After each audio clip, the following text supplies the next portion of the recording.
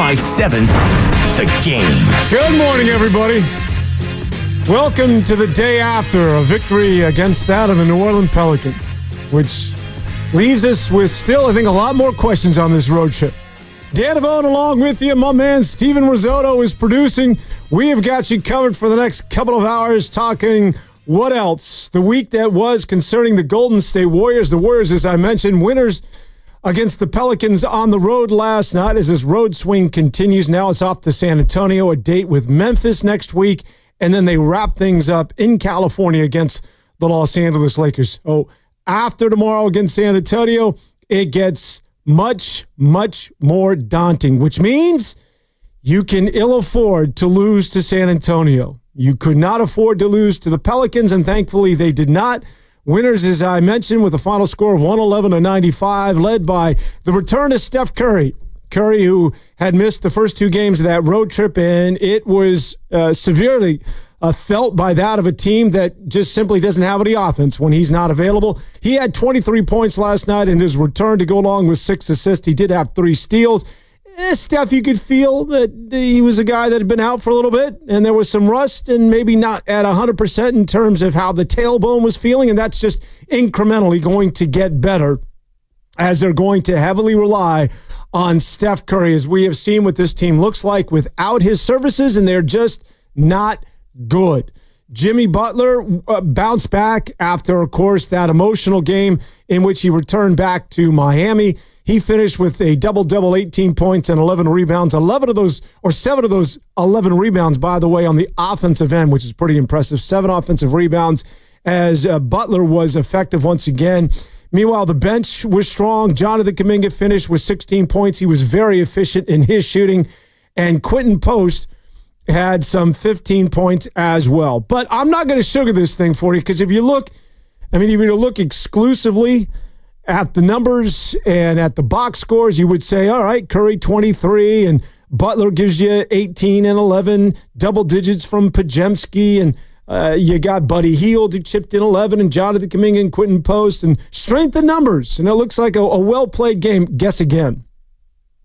There are still some concerns surrounding this basketball team despite the relative easy win last night. But I would argue that that's one of the worst teams in the NBA when you're talking about the New Orleans Pelicans. The Pelicans, who are playing it's a bunch of cab drivers. Nothing against any of you out there for Uber or Yellow or Checker. Is there a Checker cab anymore? I don't know if there ever was, but you get my drift here. These are guys that are barely hanging on in the NBA with 2-way contracts, 10-day deals.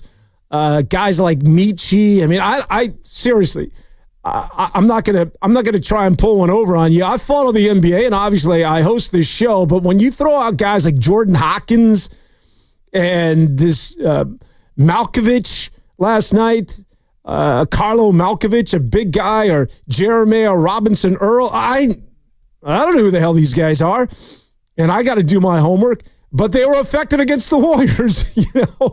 It does not matter if you're a big, so it appears. You have an opportunity to make some noise and get to the rim and have free reign against the Warriors. Of course, we know about the veteran Alvarado, and Kelly Olynyk is a guy that's kicked around the association for some time.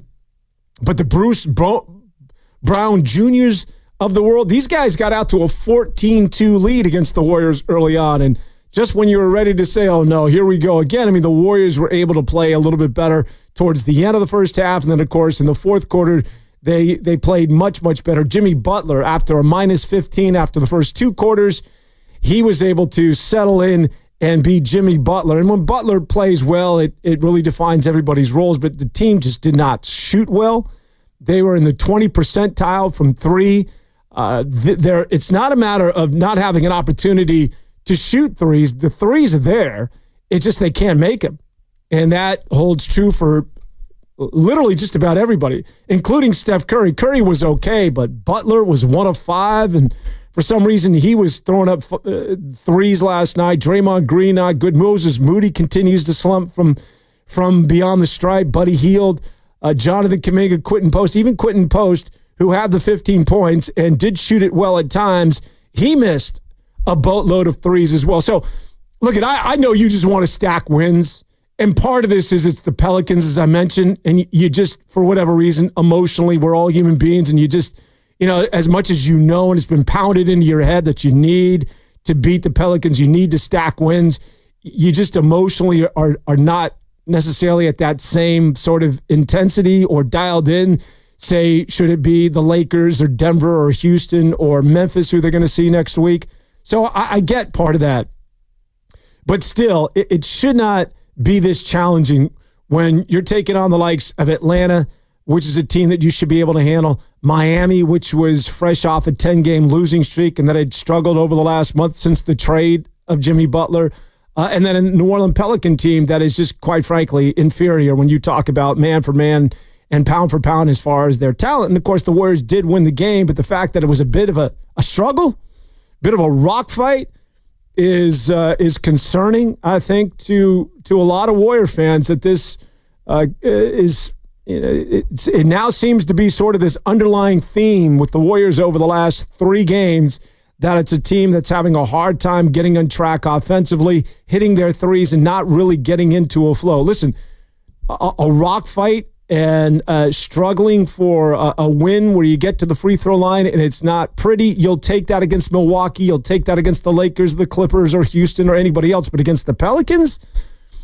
I think, again, there's some areas of concern on this basketball team. I do want to get into specifically some of the players. I want to get into Jonathan Kuminga, because Kuminga played well last night, and we need to start there. His 16 points. But again, we don't mean to circle Jonathan Kuminga and go after Kuminga every time we do one of these shows. It's getting to the point where, it's becoming, he's one of those hot button guys that everybody's got to take on Jonathan Kuminga. And the audience oftentimes is really divided right down the middle. I'll get people that'll go after me. Last night, I did a show, I did the Warriors wrap-up, and I made this analogy between Josh Giddey and Jonathan Kuminga. And I think some of the callers and some of the people that were texting sort of misunderstood where it is that I was going with that, because Josh Giddey's been very, very good. And I think a lot of people misinterpreted me saying that Josh Giddey is a better basketball player than Jonathan Kuminga. I don't know if that's necessarily true. I haven't really thought about it one way or the other to take a significant stance in defending Josh Giddey or that of Jonathan Kuminga. The point I was trying to make was that Josh Giddey and Jonathan Kuminga both came out of the same draft class in 2021. Josh Giddey was drafted at number 6, obviously went to OKC, and Jonathan Kuminga went number 7, going to that of the Golden State Warriors. And in what was a really strong draft class, because we typically don't see that. Usually in a draft, maybe 2 or 3 guys will hit of your top 10 or top 15. But when you think about that 2021 draft class, there are a lot of good basketball players who are not only significant to their respective teams currently, but are guys that have already got that have already received their extensions. I'm bringing it up right now, hence is the pause here if you're listening and not watching me on YouTube. But Cade Cunningham that year, of course, went number 1. So we know about Cade Cunningham. He got the bag. He got a contract extension. Jalen Green, who has been very good for a Houston Rocket team that is currently vying for the number 2 seed. And a lot of it has to do with Jalen Green, who is sort of the centerpiece, as is Cade Cunningham for Detroit, 2 very young basketball teams. We know about Evan Mobley. He went number 3 in that draft class. Evan Mobley, who might be your defensive player of the year, and or Draymond Green. I think it's going to be one of those two, since Wembanyama was shut down with an injury. And then Scotty Barnes. Mobley, by the way, got an extension. Scotty Barnes got an extension. Jalen Suggs, who has been injured, but when he is healthy, he's been a very good player for that of Orlando, also got an extension. And then was Josh Giddey and Jonathan Kuminga and Franz Wagner, by the way, with Orlando, who's also been very, very good, and Wagner also getting an extension. So everybody extended, when you think about 1 through 9 of players that have really been impactful, and think about that draft. It's infrequent where you see a draft class that has that many players that are that good for their respective teams. And my point with Josh Giddey, along with Jonathan Kuminga, is that he has gone a long way in validating or at least convincing the powers that be that he's worthy of getting that extension with the Chicago Bulls. Why? Because Josh Giddey over the last month has been out of his mind. And I said this last night, and I'll reiterate today. I know when I say Josh Giddey, everybody thinks, well, sort of an underwhelming player. It's the reason why OKC gave up on him, on a young player that was just drafted. The first player out of that, the 9 guys that I mentioned that is not with the original team that drafted him. He's now with Chicago. Of course, they got a good player, good veteran in Caruso going to OKC. And Giddey he's been okay. That's the Giddey of yesteryear, if you will. Giddey over the last month, as well as the Chicago Bulls, has become one of the best players in the NBA. Stay with me here. Go look at Giddey's numbers over the last month. He's averaging like a double-double, and he's become the leading scorer. He's scoring and averaging in the mid-20s, like 23 to 25 points a game. And he is the focal point of what has been a surprisingly good Chicago team. And I know that they sort of stepped onto the main stage after a big week in which they took care of the Los Angeles Lakers in one of the most entertaining games on the NBA season, which culminated with Josh Giddey, who got a steal. The Bulls overcame a 12-point deficit, or excuse me, a 5-point deficit in 12 seconds. And it was Giddey with the steal. They gave it up to Kobe White. They had a 3 to give him a lead. Austin Reeves then came back with seconds to go to recapture the lead for the Lakers, only to see Josh Giddey from half court knock down a game winner at the buzzer. As but listen, we're not going to review the Chicago Bulls. My point in all of this is that Josh Giddey has proven to just about everybody that he's worthy of that contract, and he just, he did that literally over the last month. And so, as it relates, and to bring it back home to the Warriors, and more specifically Jonathan Kuminga, the point I made last night, and I think it was sort of misinterpreted, there is time in this season for Jonathan Kuminga to take the decision-making out of the hands of the Golden State Warriors and make this a no-brainer. There is time in this season, as Josh Giddey has proven to everybody, that you have, whether it's during the remainder of this regular season as well as in the postseason, for Jonathan Kuminga to convince everybody that he is not only a good basketball player that's worthy of getting what it is that he's commanding, the $35 to $38 million a year, but he's also impactful in helping the Golden State Warriors win. Now, I know it's different when you think about Cade Cunningham going to Detroit. Of course, you can play through your mistakes because Detroit was rebuilding over the last 3 years. Same thing with Houston and Jalen Green. Same thing with Evan Mobley and the Cavaliers. They're good this year, but it's been a rebuild over the last couple of years. Or they've been mediocre, but Evan Mobley's getting a chance to play and start in just about every game. Scotty Barnes getting a chance to start in sort of a rebuild out there in Toronto. Same with Jalen Suggs. Same with Josh Giddey. But the same could not be said with Jonathan Kuminga, as Jonathan Kuminga goes to the Golden State Warriors, a team that won an NBA championship in his rookie year. And so, he's not going to get the burn. He's not going to get, free reign to play through his mistakes. He's going to be under the watchful eye of Steve Kerr. And when he misses rotations defensively, or he makes a mistake and he's going too fast offensively, which leads to mistakes on that side of the court, then he's going to get pulled. And that's not the same scenario for the previous mentioned young players that came out of that draft. So it's a different scenario, I understand entirely. But Jonathan Kuminga now in year 4 is going to be counted upon to do one thing primarily, and that is score the basketball for a team that is, for the most part, anemic in that department. This is a Warrior team that needs offensive firepower. Listen, Steph Curry can do it. And Steph Curry certainly can put in a month like he did last year or last month. But at age 37, that it's going to be more infrequent where Steph Curry is going to be giving you the 30 to 35 points a night. He can still do it, but there are going to be more off nights than there are on. And so what does that mean for the Warriors? That means that they're going to have to find their offense from other players. We've been talking about this for years. Now, Jimmy Butler helps close that gap, but you need somebody else. And preferably you need somebody who's under the age of 30 or 35, and that's Jonathan Kuminga. albeit it's sort of feast or famine that Jonathan Kuminga is only 22 years of age, but you need him to score the basketball. As the Warriors last night, as I mentioned, they do come up with a victory over the New Orleans Pelicans. And so with that win, what it means for the Warriors right now is they hang on to the number 6 seed, although they lose the tiebreaker to the Clippers. So right now, both teams tied at 42 and 31, knotted for the 6th seed. The T-Wolves right behind both the Clippers and the Warriors, just a half game back. And then in front of the Warriors are two teams that are falling back to them, which makes this all that much more interesting. It's the Los Angeles Lakers and the Clippers, two teams that have struggled of late, especially the Grizzlies. The Grizzlies who just fired their head coach. We'll get into that. We'll talk a little Taylor Jenkins later in the show.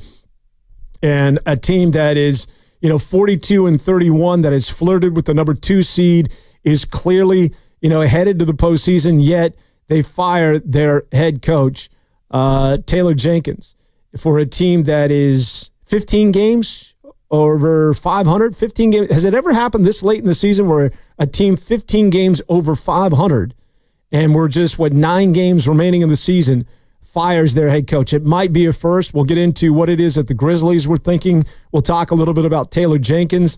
But that's the team that's falling back to the Golden State Warriors, as well as the Clippers. The Warriors just 2 games back of the Grizzlies. And the Los Angeles Lakers are at 44 and 29, tied with the Grizzlies. So the Warriors just 2 games back for either the 5 or potentially the 4 seed, as this Wild West, aside from the Thunder. So the Thunder you put at the top of the mountain, and then it's just a bunch of teams that are just scrambling for 2 through 8 in terms of the respective seeding. Whoever's going to get that 2 seed, who knows? It could come down to the Rockets, the Nuggets.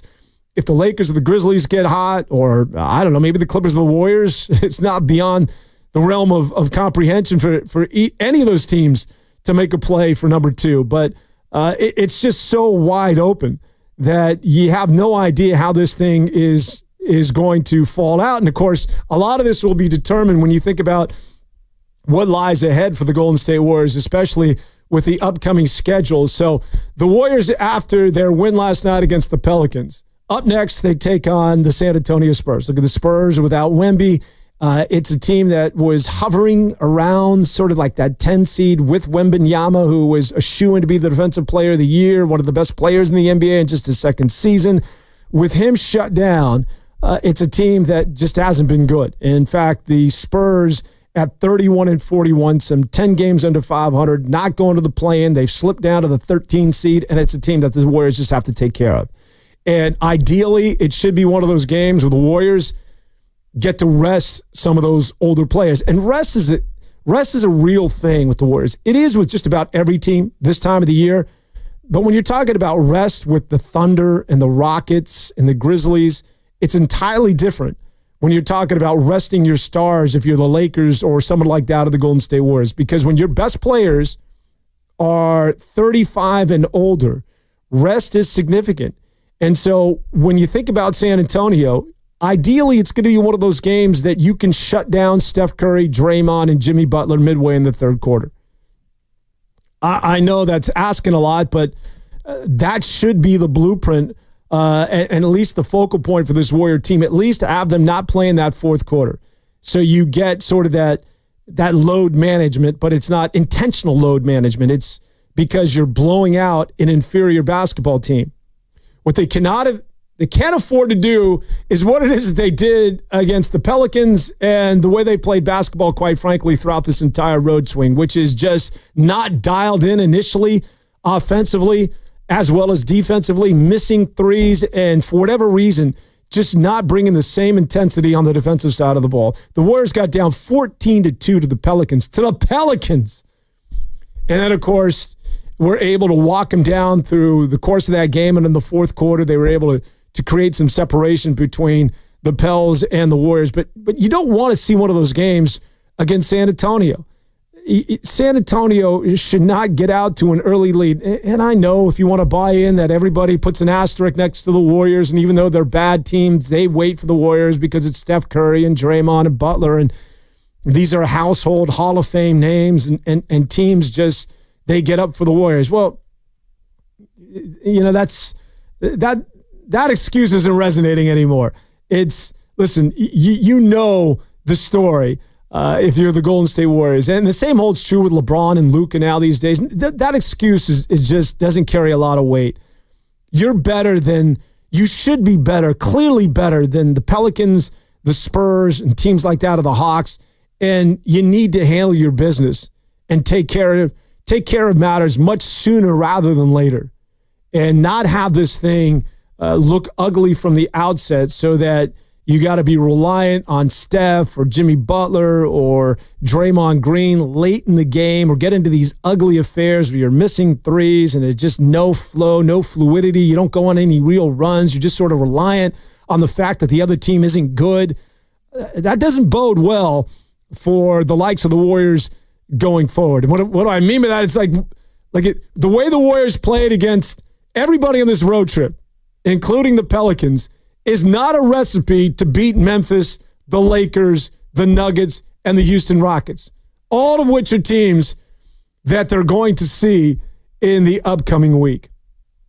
So the Warriors, they know this, and it's not one of those where, the level of concern is like all of a sudden the Warriors have lost the magic of them. The honeymoon is over without a Jimmy Butler.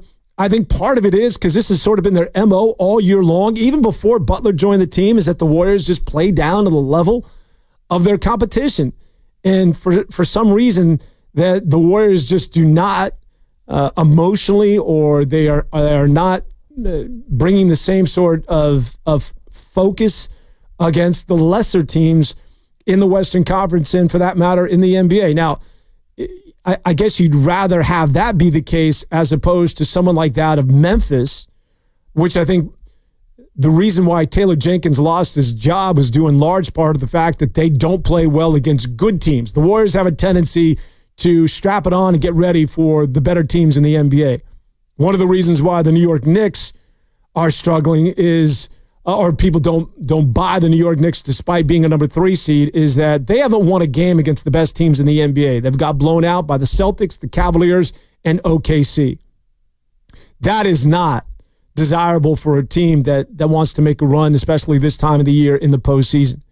And same holds true with Memphis. The Memphis Grizzlies have not done well against any of the good teams in the NBA.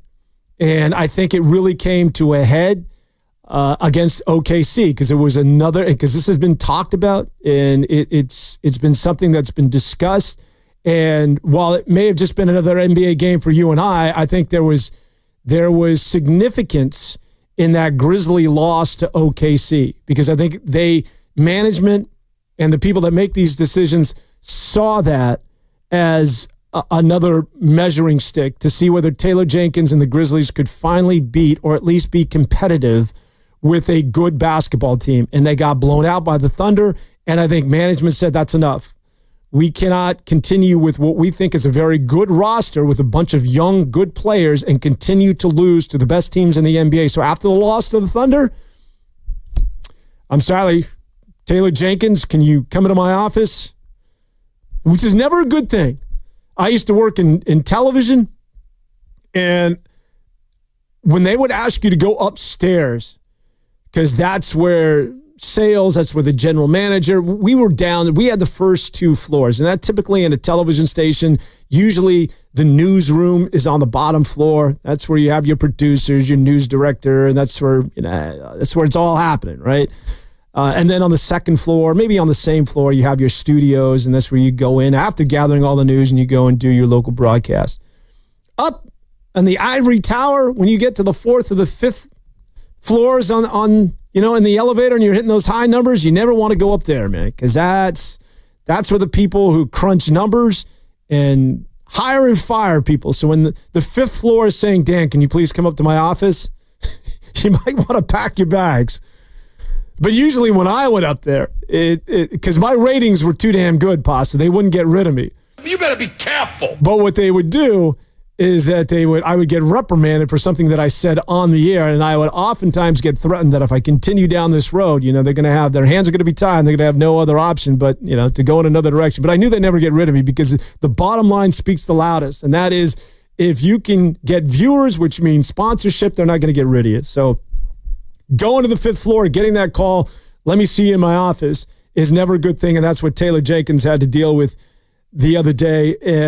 And again, I think this just gets back to a Memphis team that could not beat the better teams in the NBA. Not to mention, I know that when you look at a team 15 games over 500, that's staring at the playoffs, it has all that young talent, and it's this late in the season, everybody's sort of scratching their head and going, why would you fire Taylor Jenkins now? Well, I think you do have to look to sort of, you got to step back and do the 30,000 feet above, because when you look at it from that vantage point, the Memphis Grizzlies just a short 3 weeks ago, a month ago, were entrenched as the number 2 seed, one of the best teams in the NBA, and really sort of, making a name for themselves that they're going to be a threat in the postseason. Although maybe a year away, maybe 2 years away, but still a very good team.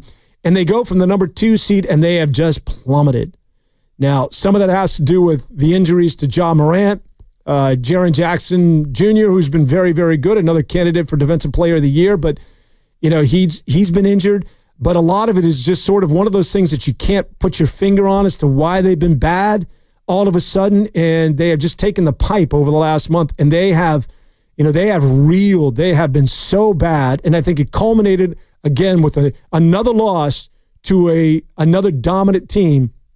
And that was enough for management to say, okay, we're going in another direction, despite the fact that there's only, 8 or 9 games remaining of the season.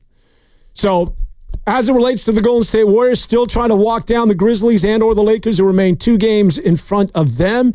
Meanwhile, still trying to hang on to the 6th seed as you have the on-charging Clippers and the Minnesota Timberwolves. We'll continue to talk about it. I want to take your calls, 888-957-9570. I see you out there on the phone lines. Hang on. We'll talk about the Warriors as they get ready for San Antonio and their push to the postseason. Are you good? Do you still... Is it a victory last night where you're saying, okay, we're back to our winning ways? Or is there still a lot of question marks despite the win against the New Orleans Pelicans? It's Dan Avone here in on a Saturday. Warriors This Week continues right after this quick timeout. Spring into action at Valvoline Instant Oil Change. Your 15-minute drive through.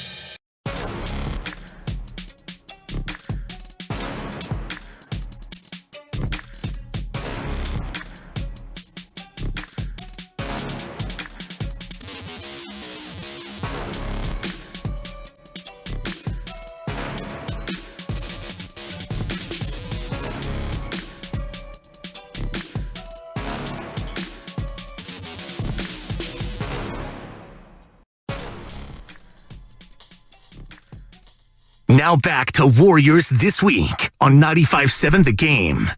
It's Dan Devone along with you. Half hour into the show, the Golden State Warriors hanging on to the number 6 seed after the win last night against the New Orleans Pelicans. Tomorrow, right here on 95.7 The Game, they take on the San Antonio Spurs. Then it's Memphis, and then it's the Lakers to conclude the trip. And then the next day, in their as the road trip ends and they begin a homestand, they take on the Denver Nuggets, and then it's Houston. So, listen, after San Antonio, it's going to get very difficult for the Warriors. And as I mentioned going into the break, that the way they played on this road trip, including the win against the New Orleans Pelicans, I do not think is going to be a recipe for success. And anytime I talk about Jonathan Kuminga, a guy that, by the way, let me just preface by saying that I just think that he has got to be a volume scorer. And at some point, that bizarre relationship with him and Steve Kerr has got to be resolved, where Kerr just puts him into the rotation, gives him his minutes, and Jonathan Kuminga responds. But a lot of that, as we know, it's a bit more involved in terms of his defense and understanding rotations and what have you. But anytime we talk about Jonathan Kuminga, knives are out. People will come out and defend the young man and or go after him. We're going to start things with my man out in San Jose. First name, Austin. Welcome to the show. What's up, Austin? Hey, happy Saturday, Dan. Nice to talk to you, buddy. It's been a while. Listen, a couple things. I like the way you led in with the Giddey thing. I didn't realize he was playing that well, but I've always kind of been a fan. He's OKC. I thought he was a good player, like Caruso. And by the way, you remember Kerr most famously went up to Caruso after a game a year or so ago and said, "Hey, we'd love to have you." So I think that tells you the kind of guy that, regardless of what Kerr says, he kind of tips his hand every now and then. But let's get to the Jonathan Kuminga thing. I think you said that Jonathan Kuminga can use these 10 games or whatever. I think that's true, but I think the whole roster, Dan, my feeling is that the Warriors need clarity around this whole roster, not just Jonathan Kuminga. I think that while the Jimmy Butler thing is great and they went on a run, now we got to see if they can continue. Have they hit a roll wall? Did they peak too early? I mean, there's things you got to think about there.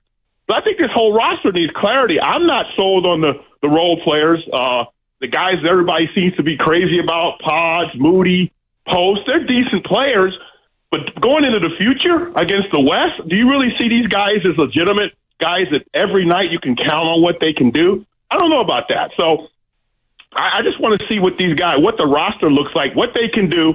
And let's look at it this way. Let's play math for a minute, Dan. Let's say that Steph Curry going forward is going to be 2/3 to 3/4 of what he is, whatever that is in terms of scoring and everything else. Can the rest of the roster win?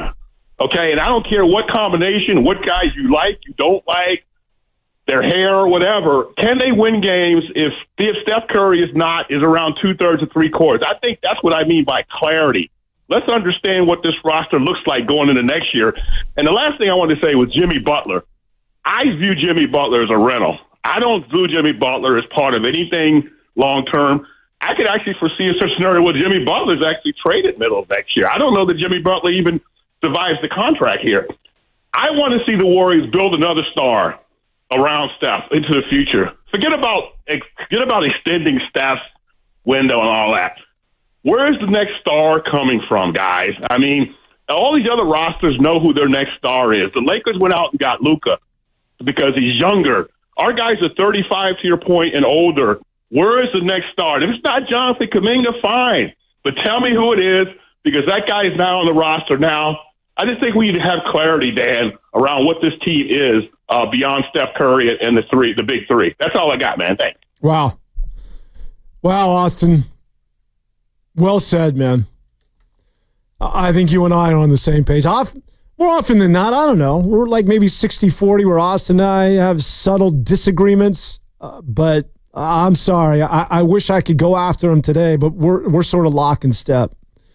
I think that Jimmy Butler is very temporary. And I think that even if he does play out the remainder of this contract, you still have to, because I really believe that this is the year that if you do believe that the Warriors are going to do anything significant in the postseason, it has to happen this year. Why? Because, well, they're going to get older, and these younger teams, while you may be able to get the Thunder this year, which I have. There's no certainty in that. If the Thunder go, as Moses Malone once said, faux, and run the table in the postseason and are dominant as they have been in the regular season because of that crazy defense and all those good two-way players, I wouldn't be surprised. But I do put a lot of emphasis, and I do believe that experience in the NBA postseason matters. May not matter as much in the MLB or in the NFL. In the NBA, you need your battle scars, and you need to understand what the game is like and the intensity is like playing in the playoffs. And you got to typically do that a couple of times, get rebuffed before you knock that damn door down and understand what it takes to win an NBA title.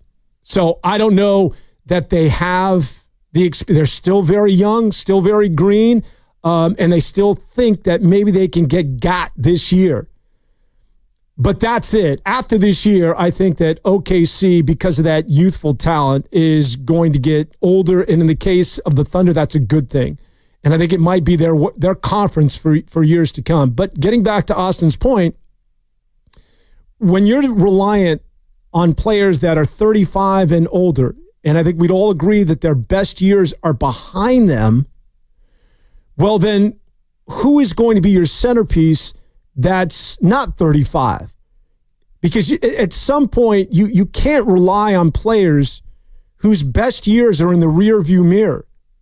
Now, they can still be good players, and maybe they can be secondary players or still very, very, very good complementary pieces, but it's really challenging to ask Steph, Draymond, Jimmy Butler in the next 2 years to say, you have to continue to be the centerpiece and that you have to continue to be one of the best players in the NBA, because that's the way we're constructed in terms of our roster and as far as the Warriors being good going forward. Somebody who is under the age, preferably of 30, on the Golden State Warriors, and maybe it's via a trade or a draft or getting to Austin's point, is going to have to say, hello, I'm the next. Or I'm going to be that guy who's going to give you a level of security and something to look forward to and to buy tickets for the next 10 years. I'm the guy. And when you look at the Golden State Warriors right now, he's right. Jonathan Kuminga at this point, I like Jonathan Kuminga. Maybe he is that guy, but we've been having this conversation, man. It's almost getting to the point where I'm tired of it because none of us know. And I know all of you who like Jonathan Kuminga, even you would have to admit that, there's holes in his game, that there is some trepidation and doubt as to whether he'll be the next center, young, good basketball player that you can build around that's in a Golden State Warrior uniform.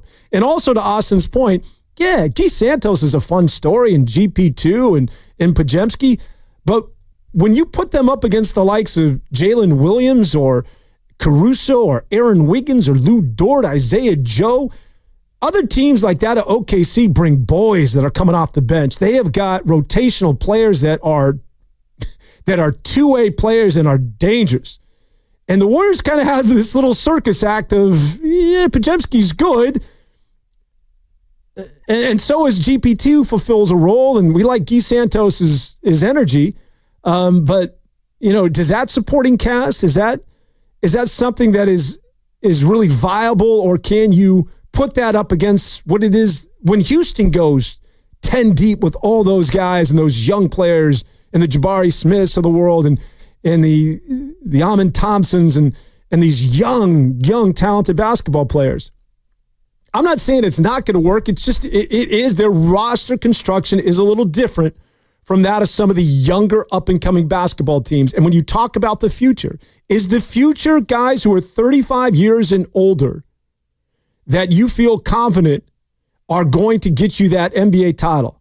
Now, granted, listen, it's only 2 years, so all that money's coming off the books, right? So I guess there is a scenario where there is no more Draymond, there is no more Jimmy Butler, and I don't know what's going on with Steph. I'm assuming he'll still be with his basketball team in 2 years.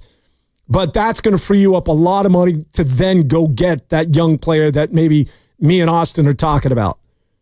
To go find, because you're not going to be handicapped, and there's You're not going to have to deal with the second apron and the sort of restrictive constraints of the finances, because you're going to have all of this free money to then get into a position where you can go and find a younger basketball player. But that's 2 years down the road. I mean, it makes sense. Is that where you're at? Does that make sense to people in terms of that? That's the road that you want to exhaust as much as you can out of these big three. And then if it doesn't work, well, then you can start anew. I mean, the Warriors do have, because the one good thing about the trade with Jimmy Butler, it's not as though they sort of fleeced, although, Wiggins looked pretty good the other night. Come on, you got to give it up to Wiggins, who was going full-on tornado moves and looking like the Wiggins of old, but you knew that was going to happen. But the Warriors pretty much, that was highway robbery, right? Because they essentially kept their future, their draft picks, and, they didn't give up that much. They didn't compromise or mortgage the future, if you will, in getting Butler. So, kudos to Dunleavy. So my point is, in this offseason, it's not like, you're not like stuck like some of the other teams, namely a team like Philadelphia or the Phoenix Suns, where you got to make a big trade. Kevin Durant's got to go in order to get something back, because you got absolutely no assets in terms of draft possibilities, because you dealt all of that to Brooklyn and Washington and getting Beal and Kevin Durant. The Warriors, in getting Jimmy Butler, still there's wiggle room there. They can still do some things in the offseason, should they, including potentially trading one of those big three. But I do think that the Warriors, there's still some opportunity. But what is the future of this Warrior team when everybody is this old that you're that reliant on? I think it's an interesting question. Although, look, I don't want Warriors this week to sound as though that we're dogging the Warriors after, of course, what has been such an amazing run since Jimmy Butler has joined this team. And yes, they have not been good on this road trip and stubbed their toe a couple of times, and it's no reason for us to suddenly say, okay, the honeymoon's over. But I think that part of the reason why maybe, I don't know, I could be representative of a lot of people out there, that Dub Nation has this sense of, you know what, I'm a little fearful, because we've been through this already this year, and I'm referring to the 12-3 start at the beginning of the campaign. Remember that? They go 12-3. And Steve Kerr is selling us, he's saying that this team reminds him of that of the 2022 NBA championship winning team against that of the Boston Celtics. And he's seeing strong similarities. And we're like, wow, maybe this playing 13 guys can actually work. And they go 12-3, and we're just when we buy in, all of a sudden the next 2 months happen, where they're one of the worst teams in the NBA. And we're like, oh, wow. Yeah, that was a bubble. And here we go again, a 16-3 start, 14-2 with their new shiny toy, that being Jimmy Butler. And while we all think that, yeah, it's Butler, it's a veteran, and now he's defined roles, but then you see the road trip and you lose a couple of games. You're not very good against the Pelicans. And I just think in the back of the minds of Warrior fans is, are we doing this again? Are we doing is this a bit of a honeymoon that's coming to an end, and we're going to get back to a bad Warrior team? Let's open up the phone lines and take some of your calls. 888-957-9570. Oakland, California, the location. Let's listen to Kurt. Kurt, welcome to the show. What's up, buddy? Hey, thanks for taking the call. The 2-year window does make sense with the roster they have now and, the big three.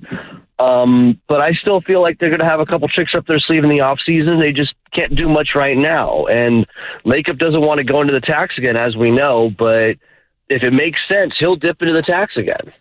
And just, a lot of Warrior fans nowadays, I feel like they're just impatient. But, the ones that have been here through the dog years, we're used to being patient, because we never thought the Warriors were going to be the way they are now. It happens. We just got to wait it out and see what happens. But, Lacob wants to win. He's got the shiny toy Chase Center. He doesn't want to be a bottom feeder, so he's going to be aggressive. But it's got to make sense. And that falls on Mike Dunleavy and his group to find players that make sense. Kuminga's talented. There's no doubt about that. He's not worth $30 million. He's great offensively, but he does a lot of other stuff wrong, and that's not a good thing. And he hasn't had 4 years to figure it out. Moody starts because Moody understands what needs to be done to help the rest of the team. Post looks like he's going to be a gem, but again, they're not rushing him. And hopefully Trace Jackson-Davis will wake up and, get himself a starting, in the role again as well, which would be nice. But we'll see what happens. We just got to be patient, and I just know that we're not going to go back to the dog years of the Warriors, which I am very, very happy about. Anyway, thanks for taking the call. Yeah, Curdy, that's a good point. I think a lot of us get spoiled. And, Curdy, you got to remember, a lot of the members out in the audience, some of these Gen Yers, all they know is Warriors success. All they know is Warriors being synonymous with titles or making playoff runs. But those of you, you know what it's like when it gets dark around here and you don't go to the playoffs for 12 consecutive years. You know what that feeling's like, being in that lottery. And it ain't fun. So, yes, a lot of us have just gotten fat. A lot of us are just sort of spoiled. And I recognize that. And you don't want to take that for granted. So you want to keep this train going down the track. You mentioned Quentin Post. And I think that one of the things, if they were to do things over the offseason, and we talk about this every year, they got to get an athletic big. Now, I know Quentin Post is a big guy at 7 feet tall, and he's a stretch 5. And yes, he is somebody that was under their nose the whole time, and suddenly they got, a dimension that has not been on this team for, I don't know, since Mo Spates. And he's good, but he's not athletic. There's a difference between an athletic big that can rim protect, that can run, that can get out and close and be defensive. And maybe they can't shoot the three like that of Quentin Post, but you need somebody. I am so tired of seeing these guys like this John Malkovich, it's not his name, but the guy that, somebody that I'm not even familiar with for that of the Pelicans. His name is Carlo, Malkovich. Having his way. Jeremiah Robinson Earl. Some of these bigs that just I'm not even familiar with, and they get into the paint, and they're effective against the Golden State Warriors, and then you're looking around, well, why can't somebody just lock him up or get him off his spot? And there's nobody there. Aside, Quentin Post is 7 feet tall, but again, he's not somebody I would consider being athletic. Now, don't get me wrong.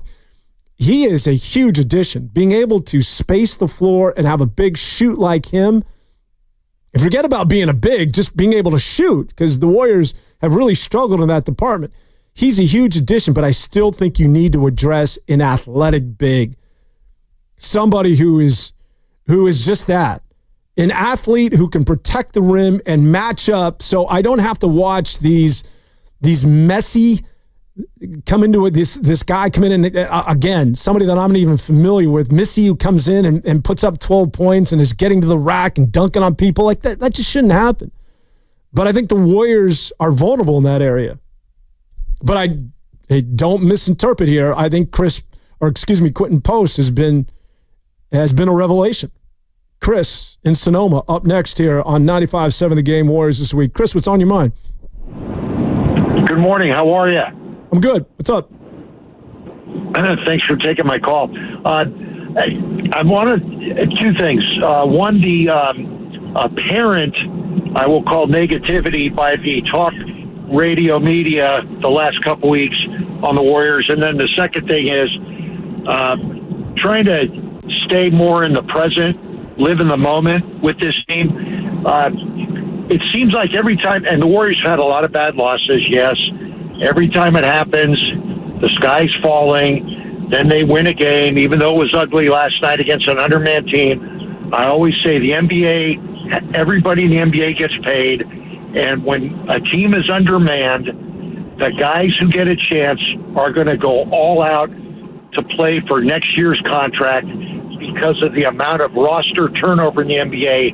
Everybody wants good film because 40% of every roster is new every season. So that's the first thing. The second thing, though, is I like to stay in the moment. All this projection of what's going to happen in the future is right now. I'm enjoying the heck out of this team because they had to overcome being 25-26 and out of it to being somebody that everyone around the league says should be a concern if you meet them in the playoffs. And that's where I go. I'm talking about this year. They've got the best player in the NBA. I don't want to hear about the best shooter. They got the best player who lifts his teammates and has done it his entire career. And this team has something that they can accomplish this year.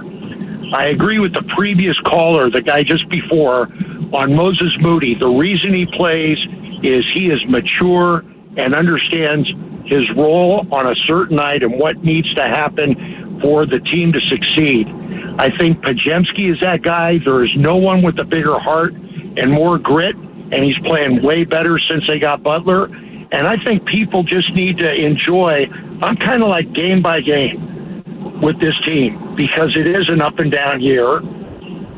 Injuries play a huge role in what's happening. But, man, let's just enjoy what this team's doing because they might accomplish something that nobody saw coming. And that's where I think the beauty of the Warriors right now lies. Hey, Chris, strong call. In fact, in the midst of your call, my producer, Steven Risotto, said, boy, he's getting a lot of strong calls this morning, Dan. And you're right. Chris, being present, by the way, I'll take it a step further. If you ever listen to me from time to time, I'll take you to the Zen Center. I'm all about being present. Like, that's what we need to do as human beings, aside from that of just being Warrior fans. But to your point, yeah, look, I get it. You know, the Warriors have been very good, and we need to sort of, you know, sometimes just take a step back and recognize that this team is much better than they were, and we get a little bit greedy. But that's who we are as fans. And in terms of sports talk radio, you know, it's unfortunate, but we live in that space. You know, that's what we do. When Jimmy Butler and the Golden State Warriors are going well, all we can do, and it gets effusive about how good Jimmy Butler is. And Jimmy Butler's been nothing but a winner everywhere he goes. And it's just love and love for Jimmy, and all roads are everything the Warriors do. All the love and the roads go right back to Jimmy because he's the reason for everything that goes well in our little world. And then you go on the road and you lose a couple of games, and then all of a sudden, knives out. That's just welcome to Sports Talk Radio 101. I mean, that's the nature of this beast, in that, you know, we have a tendency to overreact, just, you know, right across the board. And, you know, we're here to sort of not necessarily overreact, but to talk in that moment. And in the moment is the Warriors have not looked good. Now, should we be a little bit more reserved that it's just, you know, these things happen through the course of a season where there's a malaise and there's not necessarily the same intensity that maybe you have during the homestand? Certainly, you can take into account. But again, I think that after the 12-3 start, and then all of a sudden, you know, the bottom completely fell out, and the Warriors were so bad that maybe there's just a sense of, here we go again. You know, so 14-2 at one point with Jimmy Butler, and then you go on the road and there's no Steph, and now all of a sudden you're not a good basketball team, even though you have Jimmy Butler and Draymond Green and Jonathan Kuminga's back. Like, I think a part of it is just like there's some fear here that we could be revisiting what it is that we saw early on in the season. Now, I think, again, you know, Steph Curry is so vital to the success of that basketball team, but the only danger there is being reliant on a guy that is at 37 years of age. And whether it's Jonathan Kuminga or whether it's Jimmy Butler or whether it's Quentin Post, somebody has got to wave their hand on the back row and saying, hey, Coach Kerr, I'm here for you. I'll take you home. I'm going to be a consistent scorer and giving you 20 points a contest or 25 points a contest from here on out. And so that when Steph isn't available, or when Steph is on the court and maybe is having a tough shooting night, which is going to happen, that I'm going to be here to pick up the slack.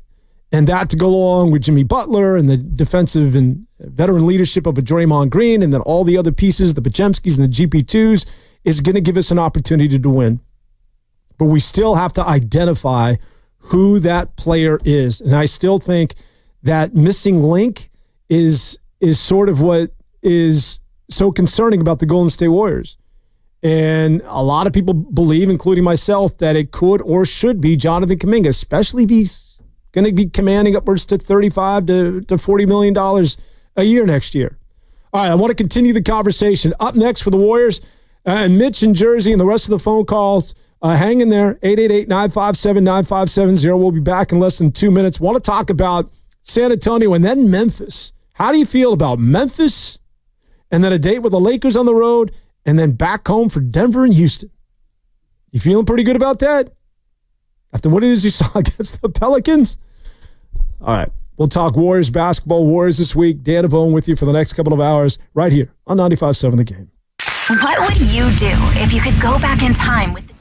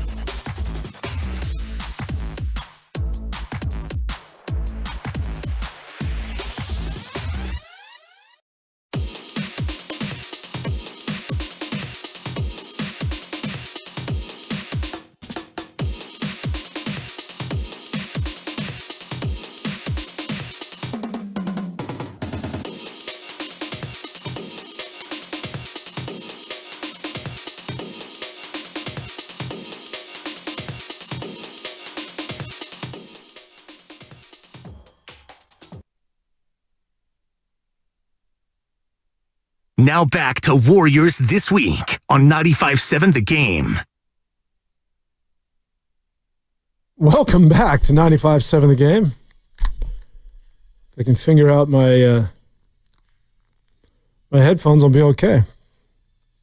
Dan Devone along with Steven Risotto on a Saturday, a beautiful Saturday morning here in San Francisco. As the Warriors, as well as the rest of the NBA, it's coming right down to the nub, right down to the end of the season, and it is wild out in the West. How is this thing going to end up? Well, I think we're going to get a much better idea in the next week to 10 days, especially when you talk about the Golden State Warriors. I want to get into the schedule, the remaining schedule at the rest of this road trip, and take a look at, again, what is going to be a very daunting task towards the end of this week. But before we do that, let's get out to Jersey and talk to our old friend Mitch, who's been hanging on and wants to talk about Jonathan Kuminga. Mitch, what's on your mind? How you guys doing? Thanks for taking my call. You got it, buddy. I believe the Knicks, their point guard has been hurt. So I still think they got the better of that deal with Minnesota, Towns. He reminds me of Russell Westbrook. He's better than Kuminga. Kuminga should be starting. Throw him in the lineup and have him start. You go on small ball, play in the center to Draymond and Green retires. But any chance you think they can sign Giddey and Kuminga next year? Is that a possibility? And it's looking like it's going to be the Clippers and Lakers 4 and 5. You guys got to hold on to the 6th spot. You don't want to be doing the play-in, I would assume, right? I know I'm Mr. Obvious.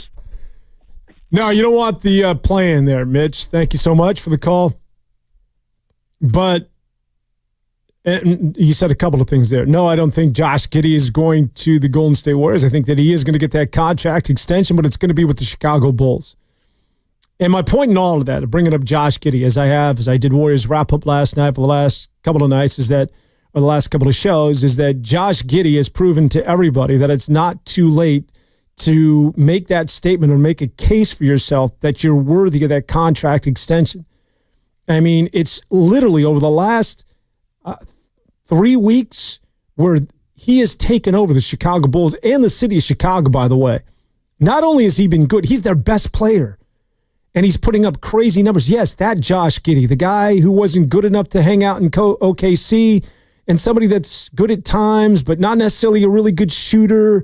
He's okay defensively, does some good things. He's youthful, and you knew that there could be some upside. All of a sudden, he's just blossomed into that guy. All of a sudden, he's become, it's as though, he grew up some 5 years over the last month and now is a man. And Josh Giddey is a good basketball player. And what he's able to do in the short term, at least in my estimation, is he's secured his future and his bag in terms of getting that extension. And he came out of the same draft, one spot in front of Jonathan Kuminga. And again, it's not comparing who's a better basketball player or that Josh Giddey should come to the Golden State Warriors, but rather just trying to underline the fact that Jonathan Kuminga still has plenty of time. If that's what's incentivizing him, it's to get that contract extension. There's still plenty of time in this season, as Josh Giddey has proven, for you to pivot and become an impactful basketball player. You're not going to be the best player on this team because the world still circles around one Steph Curry and Jimmy Butler number 2. But if you're impactful and you help this team win and you're good and you're scoring, then it makes that decision a lot easier. And there's still enough time, again, as Josh Giddey has proven to everybody. I do want to talk about, when we think about the Western Conference and the Golden State Warriors with an opportunity to maybe catch the Lakers or the Memphis Grizzlies, 2 teams that are struggling for the 4 or the 5 seed. But they have to hold off the teams that are behind them and or the team that they're tied with currently, and that's the Los Angeles Clippers. Now, the Clippers, if you're asking yourself what happened here, what's going on with the Clippers? Well, what's going on with the Clippers is Kawhi Leonard. Kawhi Leonard, who's become, was it Benjamin Buttons? Was that the name of the movie where the guy just was getting younger? All of a sudden, Kawhi Leonard, just is doing backstrokes in the Fountain of Youth. because he's all of a sudden now a guy that looks like that two-way player back in all the way back in San Antonio. I don't know what he's drinking out there, but he's good again. And the question with our man Kawhi Leonard it hasn't changed. Is that okay? Well, he can go down with an injury any day now. But maybe the remedy if Kawhi Leonard's on your basketball team, or if you're a big Clipper fan, is that rest him until March, basically, is what they did this year. And then just see how he's going to be in the last quarter of the season or the last month and a half of the campaign. Because that's essentially what happened, and he's been very, very good. And Kawhi Leonard is a two-way player. So is, Norm Powell.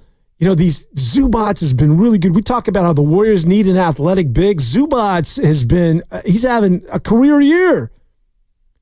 And, he's quietly really good. And then I haven't even mentioned James Harden, who hasn't been injured, but James Harden's been, a guy now that looks to defer, get other people involved, but he can still be James Harden from time to time. And here's a name for you.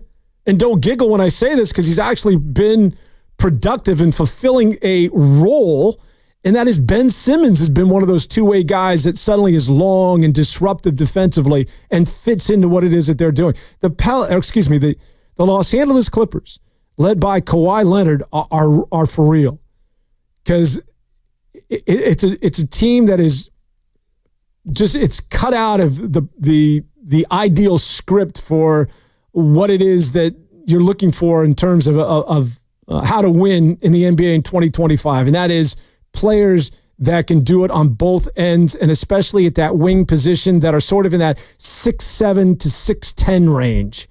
And they got a lot of those guys. And it's led by Kawhi Leonard, who has, again, been, for whatever reason, he has gone back in time and suddenly looks like Kawhi Leonard that was able to defeat the Golden State Warriors when he was with the Toronto Raptors. Let's get back out to the phone lines at 888-957-9570. This Shreves, am I saying that correctly? And San Ramon? Welcome to the show. Shreyas. Shreyas, how are you, buddy? Hi, thank you for having me. Good, how you doing? I'm well, thanks. I want to talk about the starting lineup.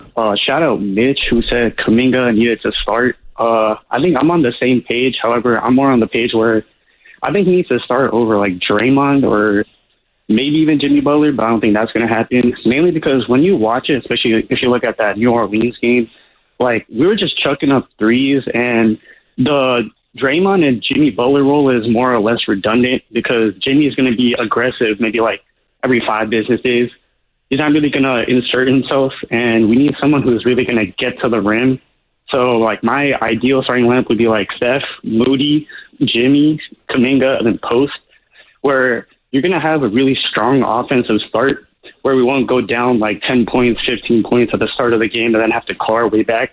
But and then we actually get to a stronger start, and then when we need defense, we can actually bring someone like Draymond in, someone like GP2 in, and even we have some more scoring options like Paz and Buddy who can really like give that extra boost. But I feel like that's like an easier way to actually start the game strong instead of like waiting for like the team to pick up like their game while they're like breaking up shots since they're already shooting like 40. Because if you're going like the 10 for 40 like we did last night, if like the team was a Heat or another like stronger defensive team, we're going to lose the game by 30. So we need to get to some stronger offensive starts to actually like mitigate something like that.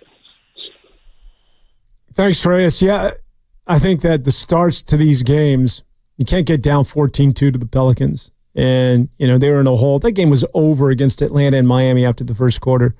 So the start of these games is a real concern. And I think there's something to your point. And, hey, Mitch, you got this ball rolling. You know, we always take Mitch for granted out there in Jersey, but maybe starting Jonathan Kuminga, especially you're going GP2 instead of Kuminga. Now, I know the thinking partly is because spacing is weird with Draymond and Jimmy Butler and Jonathan Kuminga. None of those guys are able to shoot it. But I would say, who can shoot it on a Golden State Warrior basketball team right now aside from Steph Curry? Who is somebody that consistent? It's Quentin Post and it's Steph Curry, and that's it. And even Quentin Post is struggling of late. So if you're going to tell me, well, we can't play Jonathan Kuminga because, he doesn't shoot threes and the spacing gets a little clunky, I think that's a poor excuse because nobody shoots it well in your team. And if that's the case, well then, insert Jonathan Kuminga. I do think that there is something to, again, if Jonathan Kuminga is going to be part of your future, or if you have to find out as to whether or not you're going to extend him, you have to give him the keys. That at some point, you have to give him the security and let him into the rotation, because Moody was going back and forth and in and out of Steve Kerr's doghouse for the last 3 years as well. But Moody has now played himself into minutes that he can count on just about each and every night, where he's going to get 18 to 25 minutes a run, depending on how he's playing. Jonathan Kuminga still is sort of, it's dependent on whether he's playing well or not. And he's only a mistake or two from going right back to the end of the bench. And at some point, I think Steve Kerr is going to have to make a decision that I'm going to just go with the young player. And I'm going to start him, because when we get the best version of Jonathan Kuminga, it's usually because, and sometimes it's due to injuries where he's forced to play or start. We saw earlier in the year where both Draymond and Steph were out, and coincidentally he had a career high. That when Jonathan Kuminga gets time, and when Jonathan Kuminga especially gets a sense of security that he knows that he can play through mistakes, is usually when we get our best version of Jonathan Kuminga, and especially for a team that needs scoring. It's pretty, not to oversimplify it, but the Warriors need a player or two that can fill it up. And he has that in his resume. That's what it is that he does. And so at some point, I think Steve Kerr has got to give him the opportunity to go out and be that guy. Now, listen, Steve Kerr will tell you that it's from game to game, and I'm here to win basketball games, and sometimes it's matchup dependent. And I think that's his way of saying, I still do not have faith on him when it comes to defense or on the defensive side of the ball.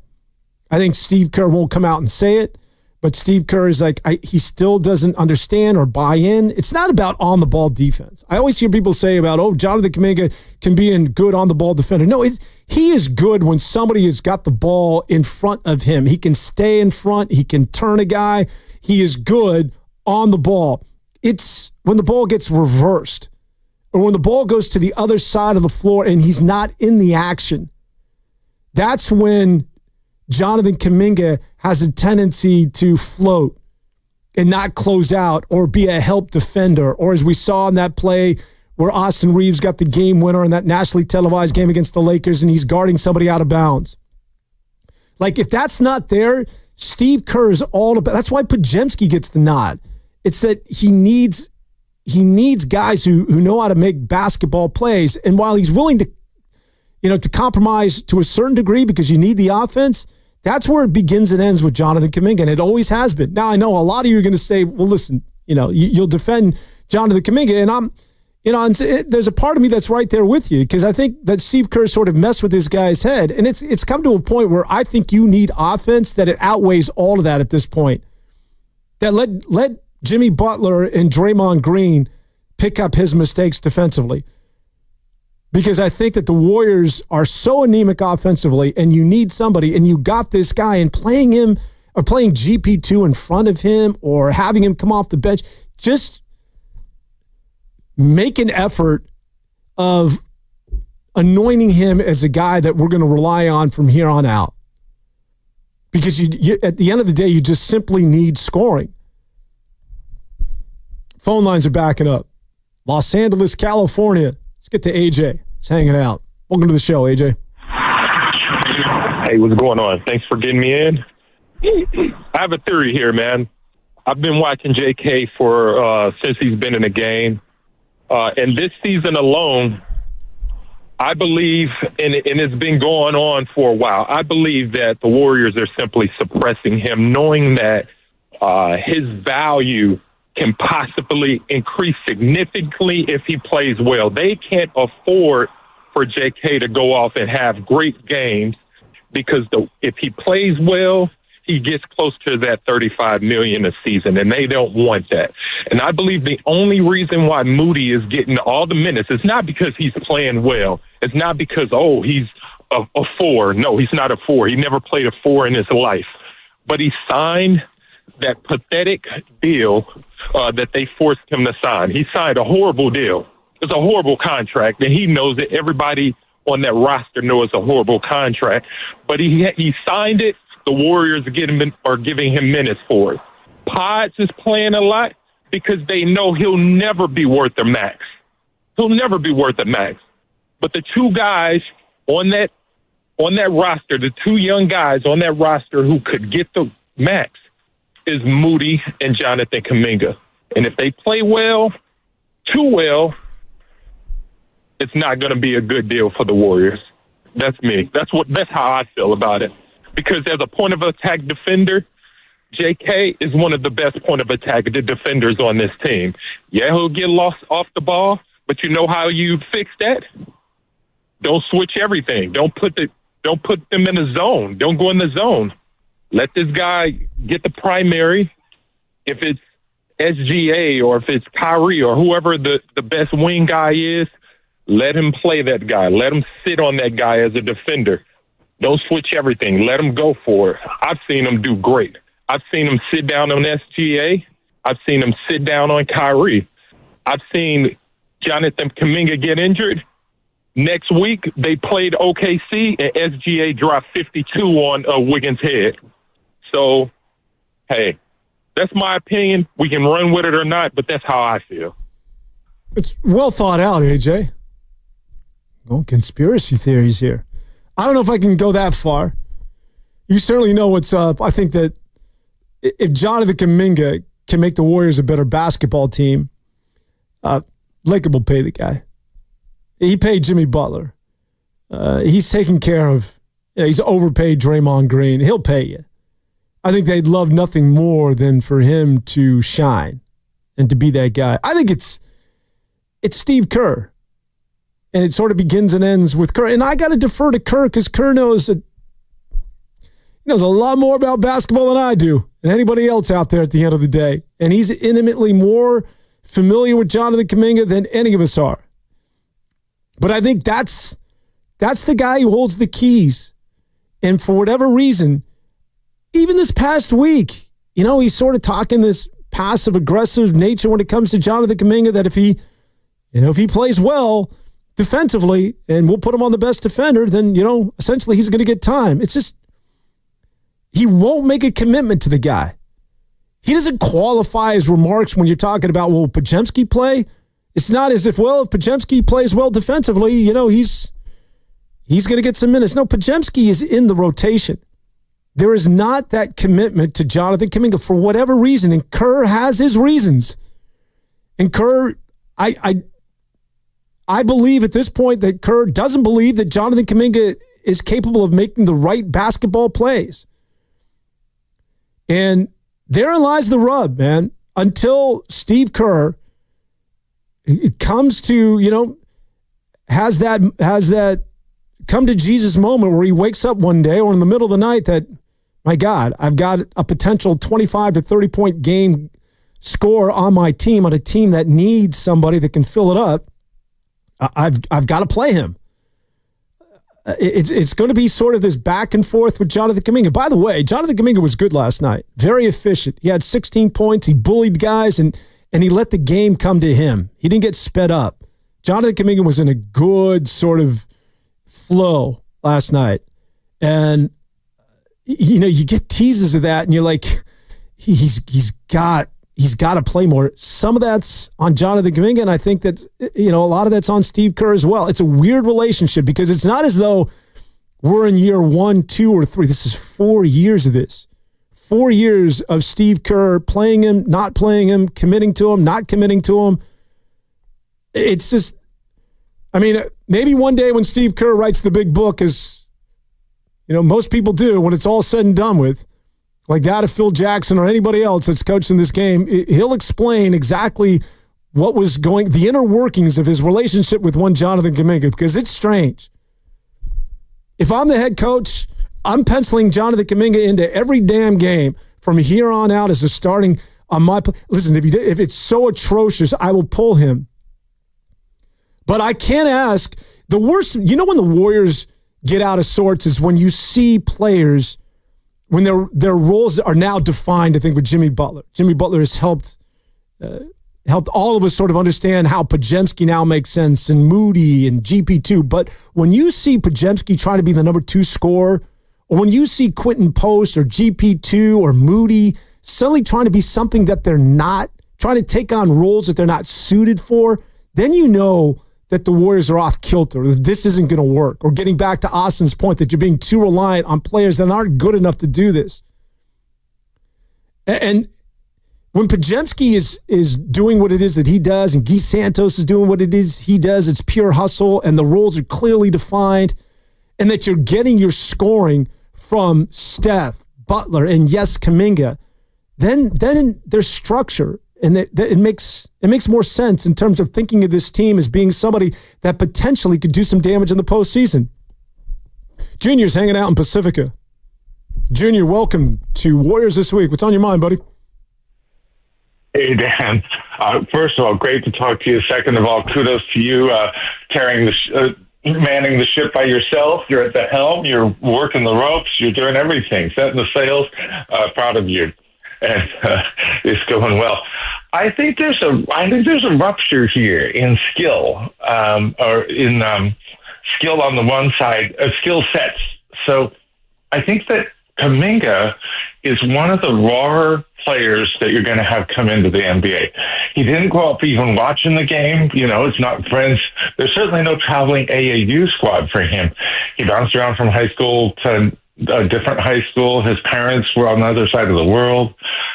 Also, to live this dream, but I think he needs a lot of work, and he's got a coach that's just stern with him and communicates with him through the media. We complain when players do that. He's coaching the man through the media. So Kuminga needs some tough love, but there's got to be some love in there, not just tough, and not just getting yanked all the time, like you said about messing with his head.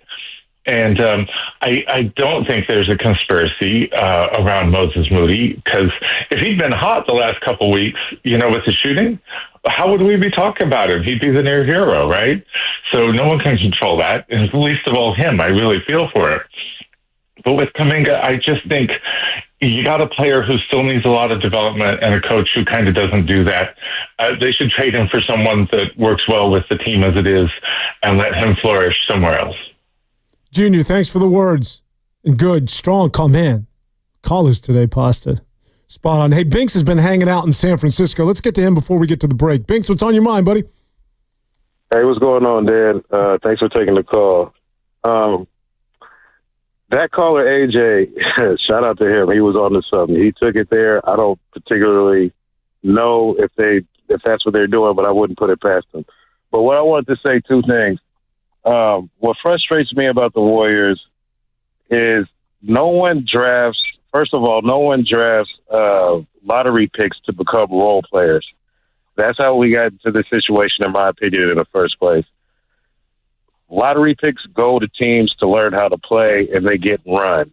This brings me to the Josh Giddey thing, because I wanted to comment on, you said that Josh Giddey, how he's been playing the last month or whatever, he's proven that, he deserves an opportunity and a contract extension. I just want to point out that at this point, Jonathan has done that 3 times already. You take it back to the playoffs where Steph had the 50 and we lost to the Lakers. Well, that was the first year that Andrew Wiggins was taking leave. And during that time when Andrew was out, that was Jonathan's second year. He went on one of those, 18-game runs, 19-game runs, and it was like, look at this budding player. He might be a star. Wiggins comes back. He's not even in shape. He's not in rhythm. Jonathan right back to the bench, to the point where he doesn't even get run in the playoffs. And I know that there was controversy there and all that. He should have been playing. He shouldn't have been playing. But you go to the next year, which was last year when we lost in the play-in the same thing happened. Right before the knee tendonitis that sat him down for about 10 games, he had went on a run when, again, Andrew Wiggins was gone. And if we're talking about, and he did it again this year when Steph and Dre was out during that time, and he was playing the best basketball of his career. Steve Kerr even said so and all that. So the only thing that I'm saying, I'm not disagreeing with you or anything like that, but the point that I'm making is if we're going to talk about how there's still time with 10 games left, this guy can show that he deserves the contract extension. I could argue that he's done that 3 times already in the last 3 seasons when given the opportunity. Well said, Binks. And that's actually a good point. And something that, maybe I didn't take into consideration. You know how to do, Binks? If I was Jonathan Kuminga and or his team, and this isn't trying to be acrimonious or getting ugly or being Jimmy Butler in Miami or Jimmy Butler in Minnesota, pick your team. But if this continues, and let's just say he continues with his role with the Warriors going forward, and, Jonathan Kuminga plays well like he did last night and has 16 points, or is a guy that's having some good games, and then maybe he sits in other games and the Warriors are out in the first round of the playoffs, or even if they get to the semis, and it's the same role with Jonathan Kuminga going forward, I would forget about the contract. I would ask for a trade. I would just, and it doesn't necessarily, again, it doesn't have to get ugly or point fingers or I hate it here or screw you, Kerr. It's just like, hey, listen, man, I just think that I'm at a point I have a lot of confidence in my game, and I think that this relationship with you, we've sort of exhausted this, and I might be better off going to another team that sees value in me where I can get an opportunity to play, and that's really where I'm at in my career. And I think the money will take care of itself. I would just simply say, I want to get up and out of here. And again, it does not have to be necessarily to the point where it's Pat Riley in one corner and Jimmy Butler in the other. All right, we'll continue to talk about Jonathan Kuminga. We see your calls, 888-957-9570. Warriors This Week with Dan Avone. Rolls along right after this. Did you know that most people wait 6 or 7 years before they buy a new TV? That's a lot of time in front of one TV.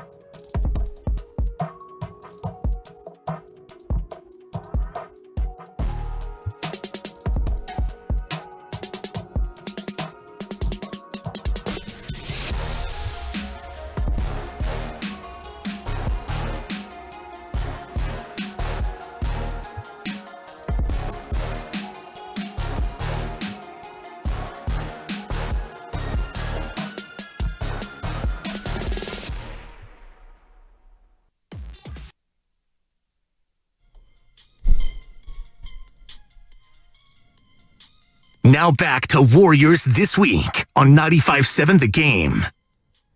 Welcome back to 95.7 The Game. It's Dan Avone along with you as we're talking a lot of Jonathan Kuminga this morning.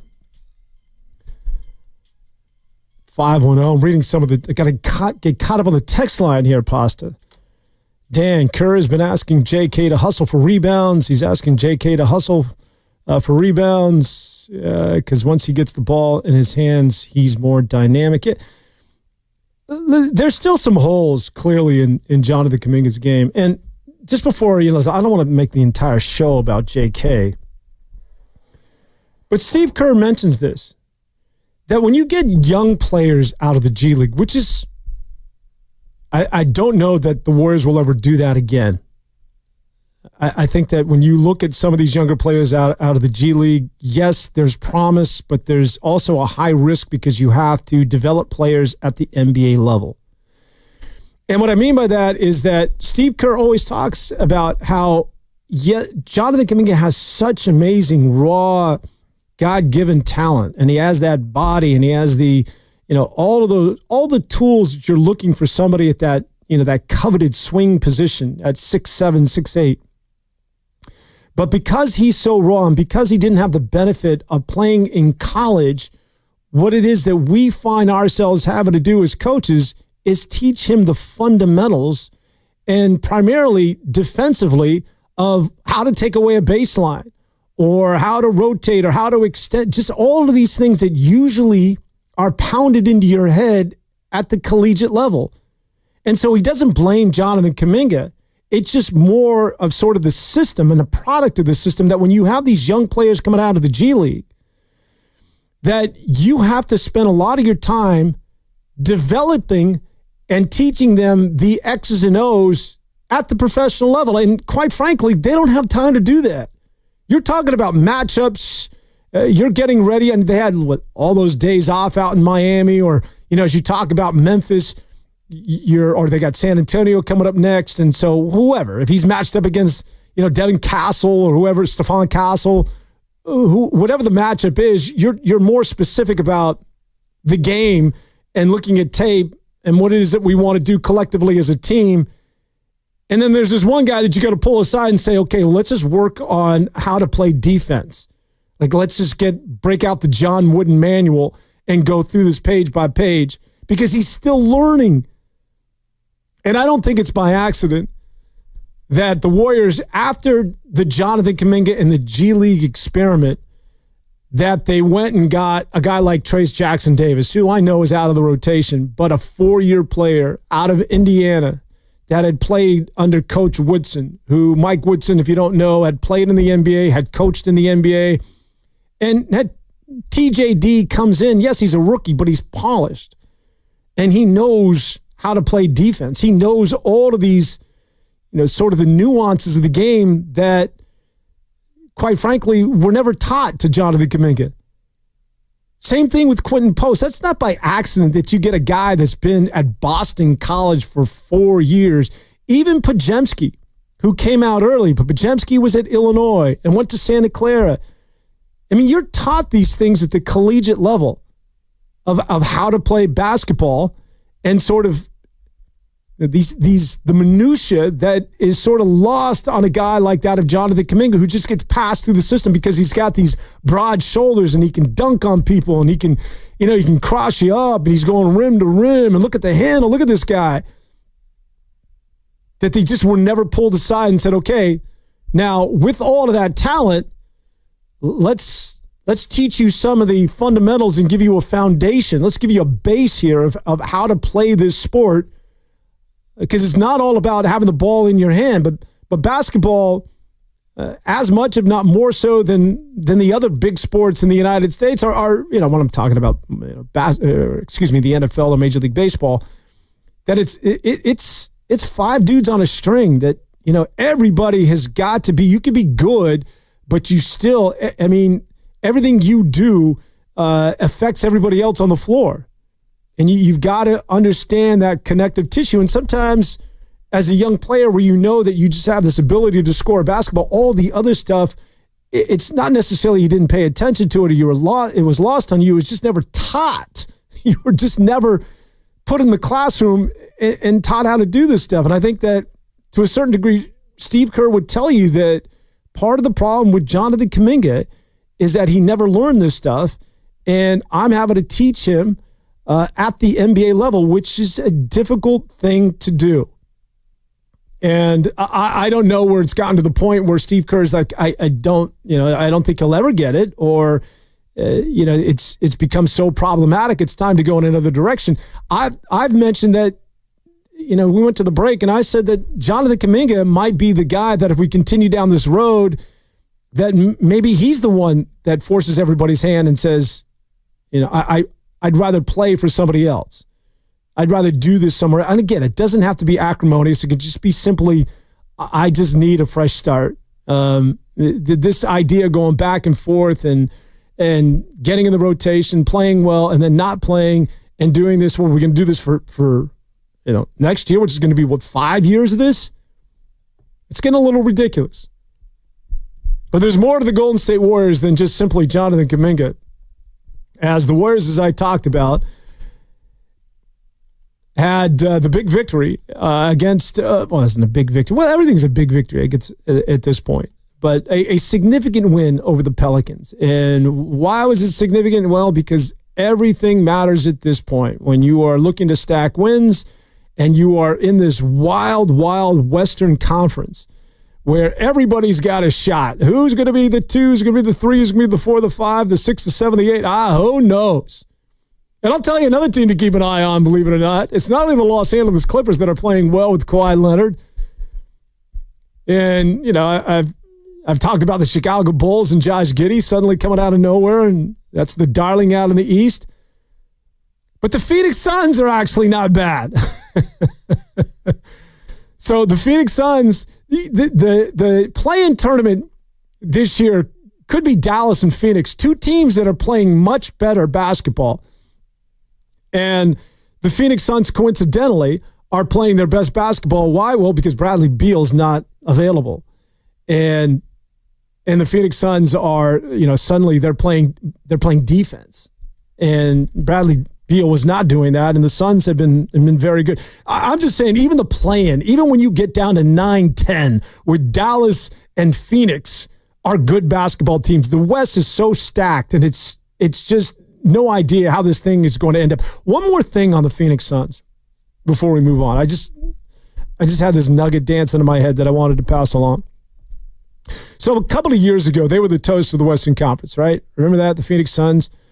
And they were a young basketball team, and they were sort of the model. And they went to the NBA Finals and narrowly lost to the Milwaukee Bucks. And the following year, of course, the Warriors won it.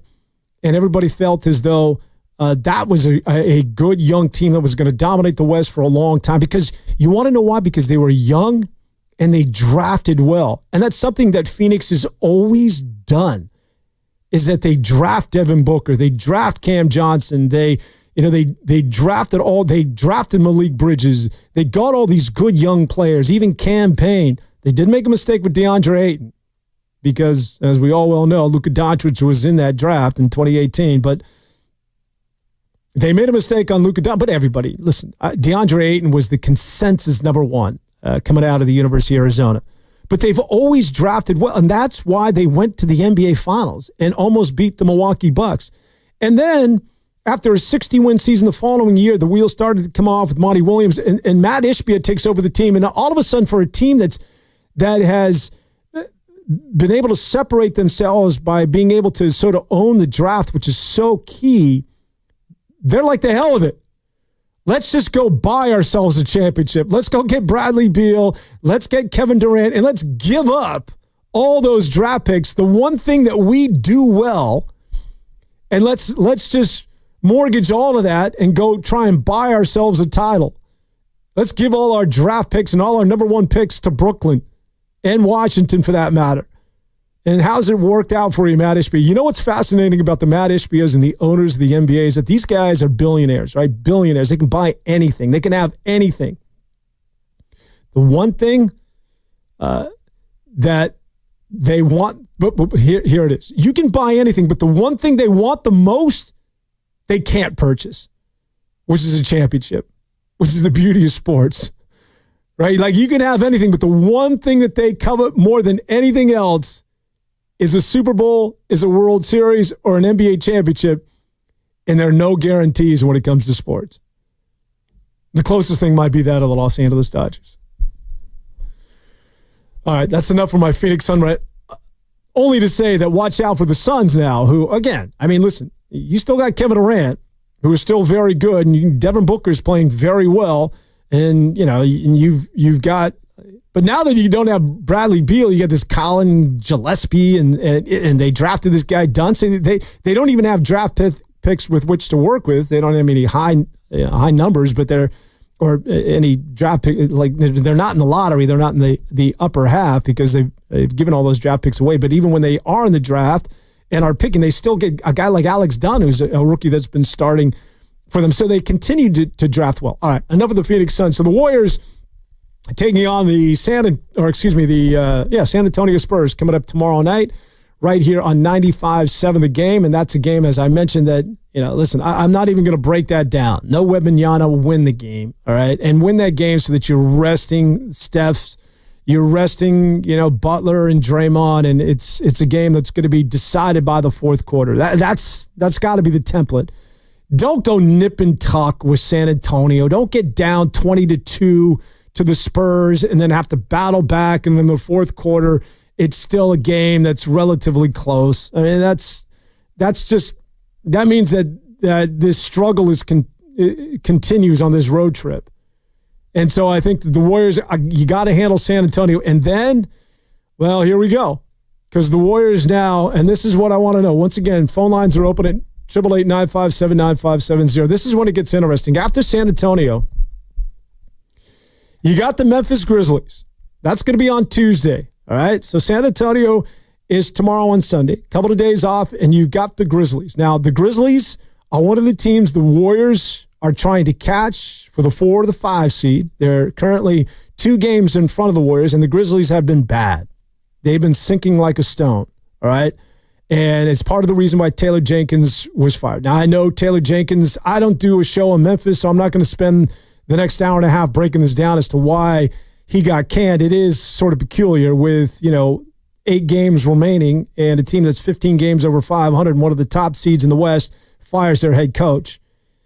And it's not for some sort of egregious behavior. It's just simply because they felt as though they'd be better at going in another direction with an interim at this juncture.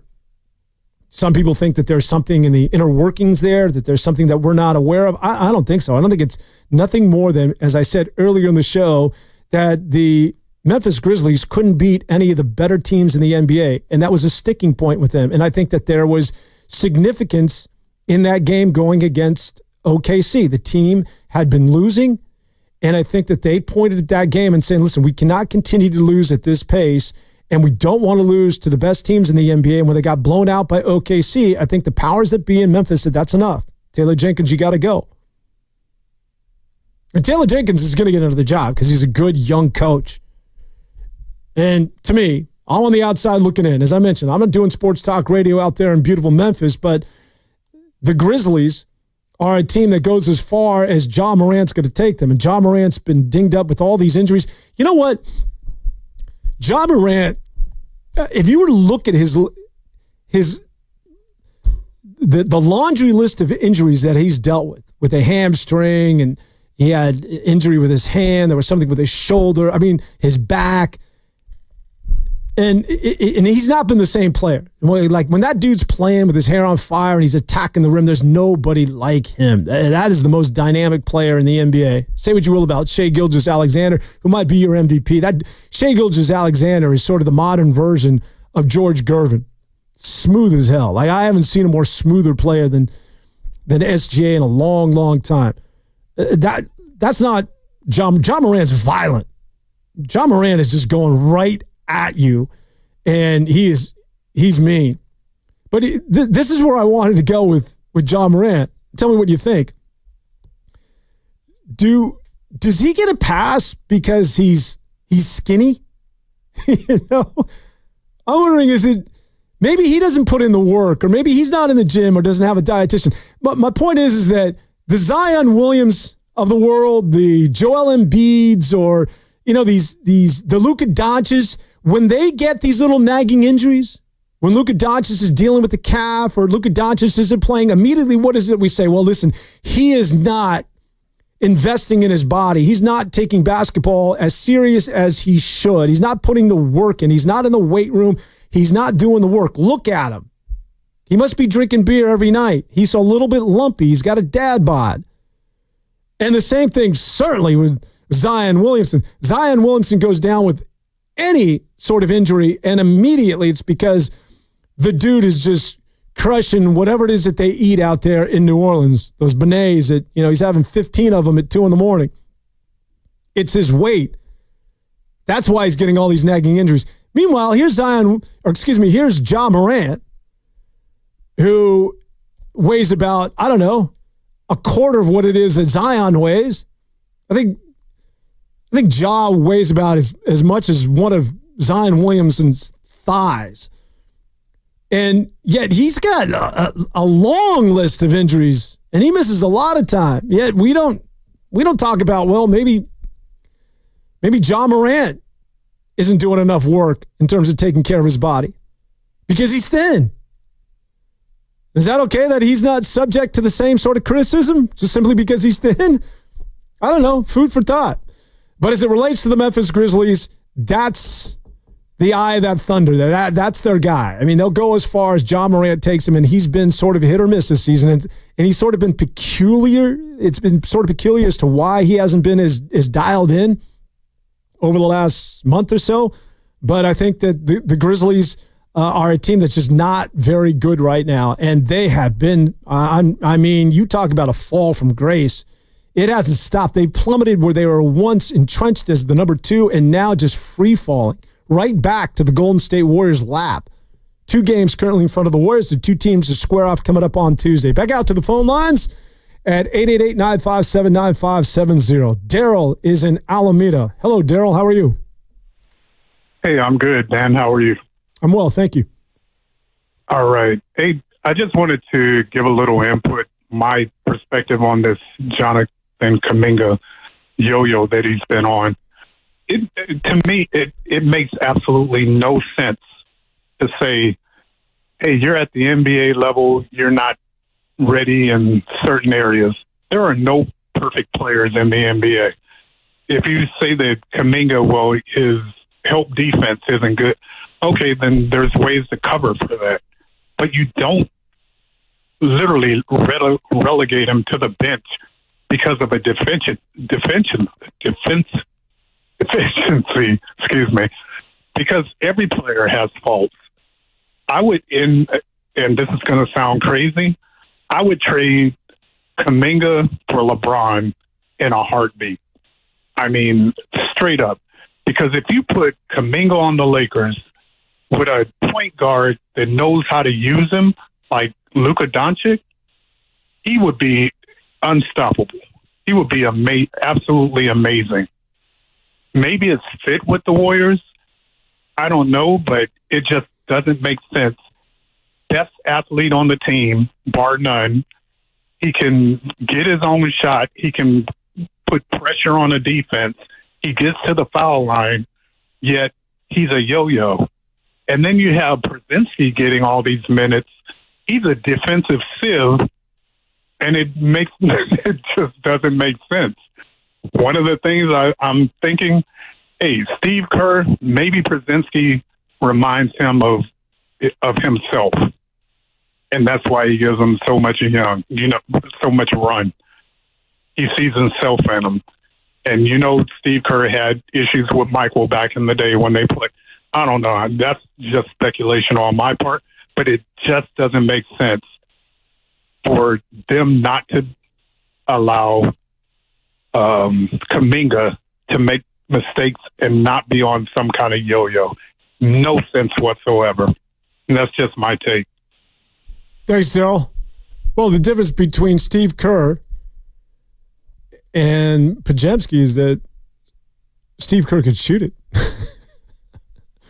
I don't have a lot of confidence in Pajemski from behind the stripe. He's been better, but that's where Steve Kerr, He's one of the best statistically in the history of the NBA. But no, I understand what it is that you're saying. I think that he leans towards Podziemski because Podziemski just statistically is a high plus-minus guy, high on the plus side. He is a valuable basketball player because I was so tired of saying this, but yes, he balances the floor and he makes the right basketball plays. And especially now, I think it's been sort of highlighted with the addition now of Jimmy Butler, where they have the new identity of this team, and that identity is being defense, and the identity is getting 50-50 balls and hustle plays, and that's exactly where Podziemski lives. And there's just a sense of confidence that coaches have in players like that of Podziemski. Wow, I think I've heard it all. Now it's Jonathan Kuminga traded for LeBron James. We got to, I don't know, Daryl, think on that a little bit. Speaking of LeBron James. So, LeBron, listen, the first thing that jumps out at me is that my mom is in a seniors home called the Sequoias, and I think that's, I think the Sequoias should play the Golden State Warriors next year because they're both going to be sort of in the same age gap. If we're talking about, Steph at 38 and 36-year-old Draymond and 36-year-old Butler, and then a 41-year-old LeBron James. What are we doing here? Just you get out your AARP cards and you get in for half price. Come watch the Warriors. LeBron James. I was just looking this up. So, and maybe this is what turned me on to the Chicago Bulls, and where I did a deep dive on Josh Giddey the other day, and why I was like, oh my God, the numbers on this guy over the last month are just crazy. And then I have some buddies out in Chicago. I'm like, yeah, this guy's going to get the extension. But just as it relates to LeBron James, who is clearly, look at Jonathan, say what you will about LeBron James, and I know that, and I'm one of them. I have an issue with LeBron James, and this past week he was on Pat McAfee's show, but I always recognize him. I don't do who's the greatest of all time. I think it's a waste of time. I don't get into those conversations, but he's up there, right? I don't know if you're LeBron in terms of number one, or you got Michael Jordan, you got Kobe Bryant, or Wilt Chamberlain, but he's in that conversation. The guy is, and I'm very judicious when I use this word, but he's great. He's great at what it is that he does. And the reason why I don't throw out the great word, because a lot of analysts, a lot of young broadcasters today will just use that as a crutch. I'll hear an NFL analyst talk about a 3-yard run as being a great run or a great play. No. There's few great things in this world and in sports. And LeBron James has cracked that barrier. He's a great player. All right, so let's just get that out of the way. As much as I don't like the guy, and that's just whatever. We like or dislike people just based on it's silly, just from what we see in interviews. And even that Pat McAfee interview, I just think he's inauthentic. He's a great guy. I think he's one of the nicest guys. He's a hell of a family man. He built a school out in Akron. He does keeps his nose clean off the court. I just always find him disingenuous. And that's just me. I say what you will. I like the Floyd Mayweathers of the world. You can hate Floyd Mayweather, but Floyd Mayweather is as real as it gets. Even Michael Jordan, to a certain degree, is much more real and authentic. Granted, he had his gambling issues, but I just feel that LeBron James is a bit manufactured. I got to get to a break, but I do want to talk about LeBron James in that game against the Chicago Bulls and what it is that he did. And if you want to get in a little LeBron James talk, we will. But we'll also dial things back to the Golden State Warriors, and I do want to get back to what is going to be a very challenging week, because after San Antonio, it's Memphis, it's the Lakers, and then it's the Denver Nuggets next week, as well as the Houston Rockets. We'll do that and much more as we continue here on Warriors This Week. Don't miss Disturbed, performing live at Chase Center on May 10th. They'll be performing The Sickness in its entirety.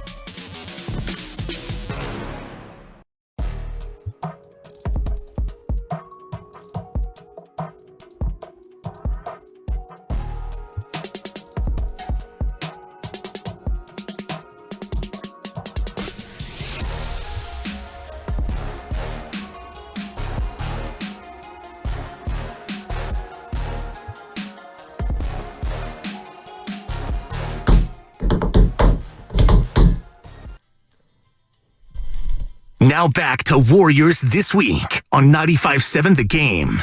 One more hour to go. We talk about the Golden State Warriors and this is fun though.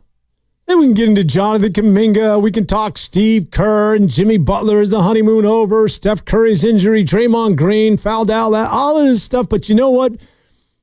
The fun part of basketball is return to the Bay Area. And what's fun? Well, it's talking about a team that's in contention. It's talking about a team that potentially can get to the playoffs and who knows this year in the Western Conference. I'm one of those that's not sold on OKC that's just simply pencil them in coming out of the West and going to the NBA Finals. In fact, how's this? How's this for a prediction? I don't think the number one seeds in the respective conferences get to the NBA Finals this year. Wow, dude. The Cleveland Cavaliers, who have had an epic season. That team has, it seems every time you turn around, they're in the midst of a 15-game winning streak. But I do think that the Boston Celtics, again, because I lean towards pedigree and experience. And also that Porzingis, man, that's just not fair with Porzingis healthy. But I don't think that they're going to get there, and I don't think that OKC is going to come out of the West. Who's going to trip them up? That I do not know. But you could take your pick from like one of 6 teams. And could one of those be the Golden State Warriors? Look, it's a long shot that the Warriors get to the West or come out of the West this year. But I will throw this out there, that if it's going to happen, this is the year that typically those sort of things take place, because I think so many teams have a shot. Now look at it. It always is predicated on the sort of basketball play, the sort of basketball that you're playing going into the postseason, which is why it's a little bit concerning how the Warriors have played over the last week on this long road trip, which has not been very good, including the win last night against the Pelicans.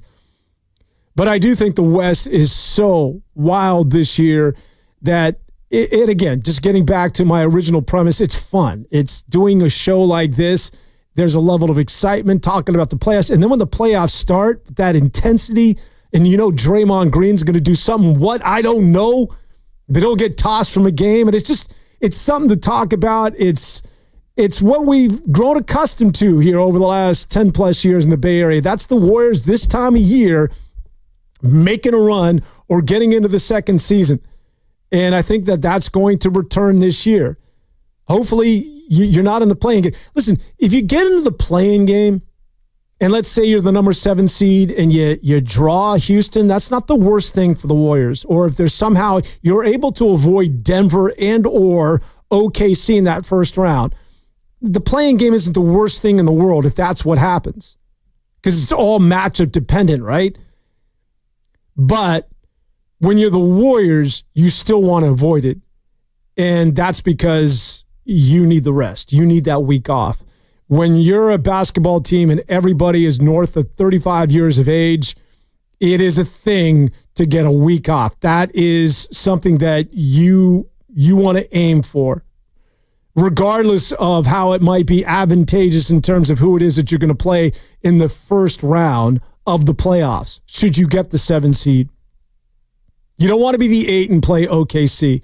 So you want to avoid the play-in tournament, again, because you need that 5 to 7 days off.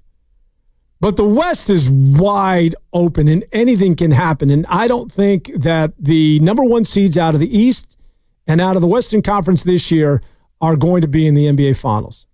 What say you? All right, let's open up the phone lines once again at 888-957-9570. Oh, we don't go out to Berkeley enough. We do today. Say hello to Stat, who joins us from Berkeley. What's up, Stat?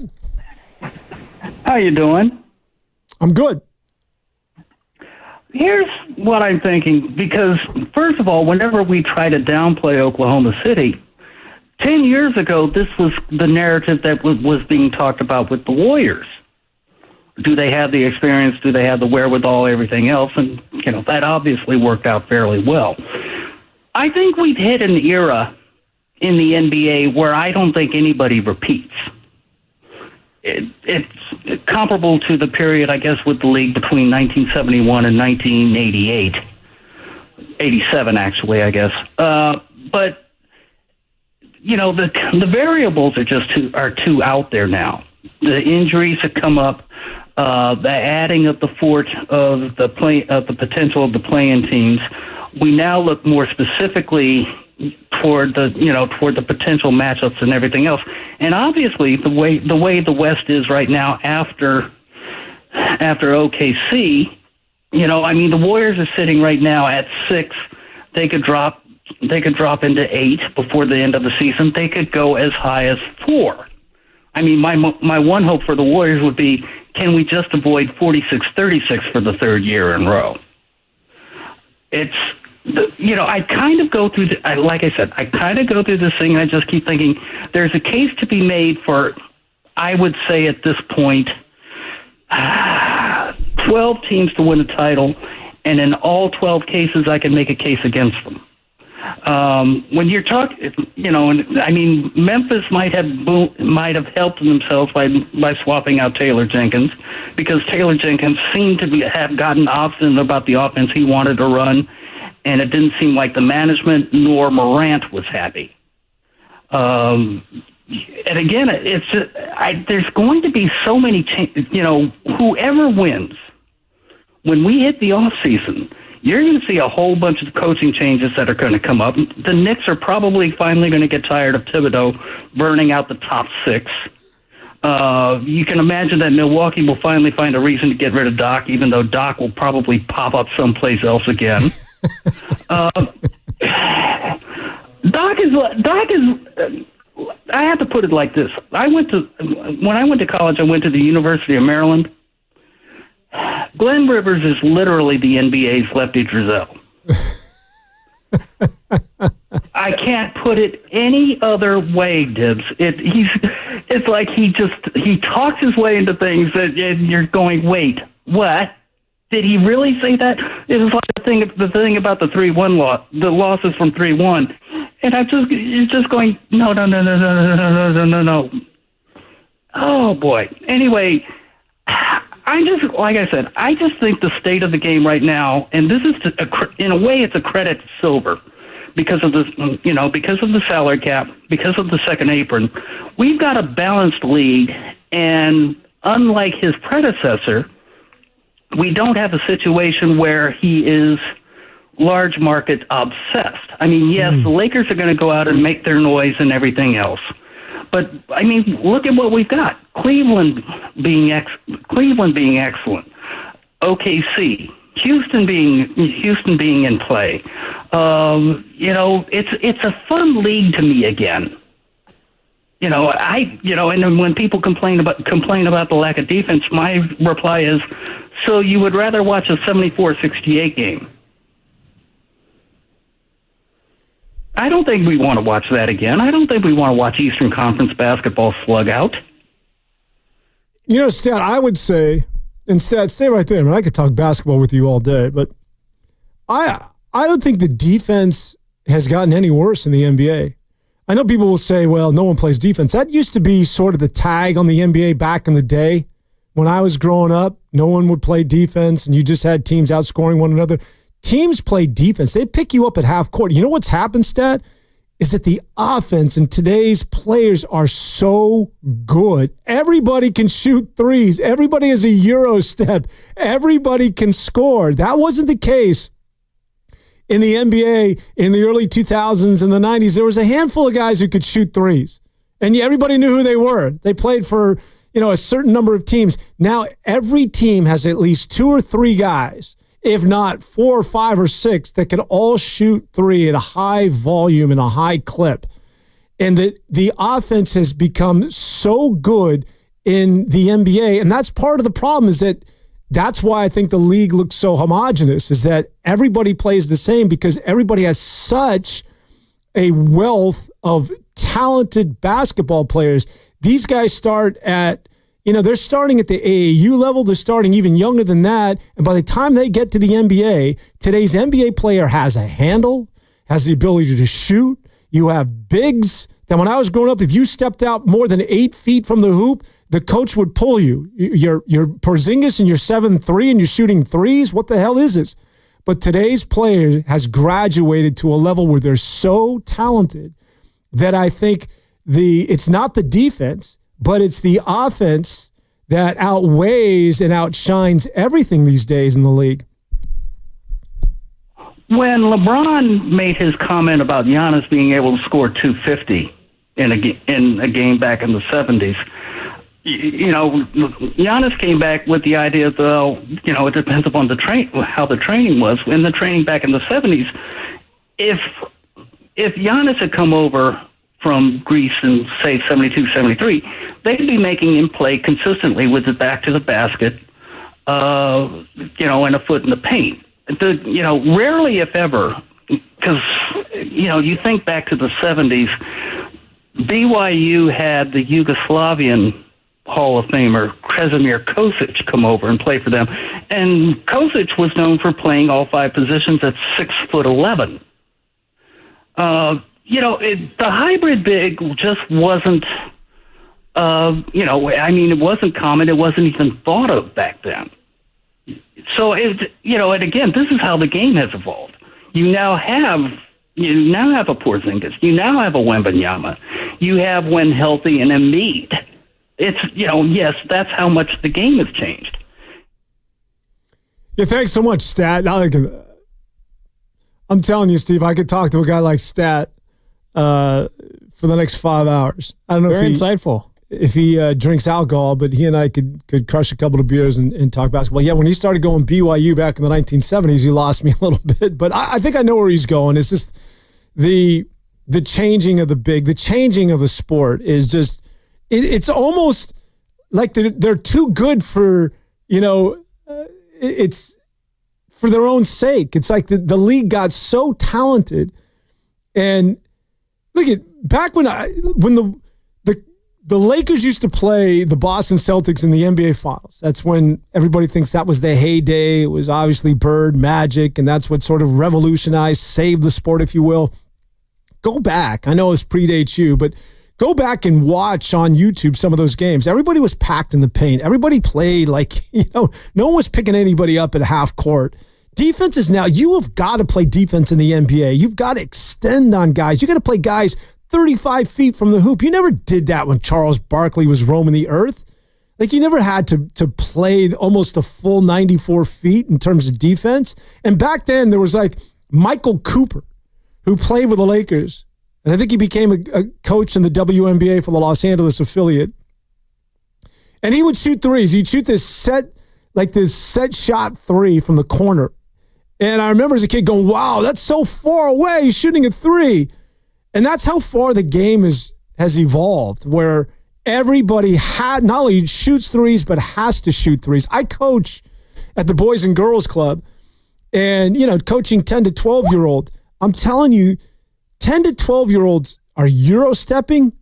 They're all got step-back threes. They're slide-stepping. They know how to create space. They're all crossing over. I'm like, I didn't do that when I was 10. It's like, I got my little set shot and I'm going to shoot 30 of them because I never passed, Pasta, but I certainly I wasn't equipped with that sort of talent. And so I think it's almost to the fault to the NBA that everybody is so talented and everybody looks at it and like, well, everybody shoots threes and everybody looks the same. And it's because everybody's so damn good in that league. I don't know how you fix it, but I think something has to be done. When you think about the NBA, it's not so much the style of play, but I also think that, and not to get off the Golden State Warriors, we'll get back to the Warriors. I do want to get back into their schedule, but I think it's more along the lines of sort of what we're witnessing over the last month of the season. And they've tried repeatedly to try and correct this, but half the league is tanking for Cooper Flag, and then the other half is just resting their stars for the postseason. And as a result, you never know what's going to happen for this point forward in the NBA. Like you see a score and then you have to look a little bit closer and like, oh, okay, that's why there was an upset, is because the Lakers didn't play anybody, or Denver didn't play anybody, or whoever the team might be was load managing whomever, or these fake injuries.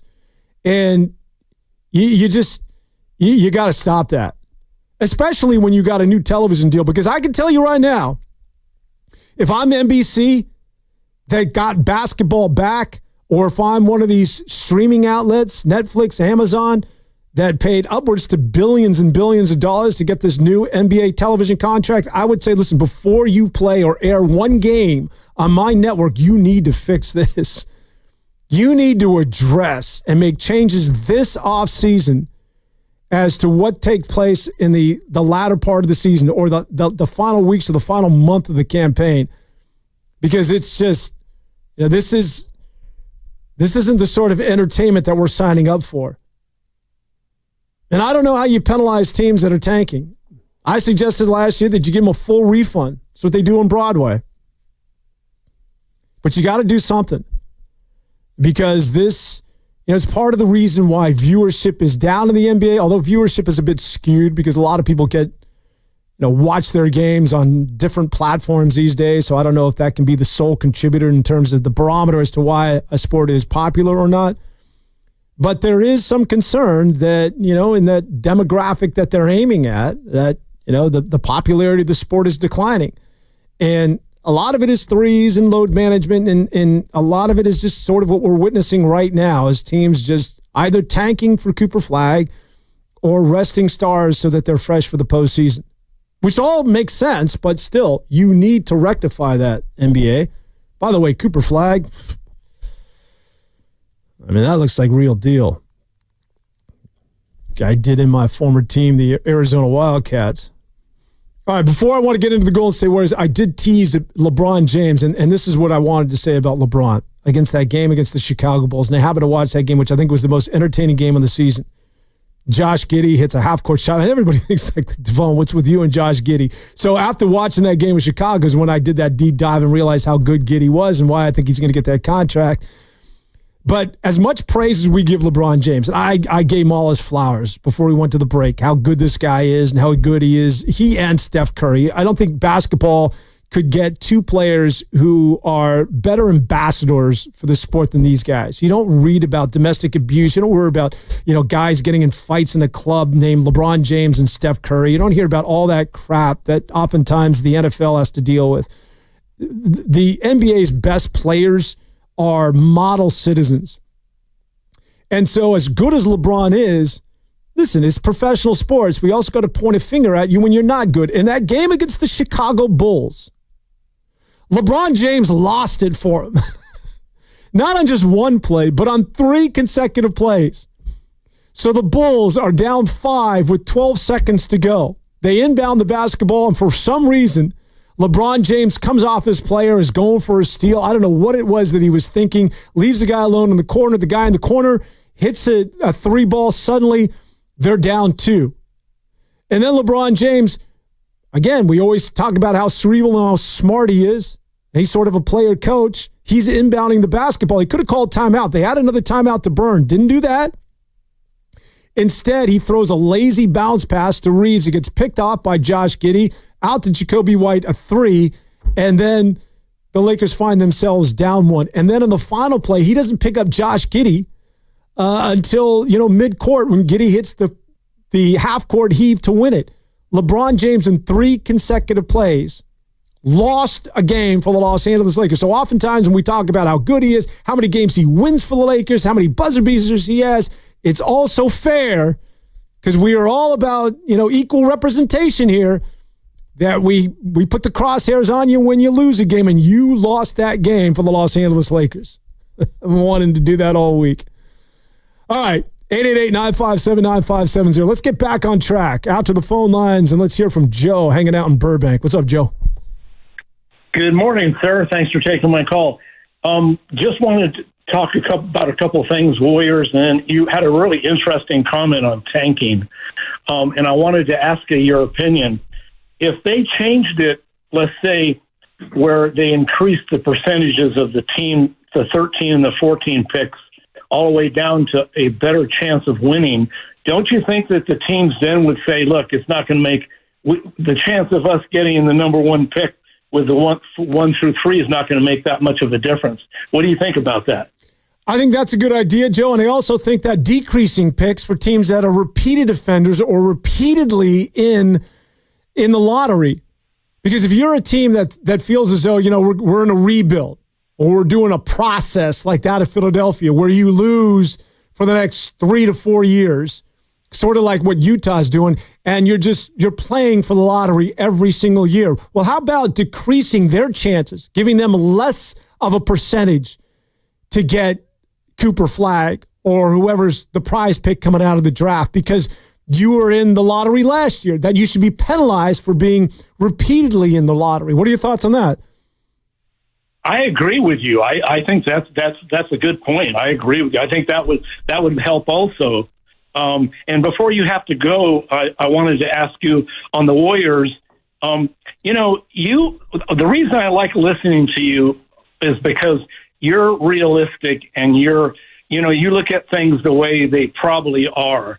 As fans, we get all excited when you win, then you get dejected when you lose and whatever.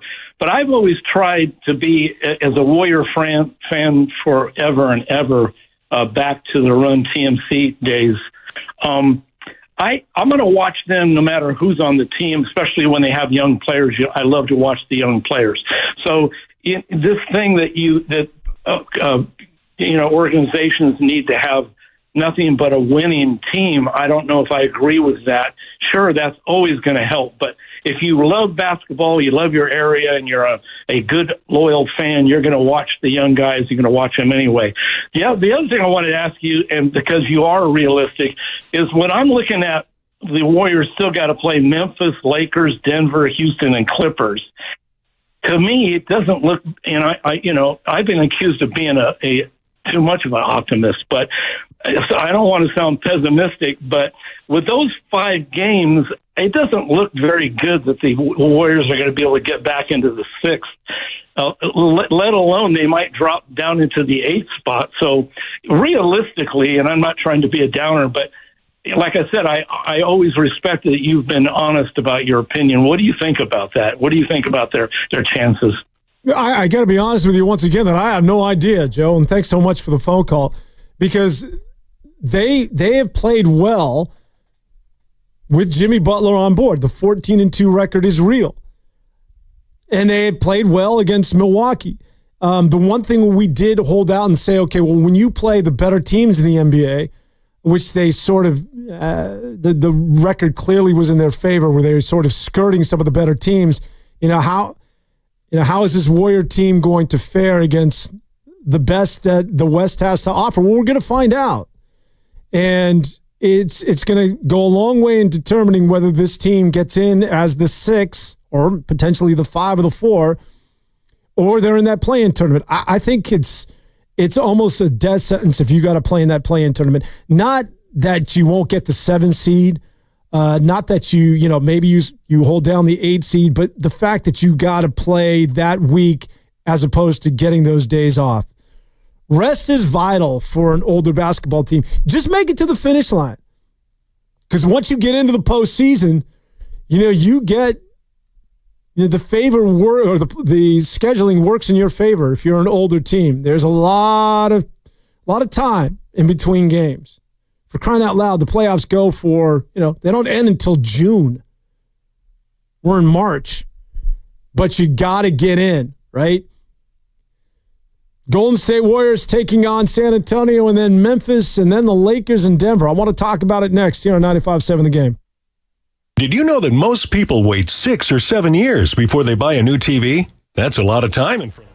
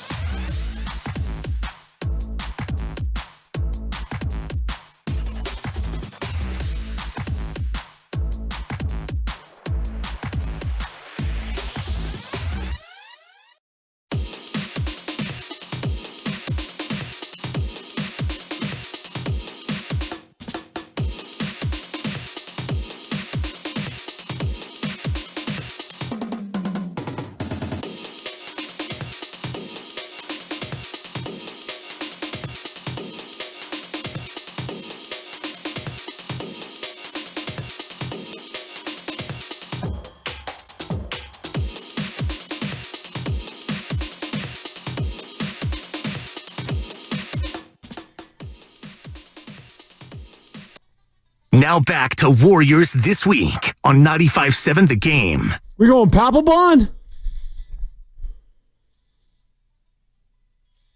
From the Welcome Samuel back. Adams commercial, right?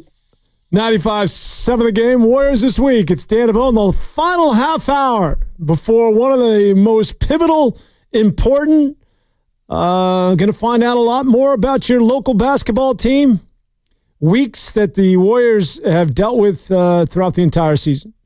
Because the road trip, this long road trip, of course, a lot of this, the reason why it's elongated is the fact that the NCAA tournament is at Chase, and you got college basketball that has taken over the home of the Golden State Warriors, so the Warriors having to stay in a place like Miami. A lot of people pointed at the Miami flu for the reason why they didn't play well against the Heat. Hard, like when you're playing in a place like that of Miami, to not go out and have a little bit of fun. In fact, I saw a clip, maybe it was on my social media, where this was so Miami. It was Jimmy Butler and Draymond Green and a group of gentlemen that were playing, I think they were playing dominoes, might have been playing dominoes for money, somewhere in Miami.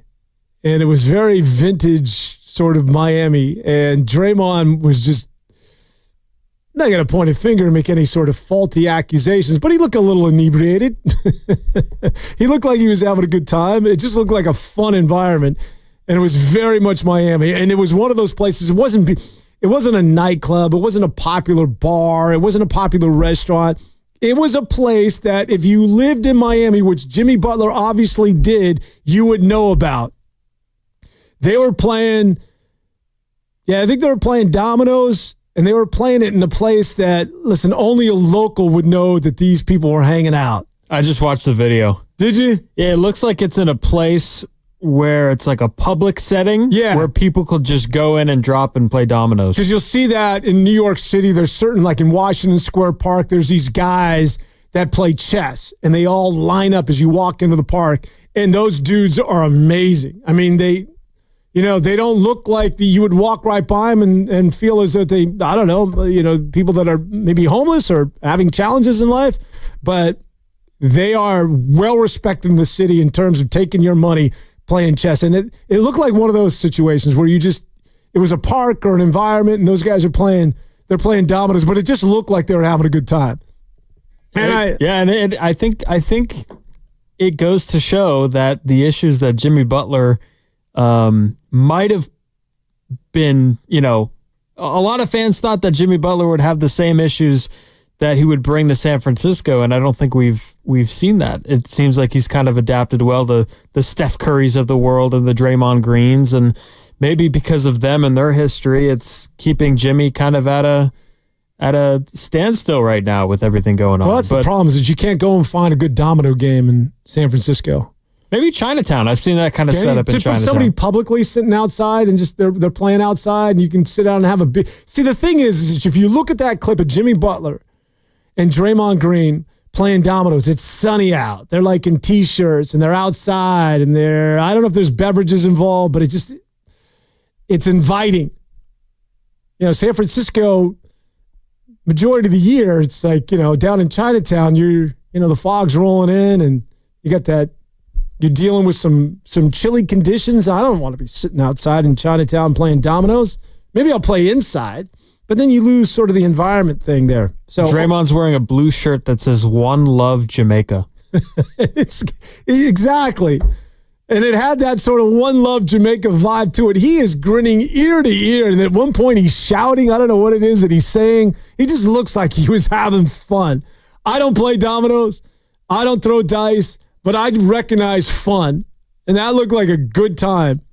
And maybe there was something to the Miami flu and the reason why they played so poorly against the Miami Heat. However, it was not an excuse as to why they played poorly in Atlanta and why they weren't very good, even though they beat the New Orleans Pelicans.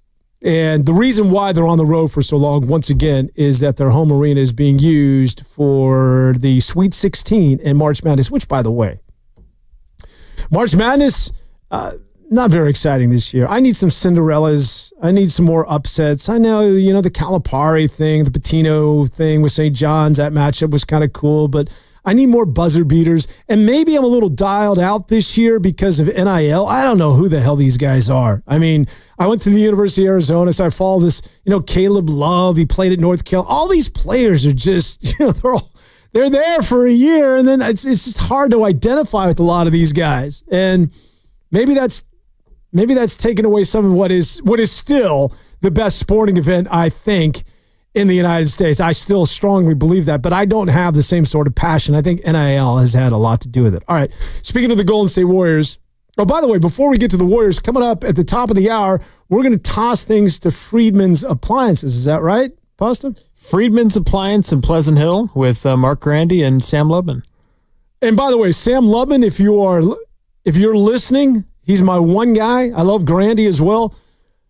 Sam Lubman, if you're talking, you're the one guy that I can talk White Lotus with. I know he follows White Lotus on Amazon. I think that for those of you that happen to watch White Lotus, if you know what it is that I'm talking about, and listen, I know nothing touches The Wire on HBO, and for me, The Sopranos. Best shows ever. White Lotus is climbing into that neighborhood. It's not the same sort of hard realism. It's not about a Don. It's not about a Jersey mafia family. And it's not about, the drug trade in the streets of Baltimore. It's not hard like that. But in terms of the writing, character arcs, and development, I put White Lotus right up there with anything I've seen streamed online. Are you a Breaking Bad guy? Breaking Bad was good. The pasta that was like 20 years ago. Well, so was The Sopranos. I mean, I'm just saying. No, that's true. Better Call Saul, which was also very good. Love it. All right, so Sam Lubman, if you're listening, text me or hit me up sometime and we could talk a little White Lotus knowledge. All right, getting back to the Golden State Warriors, I just want to conclude things by taking a look at the schedule for the Warriors once again, because Golden State is going to have their hands full this week. The Warriors got San Antonio, as I talked about. That's a must-win, and hopefully you're resting guys. And then it's Memphis. Now, the issue with Memphis, much like that of what you saw with Christie when he took over Sacramento and suddenly that team went on a run, is that might be the worst thing in the world that could have happened for the Golden State Warriors, that the Grizzlies fired their head coach. Because prior to that, the Grizzlies were so bad, and the Grizzlies were just, falling right back to the Golden State Warriors. But when you fire their head coach, oftentimes it's a wake-up call. It's a rally cry. It's players getting motivated. It's a shot across the bow. It's just one of those things that can wake up a moribund franchise like that of the Grizzlies, who are not playing well.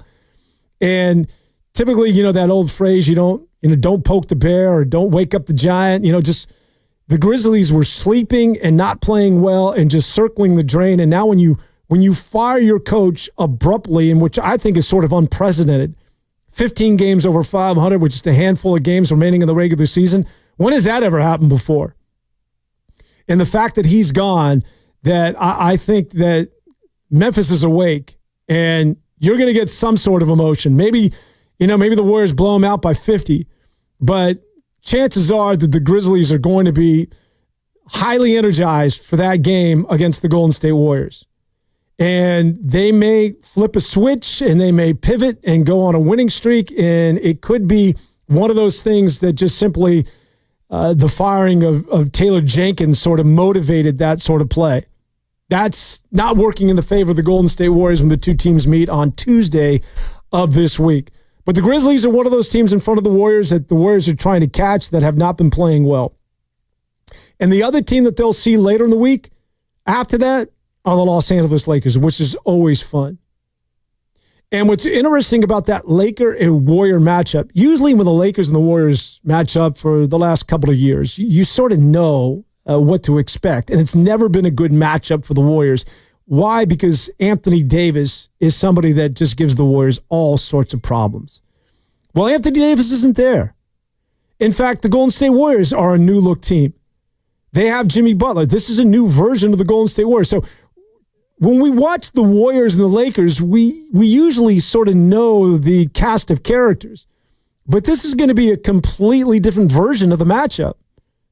They have not played the Lakers since they acquired Luka Doncic, and Anthony Davis is no longer there.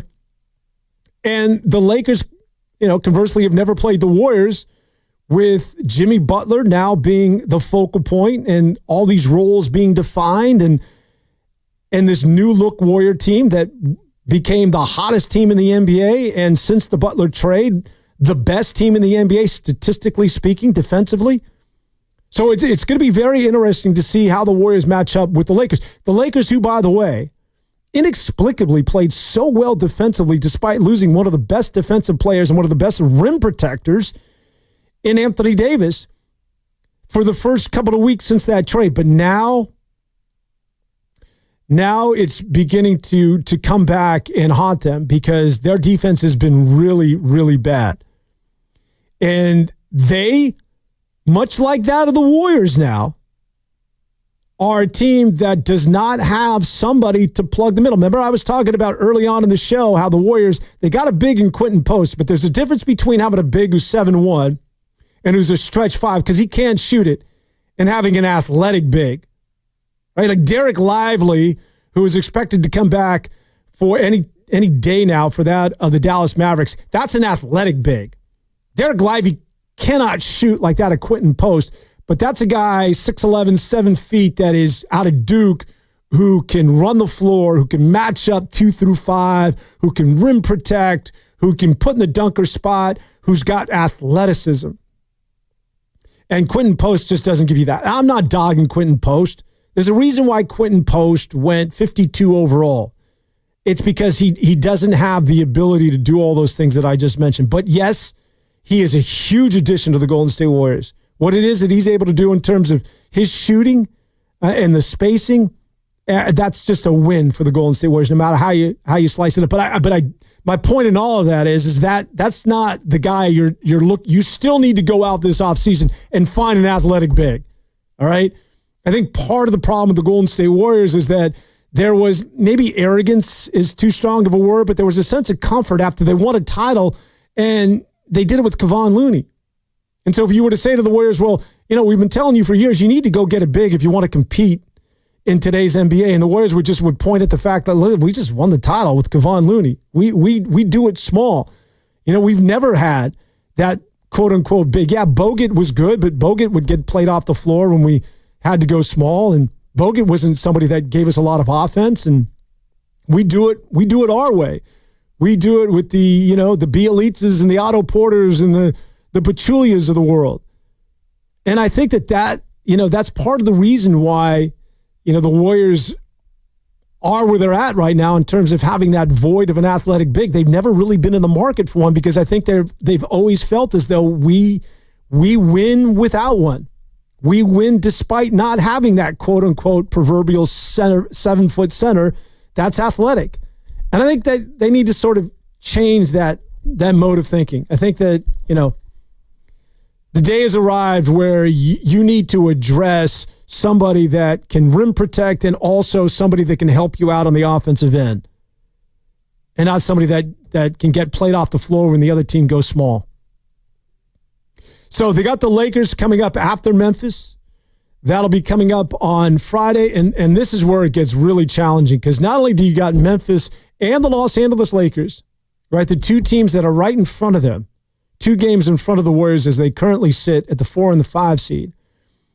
But then right after the Laker game, you got the Denver Nuggets. And I mean back-to-back. That's a tough back-to-back. Now, it's always nice to come back home, sleep in your own bed, but you'd rather do it having at least a day or two to adjust.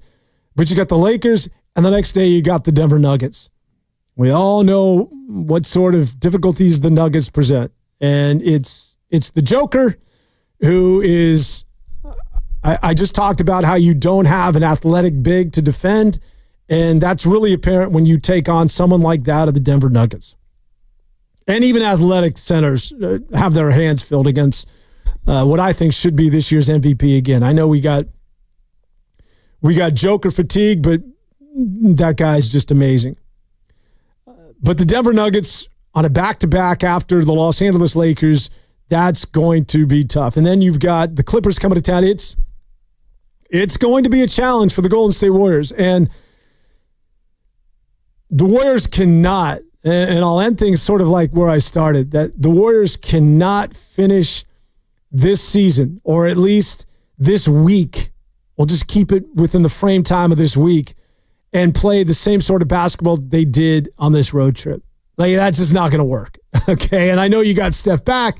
So maybe the loss to Atlanta and the loss to Miami, you can make the excuse that your best player and the guy that gives you all of your offense essentially wasn't available. All right.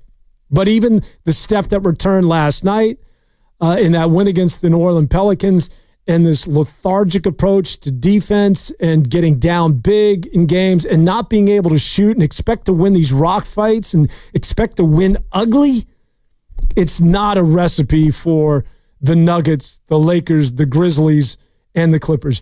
You're going to have to score. You're going to have to go on runs. You're going to have energy from the outset. You can't come from behind against those teams. And so the Warriors are going to have to flip a switch. And hopefully you'll see signs against San Antonio. That's where I think it starts.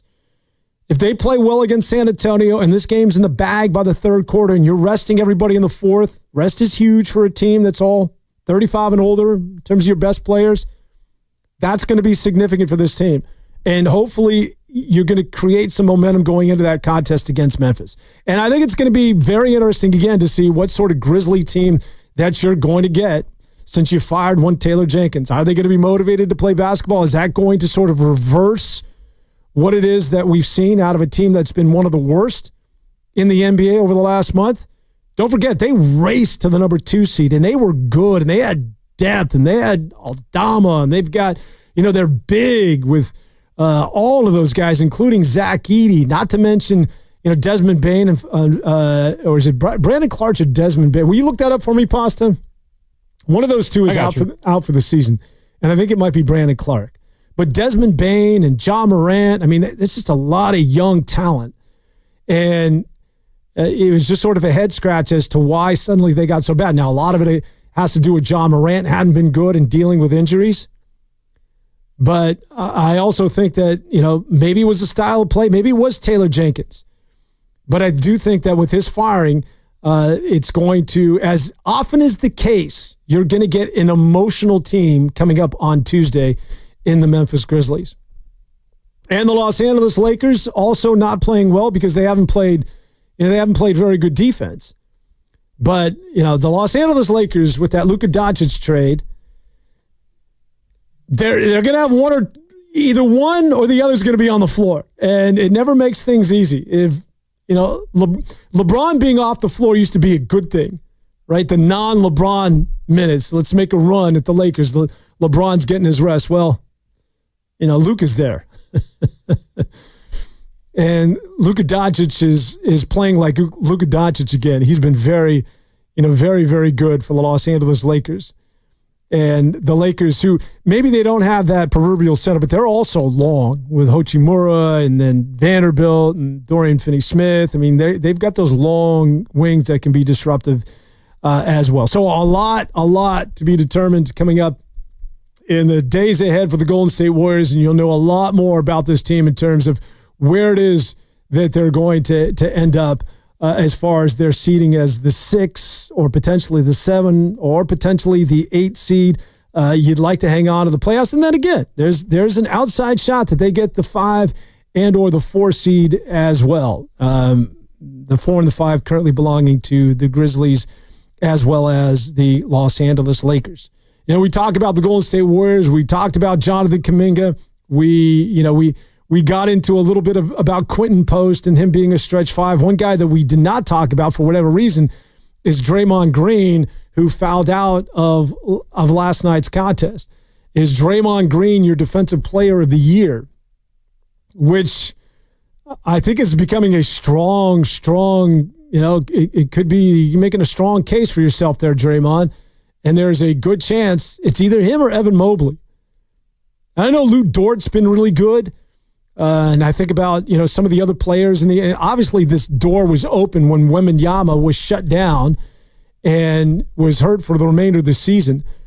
And it's pretty remarkable when you think about Draymond Green. And really, Evan Mobley is a really, really good defender for the young kid out of USC. But Can he lock up 1 through 5? I mean, can Evan Mobley get out on a point guard? I've seen Draymond do it. So Draymond Green at this age of 35, when I think a lot of us thought his DPOYs were in the rear view mirror, I think that's going to be a serious feat on the part of Draymond Green if he's to become your defensive player of the year. And the issue I have with these awards is a lot of times it's, are these sort of is it more team representative that the team has a good defense? Do you look at it as sort of a collaborative effort, much like that of the MVP? Can the MVP go to a team that's not vying for the playoffs or isn't one of the better teams in the NBA? That always seems to be sort of how we look at things when we're recognizing the best basketball player. Does the same also hold true for that of your defensive player of the year? If you're not a good team or not a good defensive team, can you be considered a DPOY? I mean, Dyson Daniels, who got traded from Memphis, is out in Atlanta, very good defender. And the kid with Portland, Kumara, is that his name? Also a very good defender. But I think it's Draymond Green right now that might be in the driver's seat to win the Defensive Player of the Year. And as much, I give that guy a lot of grief from time to time, but that's a statement on the part of Draymond. If he indeed becomes the best defensive player in the NBA. And, for everything that he does, by the way, he fouled out of last night's game. The one thing about Draymond Green is that he might lead the league in giving that whirly bird with his finger, that telling Steve Kerr to replay, go to the video replay. I didn't commit a foul. Like, just put that in the list of maybe 35 things that annoy me about Draymond Green. And again, he was wrong. He did commit the foul last night, but Draymond's intensity it's a necessity with the Golden State Warriors because they feed off of that.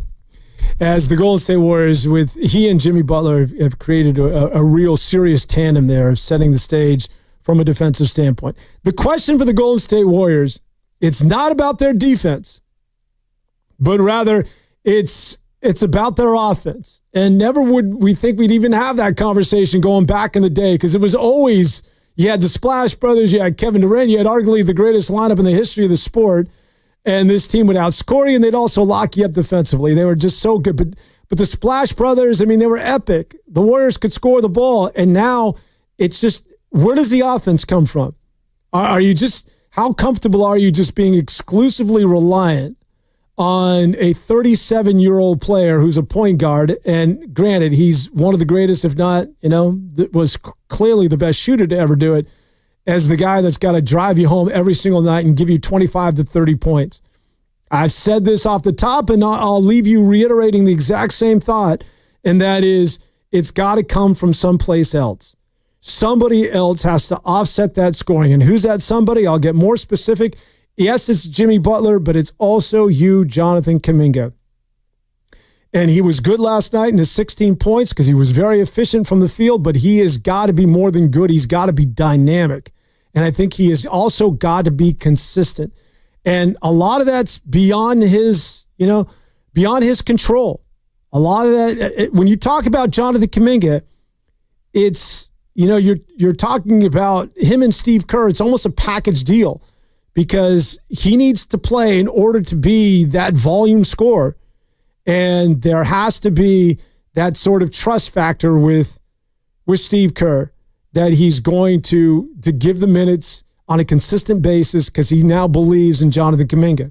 But to defend Steve Kerr, you understand that sort of those defensive lapses, why he can't fully commit to Jonathan Kuminga. It's not only the defense, but also sometimes offensively, we have seen Jonathan Kuminga get sped up at times. But I do think that and I don't want to, not the entire show has to be about JK, but he is such an integral part of this team. And especially when Steph's not available and you need scores. Like, it's not, you don't have to get into the minutia and into the weeds and into the basketball jargon, drop coverage and rotational defense and, all of these, split action, all of this crap that we throw out there. How about just scoring the damn basketball? How about just somebody who gets to the rim and filling it up and giving me points. He has the raw ability to do that, and that's exactly what it is that you need. So somehow, some way, Steve Kerr and his young swing there, his young forward, have got to get on the same page so that we can see the best of Jonathan Kuminga. And, of course, from a personal standpoint, Jonathan Kuminga wants to do that so that he can get paid. All right, that's going to do it for me. Going to toss things over at the end of this break. We're going out to Friedmans Appliances, and we are going to hear from my man Mark Grandy as well as Sam Lubin. Again, I've heard my phone ding here a couple of times. I need to talk to Sam about White Lotus. We need to get together. And by the way, of all the characters in the White Lotus, those three women, like, they need to get their own show. Like, that is so fascinating. All of them are. The family from North Carolina, the Duke, North Carolina thing, I buy into all of it. But the three women, like, that's just well written. Anything's on a White Lotus notice.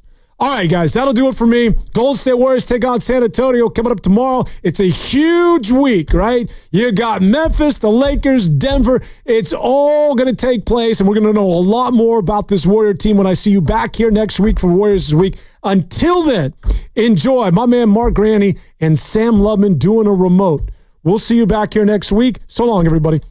So what are you reading? I'm checking out the ratings on the new TVs, and it looks like Samsung, LG, and Sony got the best scores. Just like last year. What about those new high dynamic range TVs? They got the highest scores of all, but their prices are really high. Did you check online? Yeah, their prices were about the same. Well, there's one place where we can get a hot deal on those top-rated models. Where? At Video Only. Check out the ratings on TV stores. I see. Video Only scored better than the others. So, if you want the best deal on the best TVs, then we should take our TV ratings and head over to top-rated Video Only.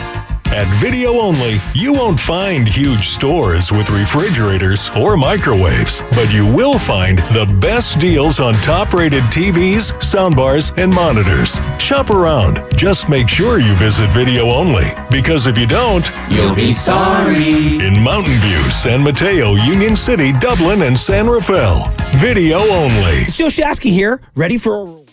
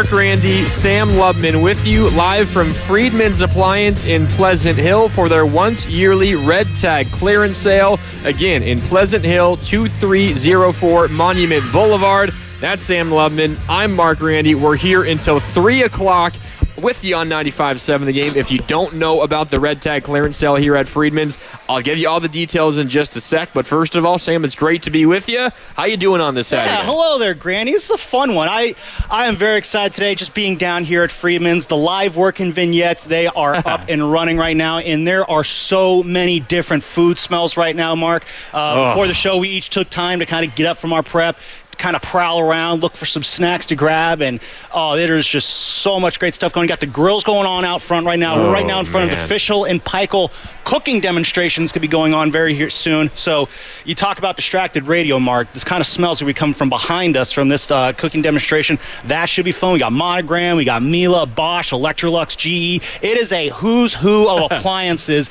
here at the Friedman's Red Tag sale. And man, I'm so excited to be doing this show. This is the first time I think you and I have done a show together. I think so. Let's make it a good one, huh? Oh, let's hope so. Yeah, that's the plan. It's difficult for this not to be a good show because everything you just mentioned, you're right. We're at Friedman's Appliance, their once yearly Red Tag clearance sale. Again, at Friedman's Appliance at 2304 Monument Boulevard in Pleasant Hill. It's today and tomorrow. The Red Tag clearance sale begins at 10 each day, so we're already underway today until 5 o'clock. You can take advantage of factory direct prices, one-of-a-kind opportunities, special pricing on floor models, and convenient financing. You can save on new appliances from trusted brands. You just named a bunch of them, Sam, like Miele, Bosch, Electrolux, LG, and Maytag, and it is the best time to save on new appliances for your home. You mentioned live working vignettes. You hear it on those Friedman commercials. I always wonder, what are those? Yeah. You never, I don't know how you felt. I wasn't really sure what that was until I showed up here to Friedman's on Monument Boulevard in Pleasant Hill. A lot of the appliances that they have here for you to come by and buy,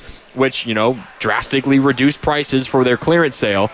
They have them set up in real working kitchens, and what they're doing today and tomorrow during their clearance sale is they are using those appliances to make delicious food and to show you why you should add those things to your kitchen. It's the perfect way to showcase how appliances work is by actually, seeing them in action, seeing the results. We got our guy here bringing us cookies and a chocolate dipped strawberry. My goodness, thank you. That's how you set the mood here to start off here is some chocolate dipped strawberries. 4 cookies. And 4 cookies here, and that's just the beginning.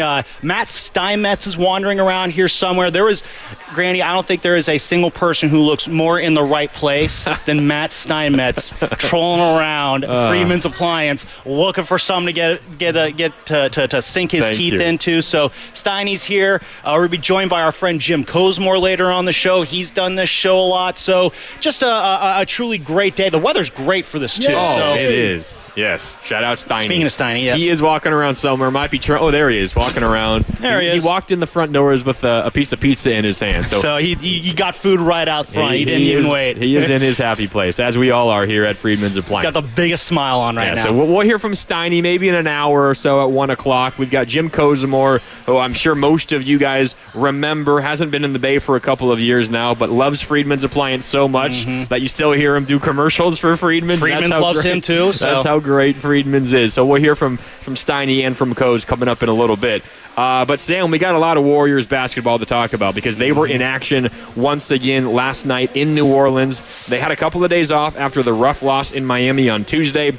They played Friday evening yesterday in New Orleans, a game they absolutely had to have. They had lost 2 in a row. They were losers of 3 of their last 4. They began the road trip 0-2, and you're going up against a New Orleans team, Sam, that's down like 6 key players, including from the beginning of the season, essentially their starting 5. There was no Zion. There was no C.J. McCollum. There's no DeJounte Murray. There's no Herb Jones. There's no Trey Murphy. I could go on and on and on. So many injuries. And the Warriors got Steph Curry back, so they're essentially fully healthy, other than GP2, who's now out an indefinite amount of time with a torn ligament in his left thumb. But other than that, the Warriors are as healthy as they can be. And you're going up against a Pelicans team who has one of the worst records in the league, now 20-54 after the loss last night to the Warriors. But it wasn't an easy win. The final score was 111-95. So, okay, you win by 16 points, but it was the story of this team of late, Sam. Slow starts. They got down 14-2 to begin this basketball game. I don't know how you felt watching that first quarter specifically. It felt like a team that didn't know how to play basketball altogether. No, I mean, you look at that 111-95 score, 16 points, and the game was far closer than that final score would indicate. Mark, they were up 83-82 after 3 quarters against a team that is trying so hard to, stay in that lottery track there. And I wonder if Pelicans fans who were watching that game last night also nervous, like, oh man, we might screw up our lottery odds if we accidentally win this game. But no, you talk about that first quarter, Mark, and they got to down 14-2 or whatever. Yeah, 14-2. You blink and they're already down. And it's like, here we go again. It's Atlanta all over again. It's Miami all over again. And it's the exact same stuff every single time. That middle lane right in front of the basket, just wide open every time. Pelicans are just setting up shop in it and just doing whatever they want, taking it to the hoop every single time. And I kind of like how Kerr kind of let the starters just try and figure it out at first. He didn't call a timeout around 9 minutes or so, which thought, okay, maybe you would try and do that to kind of settle things down here. But he's like, nope. You guys, you know what you're doing. Go make it happen. And then, of course, he had to call a timeout a couple minutes later to kind of settle things. So that plan did not work. But you know what?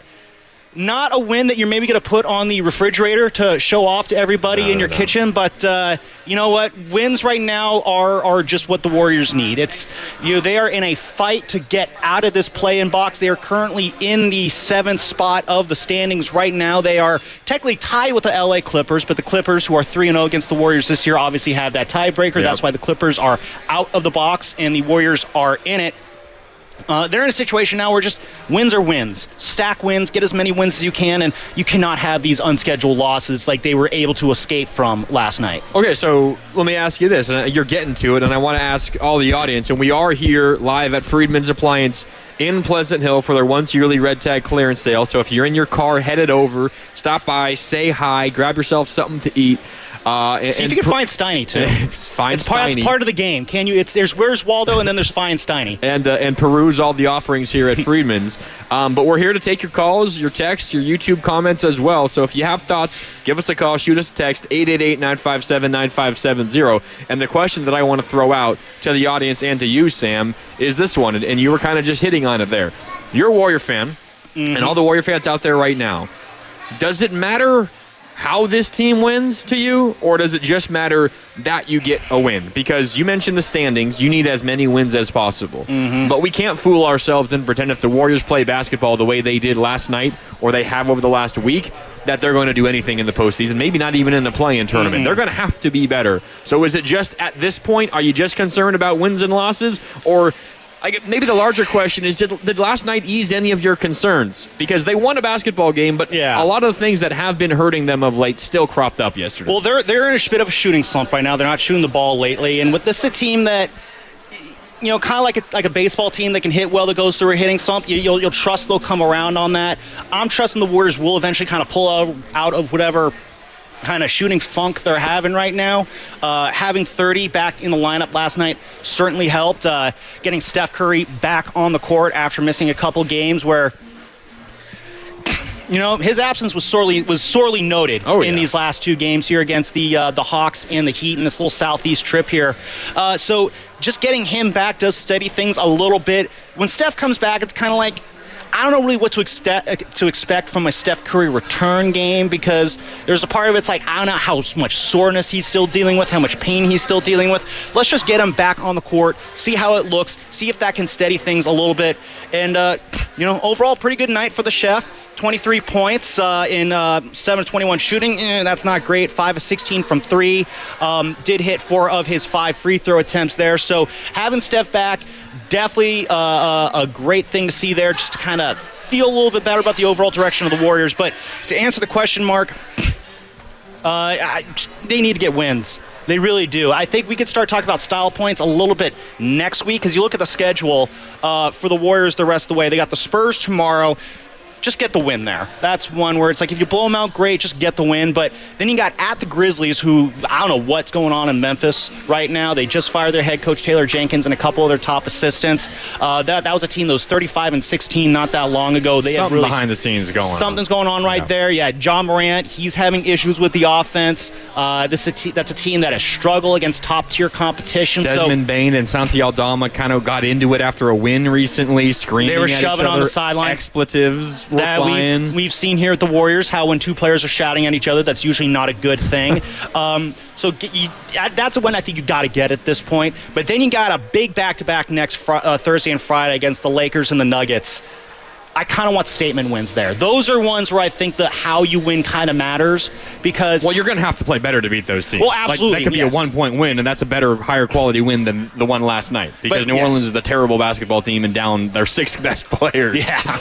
Like, you could beat New Orleans by 30, beat Denver by 1, and you feel better about the Denver win. I just need a higher effort level. Because, seriously, the last 3 games, the first quarter, the effort level has been like, if you guys don't want to play, is there a reason for me to watch? That's how I'm kind of feeling here. So, yeah, there are some of these situations. Just get the wins. But against these top-tier opponents, they're going to see next week. Lakers, Nuggets, and then the Rockets next Sunday. I feel like you got to get statement wins there because those are the teams that if you want to make a deep playoff run, we'll talk about playoff run later in the show, but if you want to make a real playoff run, you got to be able to show that you can take care of business against those teams. Warriors, the Rockets they've taken care of this year. Lakers and Nuggets, I believe they are 0-6 against those two teams this year, Mark? Yes, I think they might be 0-2 against the Nuggets. They have another one coming up against the Nuggets. Also have another one coming up against the Lakers. But yeah, they haven't won any of those games against those teams, no doubt. But we got someone coming in on our YouTube chat. Darren Adams says it took the Cavs for a Herculean effort for the Cavs to beat the Spurs. Doesn't matter style points, just get wins. And I hear you, Darren, and appreciate you chiming in on our YouTube chat. Everything we do on YouTube powered by First NorCal Credit Union. And we're coming to you live from Friedmans Appliance in Pleasant Hill for their once yearly red tag clearance sale. We are coming to you live outside of our Laughing Monk studios. We're still very appreciative of everything Laughing Monk does for us here at 95.7 The Game. I hear you, Darren. But at the same time, I'm just a little concerned, Sam, because you mentioned the effort, and it seemed really slow starts. And Atlanta, they kind of felt disinterested. Miami certainly felt disinterested, and that was more of a red flag for me than anything else because it was Jimmy Butler's return game. The Warriors usually get up for those games. And Draymond said Jimmy's going to be on 10, and we want to get this win for him. This feels like a little more amped up than a regular season game normally does. Plus, every game is a postseason game. They've already said that because you're in the middle of a race to try to stay out of the play-in. And then you come out with that effort in consecutive games, Atlanta and Miami. And you're like, okay, I get it. It happens. It's a long season. It's 82 games. The Warriors have really been pressing for a long time now. Like, you're going to have these let-ups at times. And then you have 2 days off before Miami, the Miami game, whatever, it happens. Okay. 2 more days off. In Miami. In Miami, but still 2 days off. And then you're in New Orleans against a really, really bad New Orleans team. Basically, you're playing their G Leaguers. Yeah, for the most part. I mean, you got Kelly Olynyk and you've got a couple of other guys. They got some promising rookies. I really like Yves Nisi, their big man. Bruce Brown, Miami Hurricane legend. There you go. Shout out to the Canes. They got some quality pieces, but in no world should that be a close game down the stretch. Mm-hmm. And you come out with the same kind of effort. And when I say the same kind of effort, I mean like lack thereof to begin the game. You get down 14-2, and the offense just looks so stuck in the mud at times. The defense, honestly, for the most part, played pretty darn good yesterday, especially in the second half. But the offense, even with Steph back, Sam, it is such a rough watch at times. They cannot get out of their own way. They cannot make open threes. And if you can't make open threes, I mean, that's all this team does. They don't have finishers around the rim except for Kuminga. That's why he's so valuable, even if he's not playing great. And we'll talk about Kuminga later. I thought it was a good step forward for Kuminga yesterday. I'm just concerned. Yes, the win is paramount. Doesn't matter how. I'd rather be concerned after a win than loss. Yeah, exactly. Doesn't matter how you get the win as long as you get the win.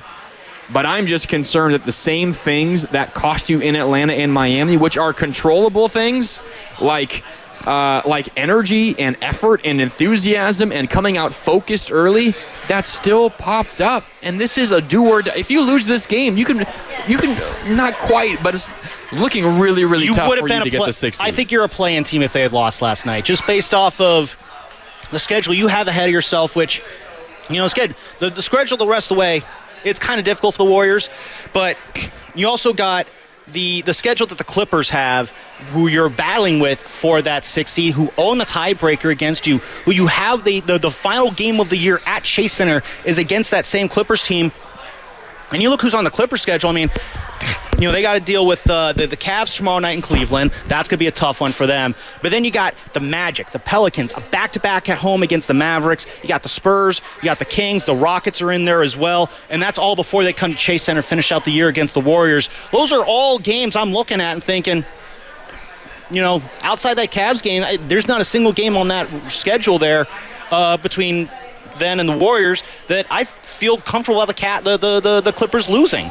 So the Clippers, they're not going to be doing you any favors. They're not going to be making things easy for you at all. They're going to be putting the pressure on you by basically they're going to take care of business on their end, and that just ramps up the pressure on the Warriors and to take care of business. And when they come out with a flat effort like that, that tells me it's just like a veteran team like this that knows what it takes not only to succeed in the regular season but to position yourself for a deep postseason run.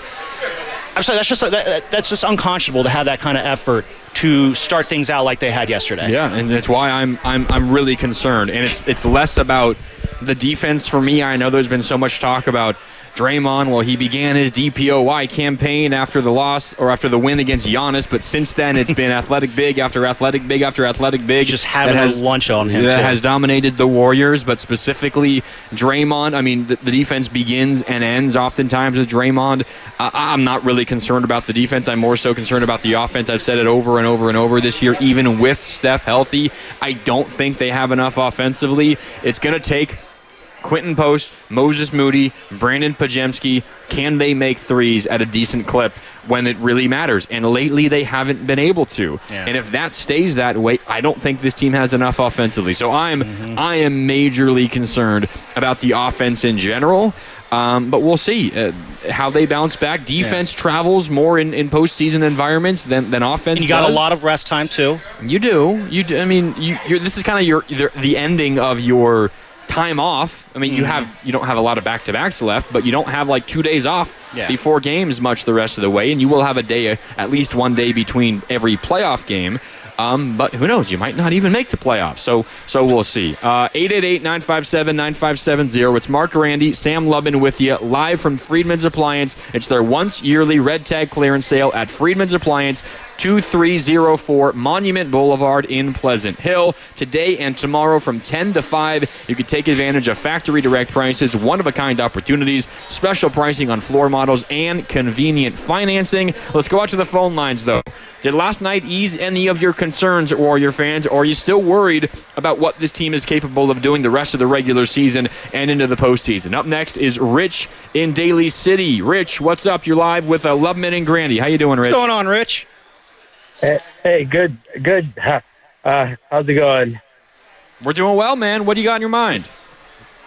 Yeah, I think, my concern is they keep ignoring the need for size, and people keep thinking we don't need size, but if you look at the first three championships, we always had size, whether 6'11", 7-footers, Bogut, Jaja, Berejao, just bangers and thugs that if we needed to play that style, we could. And I think that's what's lacking. They think they can outrun everyone, and they're missing what got them into the championships in the first place.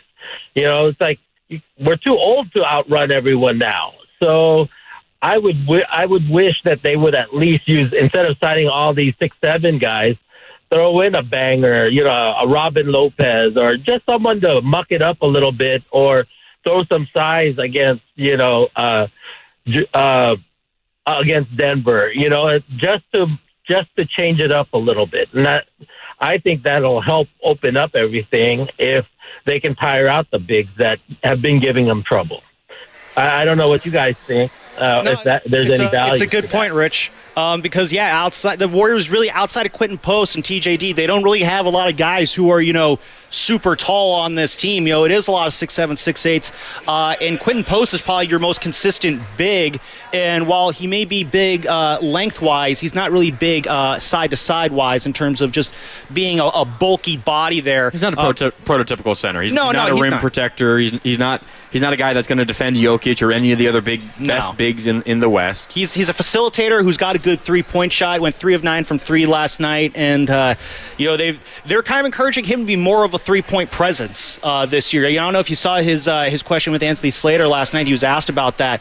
Post was talking about how he was just more of a facilitator back in college, but when he came to the Warriors, especially in the G League, they wanted him to focus on that 3-point shot, and now it's at a point where Post has become one of their better 3-point shooters, which is great and all, but if the problem is, how do you take care of the paint, how you handle those bigs, that's not going to be the problem. That's not going to be the solution there, unfortunately. Yeah. When it comes to size, I get it, and especially when you're looking at, Nikola Jokic and even Anthony Davis, although Davis might not be in the playoffs, but you look at some of the bigs that have hurt the Warriors in the past. In the future, you could even throw like Wemby in there. Like, the Warriors don't have a big and never have had a big that can go toe-to-toe with those guys and take them out of the game or match them.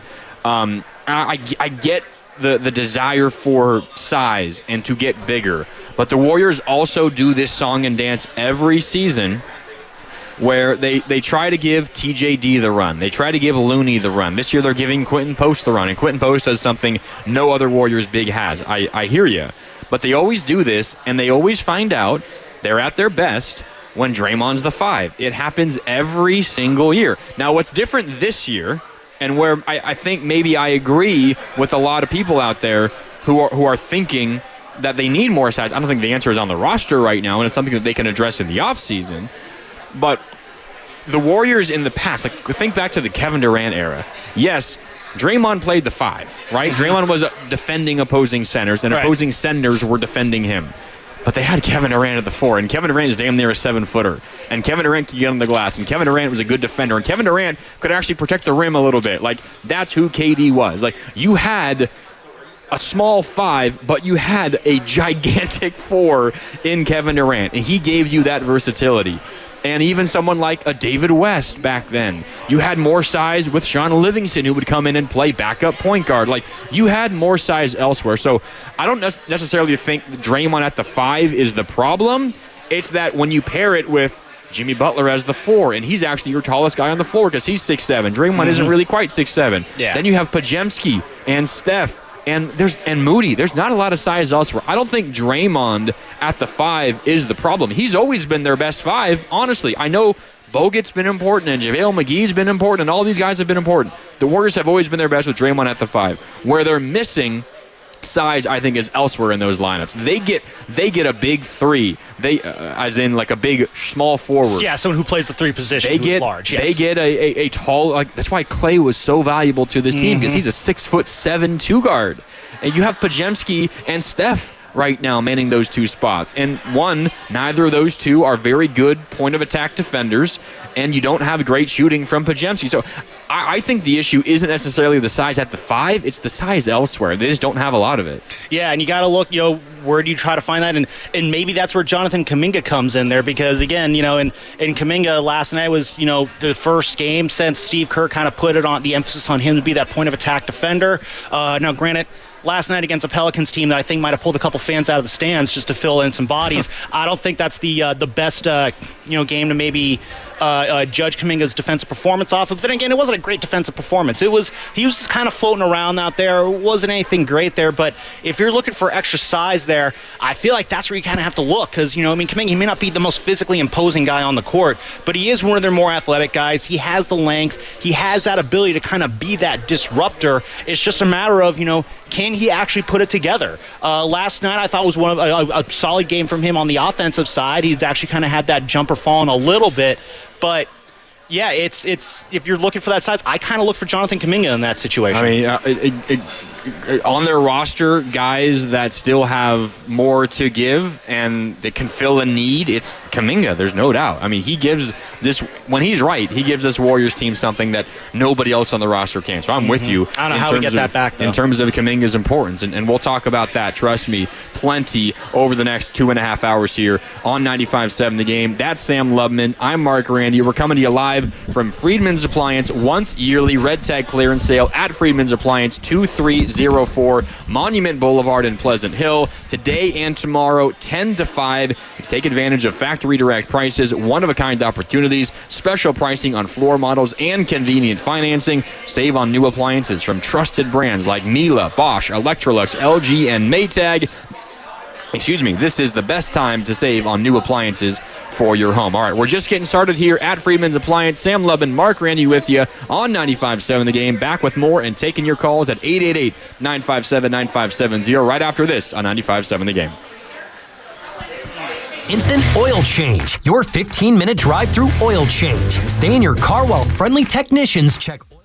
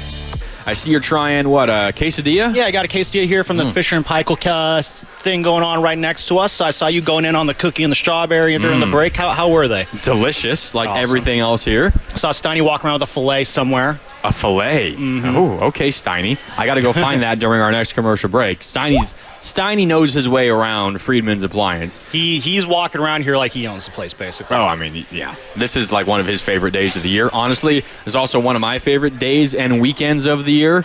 And you might think it's because, we got baseball season back underway. Giants are 1-0, by the way, going for 2-0 today. Justin Verlander making his debut. Very excited to see what Verlander will do. You've got Elite 8 action yesterday or Elite action today. Elite 8 action today and tomorrow. Sweet 16 action the last couple of days. You've got the NBA season kind of winding down the end of the regular season. You've got all these big matchups for postseason positioning.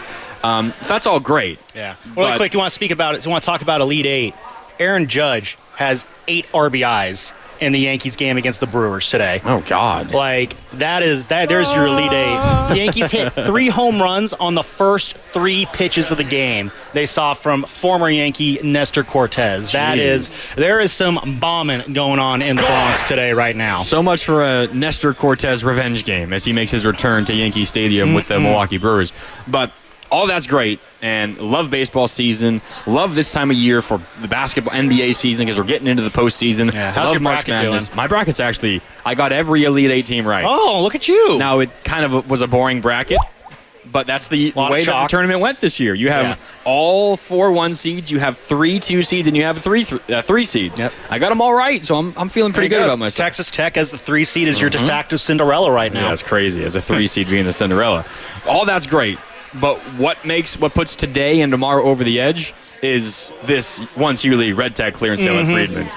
I know I was here for the first time last year, a year ago at this time, and I had no clue what I was signing up for. Blown away by everything here, all of the food, the live working vignettes, all of their appliances put in live working kitchens. They're testing them. They're showing what they're capable of.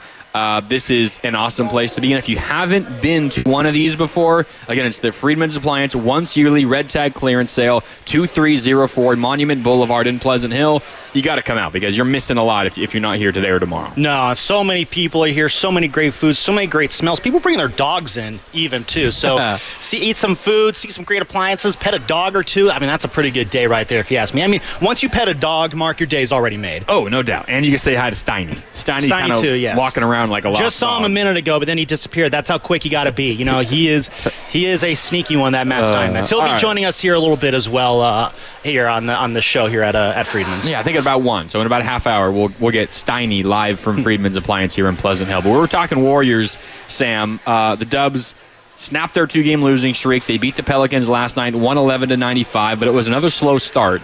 And I've been tracking this for a while now, especially on the road. And by the way, the vast majority of these games are without Steph Curry as well. But the Warriors' last 8 road games in the first halves in their last 8 road games. So that is this road trip, these last 3 games, and the 5-game road trip before that, right? Yeah, where they were in Orlando, Philly, Charlotte, New York, and Brooklyn. All right. So those 8 games. In those 8 road games, in the first half, the Warriors have been outscored in 7 of those 8 first halves. The only team they won the first half against was the Charlotte Hornets, who at this point are probably more interested in losing than winning. In the 8 games, in the first halves, the Warriors have been outscored by 62 points in first halves in those 8 games. That is just not a recipe for success. And it's not like these are all great teams, right? Orlando is an okay team. Not a good, they'll be there in the Eastern Conference playoff mix. Not a great team, but an okay team. Philadelphia, bad team. Very bad team. Charlotte, bad team. In fairness, Paul George had just stopped doing his podcast right before that game. So, that didn't play a role, but let's at least throw that out. That Knicks game on the road, they're a quality team, but they were also without Cat in that game, and we saw Cat and the Knicks at home the next week, and Cat absolutely dominated. He had whatever he wanted against Draymond. It was a big absence. Brooklyn is a very bad team. You got down by 22 points in the first quarter of that game. Atlanta, they're going to make the play-in, but they're nothing special. You lost that first half by 12. We were just talking about Miami. Miami had lost 10 games in a row. They beat you by 17 in the first half. And then yesterday in New Orleans, a really, really rough start. You ultimately come back and you're only trailing by 3 at half, but still down 14-2. I'm just so concerned by the same thing that has been plaguing them is continuing to. And this is a veteran team. I know it's not easy. Everyone always says, and Steve Kerr has said it time and time and time again, I hate when opposing teams' good players are out because it makes it harder for me to get the most out of my guys. Yeah. But this is a team that's trying to get the 6th seed. Every game matters, and the same thing that's been plaguing them for 2 weeks now reared its head once again yesterday. And we're talking about, do style points matter here? And that's one of those situations where it's like there is a part of me that just says, yes, get the win. But when you start showing troublesome trends like that, this is a team that, again, they're going to be on the 6th seed, which means you're going to be playing 4 road games for every 3 home games in a 7-game playoff series. That's how home court advantage works. You can't find yourself down on the road like that. You got to be able to take care of business on the road. And one of the things that those great championship Warrior games or Warrior teams were able to do is they took pride in being able to win on the road and locking down defensively on the road. You said last segment that the defense travels when you go on the road. Mm-hmm. Right now, it's not for the Warriors, and I don't know if that's last night defensively. But after the beginning, exactly. But it's. That was against a team of who's its and what's its. This is going to be against actual playoff competition, though, we're talking about. They got the Spurs tomorrow night, who, again, the Spurs, they're half of their G League roster is on the team right now, too, with De'Aaron Fox and Wemby out. But then next week, Memphis, which I don't know what's going on, but you got to imagine they might be playing angry right now. Then the Lakers, Nuggets, and Rockets. I don't think you can you can't walk into those games with a lackluster effort and expect to just pull a win out of your hat in the fourth quarter like they've been able to in these past road games here. Yeah, I hear you. Okay, so let me ask you this. Then 888-957-9570. It's the number to call. It's also our text line. You can also join the conversation on YouTube, youtube.com/957 the game. Everything we do on YouTube, powered by First NorCal Credit Union. Do you think this Warrior team has the ability to, when it matters, and really all games matter right now, maybe this is a leading question, you might know how I feel, when it matters, when you've got the best opponents on your schedule, you're going into a game against Jokic and the Nuggets, you've got to win and you're the 6th seed game, maybe the final game of the regular season versus the Clippers is winning you're the 6th, losing you're the 7 or the 8. You don't know how it's going to play out. Maybe that happens. Is this Warrior team capable of, in a moment like that, do or die regular season game, a play-in game, a postseason game? Is this team capable of saying, you know what, forget how we've been playing, we can just flip a switch and we're going to be back to our championship medal and we're going to erase these slow starts and we're going to be shooting the ball better, we're going to be do everything better? Is this team still capable of saying that, of flipping the switch like they have in the past? I mean, it's basically, I think it's the only... If the Warriors are going to make a deep playoff run, the answer has to be yes. Right now, the way I look at this team, I kind of need to see it. I don't know if they can just sit back like they were able to in the past and bank on that. Draymond Green's 35, but he's got the mileage of a 45-year-old. Jimmy Butler's 35. Steph Curry's 37. He's dealing with bodily soreness all over here, and you're going to be going against teams that are younger, longer, fresher.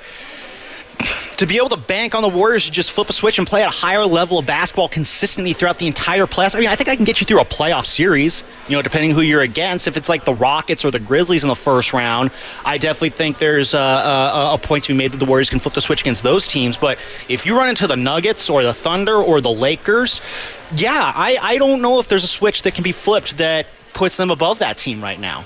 Definitely not, in my opinion, unless you just have Moses Moody and Pajemski and Quentin Post catch fire. And it's similar to what we talked about. Defense travels in the playoffs. Generally speaking, your role players and your shooting in general, but specifically your role players, those players are going to shoot worse on the road in the playoffs. And it's been true. I mean, it's been true for Pajemski and for Moody in the regular season. It's going to be, I would imagine, even worse in the playoffs. And the other thing about, can they flip a switch? They like to think they can. But they should have been flipping a switch in Atlanta. Like last night would have been a good night to flip a switch. And in New Orleans. And they might argue, well, they did. They got down 14-2, and then the rest of the way they outscored New Orleans 109-81. Okay, so they won by 28 points after a really poor start. Okay, whatever. I guess I could hear you there. But in general, I don't think I have seen this Warriors team be able to do that the last handful of basketball games. We could go back to the Denver game at home. It seems kind of like flip the switch off. Flip the switch off. Maybe that's the way they could flip a switch. It's not on, but off. I think we've been at a point in these last handful of games where it's been time to flip the switch. Like, I get one rough outing, and okay, Atlanta happens. You're without Steph. I get it. And maybe you still lose against Miami, but the effort and the energy is just absolutely inexcusable. And if this team wants to pretend that they're capable of flipping that switch, I think we should have seen it in the last couple of games, and frankly, I don't think I really have. Yesterday doesn't qualify as flipping a switch for me, because that's a team that's trotting out a bunch of nobodies, and you get Steph back, you have Jimmy Butler, you have Kuminga, you have Draymond, you have Post, you have Moody, you have Podge, you have all these guys. Just simply showing up should have been enough. They really, like, honestly, when we talk about flipping a switch, the guy who I'm looking for, who I look to for that, I mean, you mentioned Moody, you mentioned Pods, you mentioned Post. For me, it's Jimmy Butler. Like that's why you got Jimmy Butler in a sense. It's to inject that energy, but also you want playoff Jimmy. This is a guy who's said over and over again that, hey, when it's my time, I know I'll step up when I need to. You know, I could take over a game when I need to. And, you know, you kind of mentioned, where was that in the Miami game? You mentioned it last segment. Where was that? Like, that would have been a good time to do that. You know, last night would have been a good time to do that when this team's struggling. You know, take off here a little bit early in the game. Take control of that game. Make this a Jimmy Butler game. And I don't know if that's a situation of, you know, Jimmy doesn't want to take over too soon because he doesn't want to maybe interfere with whatever Steph is doing, or if it's just a matter of Jimmy really just wants to wait for these playoff games to start for playoff Jimmy to arrive. But we talk about flipping the switch. The biggest eye I have on anybody in terms of whether or not that's possible or not is going to be Jimmy Butler. Yeah, I mean, Jimmy Butler has to be better, and he had a really, really rough beginning to the game yesterday in New Orleans, and you look at some of his recent performances, it hasn't been quite as good as maybe you would hope, and I know that he's said, you know, he said this after the win over the Knicks, I believe, at home the other week, essentially saying, you know, when it's my time to score, you'll know it, and I will score. But until then, I like to get others involved, and I like all that stuff. And then what followed that game against the Knicks was the Denver loss when Denver was down most of their key players. But then the Milwaukee game happened when the Warriors were without Steph, and Jimmy scored 24 and kind of willed the Warriors to a victory in that game. And you thought, all right, that's Jimmy. You know, that's playoff Jimmy. But since then, it hasn't been the most... I don't know, I guess aggressive is the right word. It hasn't been the most aggressive Jimmy Butler. And I think there's kind of like a difference in how we view playoff Jimmy and how he probably views playoff Jimmy. He just views playoff Jimmy as like this amped up, extra aggressive guy, just like more than he normally is, but still the same player. He's just going to be more willing to have the ball in his hands. Doesn't mean he's going to shoot more and score 30 points a game. It just means he is going to be controlling more of what's happening on the basketball court. It means he's going to be driving more and also dishing more. Because one thing that we know of Jimmy Butler, and this has been true for a long time, it's unfortunate, but it's very similar because the Warriors have a lot of players like this. He's not a great finisher around the rim. So when he drives, he oftentimes looks to pass. And the Warriors' issue, and I've seen this all over the YouTube chat today, and we got great, very knowledgeable listeners, youtube.com/957thegame. Jimmy drives to pass, and so does almost every other Warrior on the team, maybe other than Kuminga, which is why Kuminga is valuable. But when you have a team that's full of drivers that don't look to finish, but instead look to pass, and you pair that with a bunch of players that can't hit threes on a consistent level, you're in a world of hurt because you're wasting the drives because you're not finishing. And even if you are trying to finish, you're not finishing at a high clip. And until Jimmy Butler came around, you also couldn't make free throws. But then you're driving and passing, and Moody is missing open threes. He's really been struggling of late. His last 6 games, Moses Moody, 6 for 32 from downtown. That's less than 19% from deep. Post, he's still making some at a pretty good clip, but you don't know what you're going to get from a rookie in the postseason, a second-round rookie. Yeah. Podziemski is a different player at home versus on the road shooting the basketball. The Warriors just don't have, and I think a lot of it is because of the player that Jimmy Butler is. If you had Jimmy Butler and you surrounded him with shooters, it's a different conversation. But Jimmy Butler with this team around him, especially when Steph isn't on the floor, they just don't have enough shooting, and they don't have enough finishers. I don't know how this team scores consistently. No, and I wonder if that's maybe why Jimmy's starting to shoot more threes. I mentioned he was 1 of 6 from 3 last night. And this guy who took 36 threes with the Heat this year when he was down in Miami, that's about, again, he limited action because of how in and out of the team he was. But he was taking about, 1.5 threes per game. He's taking about 2.5 threes per game since coming to the Warriors. And, that's just not really a part of his game. And so I don't really know, what is it that they really want Jimmy to do here then? If he can't be that guy around the rim, he's not really a three-point shooter, though they're asking him to shoot threes. He could be a distributor, but they're not, finishing these drives when he's distributing here. And you get to these long threes that then just turn into, long rebounds for the other team. It gets to a situation where it's just like that Jimmy Butler boost that the Warriors got when he got here, it's starting to look like that was just a temporary boost and not a dawn of a new era of Warriors basketball. I think they can still get back to it, but again, it's going to rely on the others shooting the ball better. And 888-957-9570. Are you worried about the Warriors' offense? Because I certainly am. I think this also leads into a different conversation, and it leads into one of Kuminga's value. And we can break down what Kuminga did last night. I think it was a step in the right direction, and we can get to that maybe next segment. But I think what Kuminga brings to this Warrior team, if he's right and if he's playing at his best, he gives the Warriors a new dimension. Because, again, Jimmy Butler is a hell of a basketball player. And I think we'd see his impact a hell of a lot more if you had more shooters around him. If you have a game where Moody goes 3 for 6 from downtown, and Post is 4 for 9, and Podziemski is 3 for 7, right? Like those three dudes, and Buddy Hield makes a couple, right? Those guys hit their shots. Jimmy Butler is the perfect player to have around that kind of team.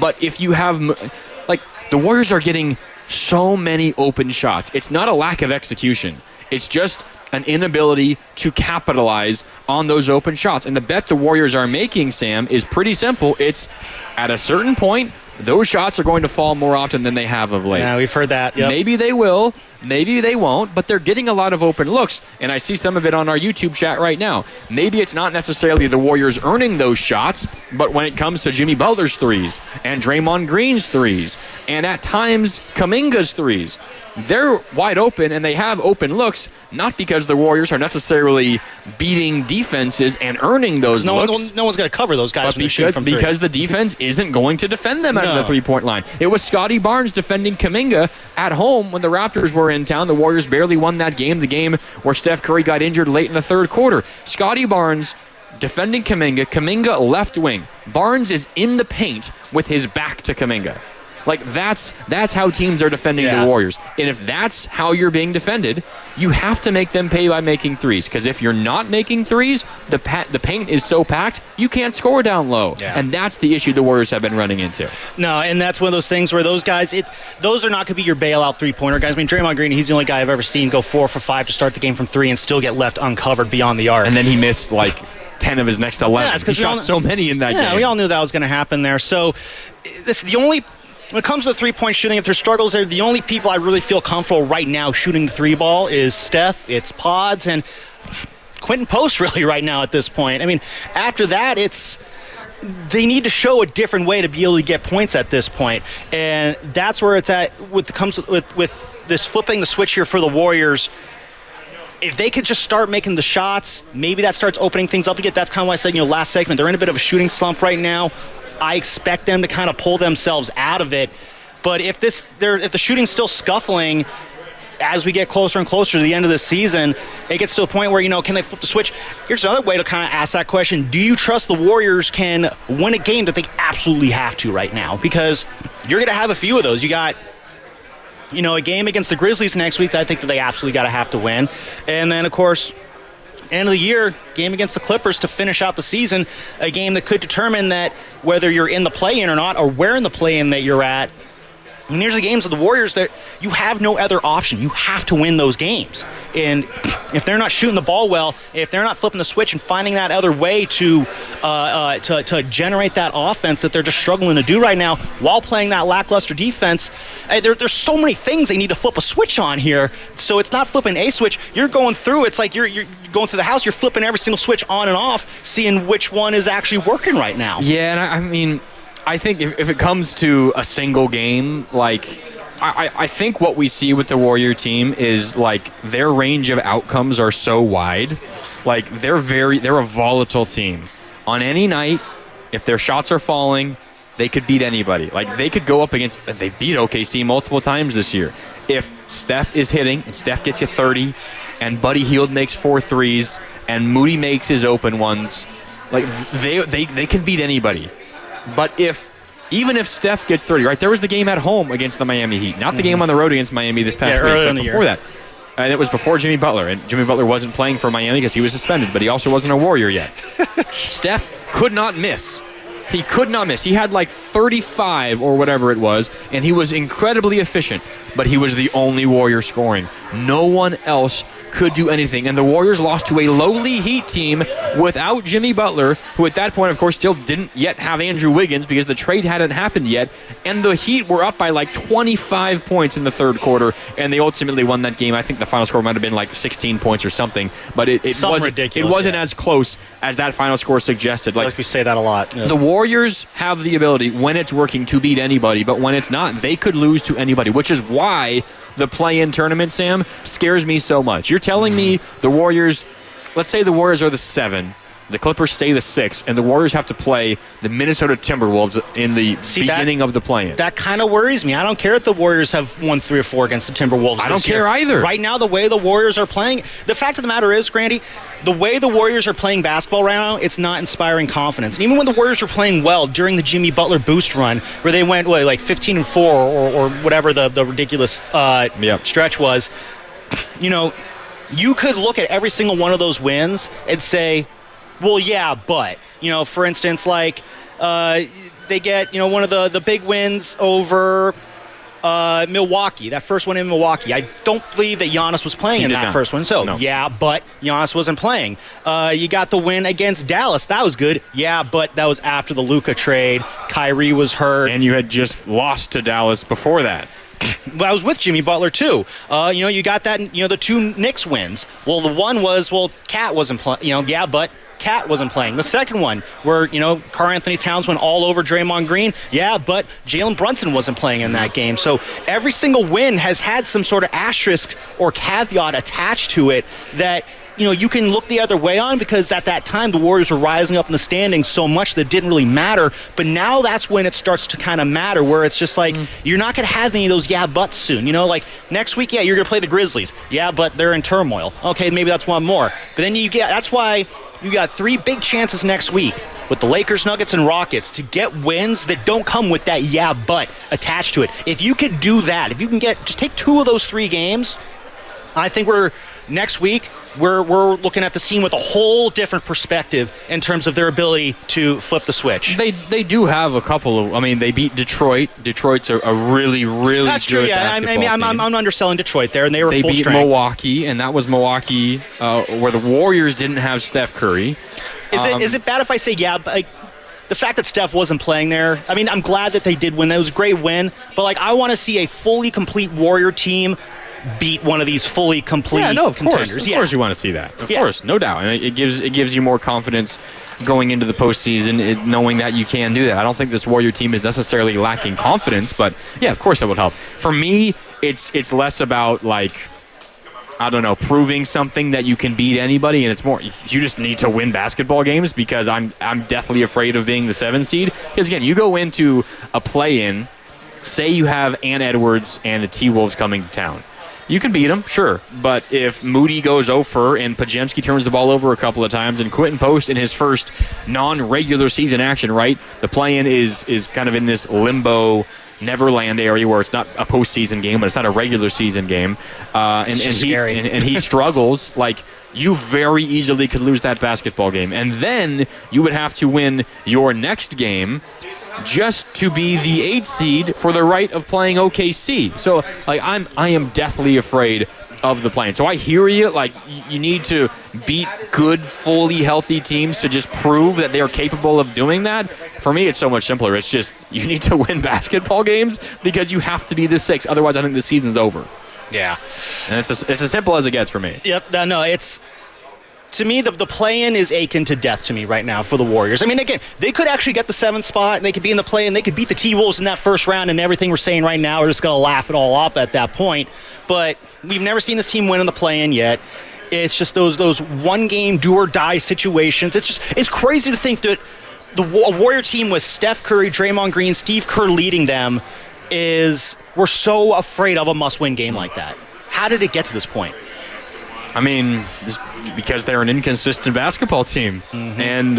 And generally speaking, when an inconsistent basketball team plays one game, there's a very real chance that you might have the worst version of that team and you could lose. The Warriors could lose in one game. We saw it to the Miami Heat, who had lost 10 in a row. They could have lost last night to New Orleans, who doesn't have like their top 6 players. You get the Warriors in a series. And then you're feeling good. They did this even with KD. You could trick off a game or two. You could play terrible for a game or two. It happened against Memphis in 2022. The Warriors lost by like 40 in Memphis in game 2 after they had won game 1. They could play like absolute poop, dog bleep.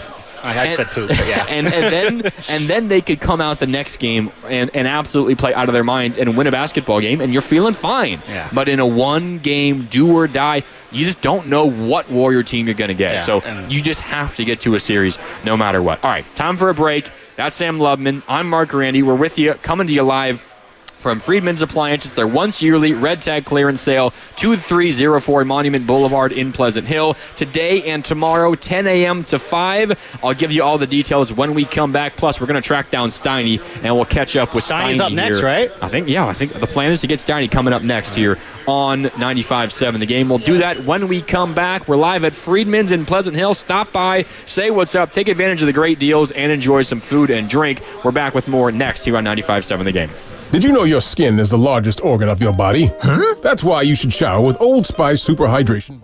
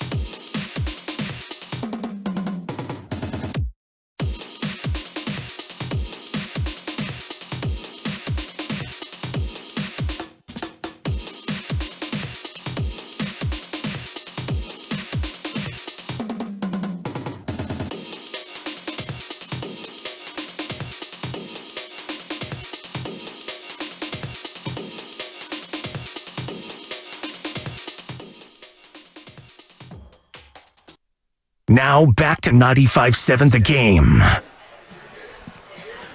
Welcome back. Mark Randy, Sam Lubman with you live from Friedmans Appliance. Once yearly Red Tag clearance sale, 2304 Monument Boulevard in Pleasant Hill. The sale going on today and tomorrow from 10 to 5 o'clock. You can stop by, say hi to us, take advantage of great, one-of-a-kind, factory direct prices, great opportunities, special pricing on floor models, and convenient financing. Save on new appliances from trusted brands like Miele, Bosch, Electrolux, LG, and Maytag. And this is the best time to save on new appliances for your home. We're trying to track down Steiny. He disappeared somewhere into one of the live working vignettes here at Friedmans. That's part of the challenge here at Friedmans. Can you find Matt Steinmetz? We couldn't quite find him. He's probably eating something that's absolutely delicious right now. So he'll walk by again at some point. As he does, he kind of wanders around. When he walks by, we'll scream at him. He'll pop a headset on, and we'll talk a little Warriors with Matt Steinmetz. But one of the most intriguing topics, Sam, about the Warriors team right now, it's Jonathan Kuminga. And we don't need to get a lot of the conversation has turned pretty darn toxic. We don't need to go down that road. Let's just, at least to begin here, let's focus on what he did last night. Because it was an interesting moment. Steve Kerr speaking 2 days ago on Thursday during the practice in New Orleans ahead of the game on Friday, essentially said, with GP2 out, it's now going to be on Jonathan Kuminga to kind of fill that GP2 role. And the GP2 role has been defend the opposing teams. He really can defend like 1 through 3, maybe certain occasions 1 through 4, but essentially defend the opposing team's best perimeter, point of attack, ball handler, wing, driver, scorer. That, and then essentially occupy the dunker spot on offense and hit an open corner 3 if the ball gets to you there. That's what the Warriors are asking Jonathan Kuminga to do. And what he did yesterday, 16 points, 5 of 9 from the field, 0 of 2 from downtown, got to the line 8 times, made 6. He was 6 for 6. He missed 2 right after he bumped knees with Yves Missi, and he was clearly limping around and then immediately subbed out and didn't finish the game down the stretch. So he was 6 for 6 and then took a knock on the knee and missed his next 2. But overall, 6 for 8 from the line, 8 rebounds, which is a big number, 3 assists, a steal, and 1 turnover. So I'm just going to keep it open-ended for you, Sam. And any of you listening can tune in, 888-957-9570. How do you evaluate Jonathan Kuminga and what he did last night in New Orleans? And keep in mind the role the Warriors are now asking him to fill, which is essentially what GP2 does. Honestly, I think last night it's... On the defensive end, I think it's kind of a harder night to evaluate Jonathan Kuminga, just because, again, there really was no point of attack person for him to defend. Looking at the the stat sheet, spent a lot of time on Jeremiah Robinson Earl and Elfrid Payton there, and did help. Solid night on defense. It's just it's a hard one there when you're going against an opponent that bad, but then you factor in the amount of times that you saw just guys blow by him in the lane to go to the hoop there, and that's where it kind of gets a little bit concerning there, because Kuminga, I think he has the tools to be a solid defender, but he's just not putting it together consistently. And then you mix that in with a jumper that's inconsistent at best. You mentioned he missed his threes last night, but can he be a guy who can just go get that corner 3? I'm starting to have my doubts there, and I say as someone who was once a big-time Jonathan Kuminga truther, it's hard for me right now to really get excited about a lot of Jonathan Kuminga right now, just because again, part of it's still the working back from the absence. He was out for almost 2 months with that ankle injury, so there's going to be some rust that you need to shake off there. Overall, I like what the offensive game has looked like for him. He's still their best around the rim finisher. No one can cut to the hoop and dunk it like he can right now. Offensively, I am not that worried about Jonathan Kuminga, because we know what he's good at on offense, and he can be good at that. And we know that what he can struggle with on offense, and we'll work around that. Defensively, though, yeah, I'm gonna be honest. I'm a little.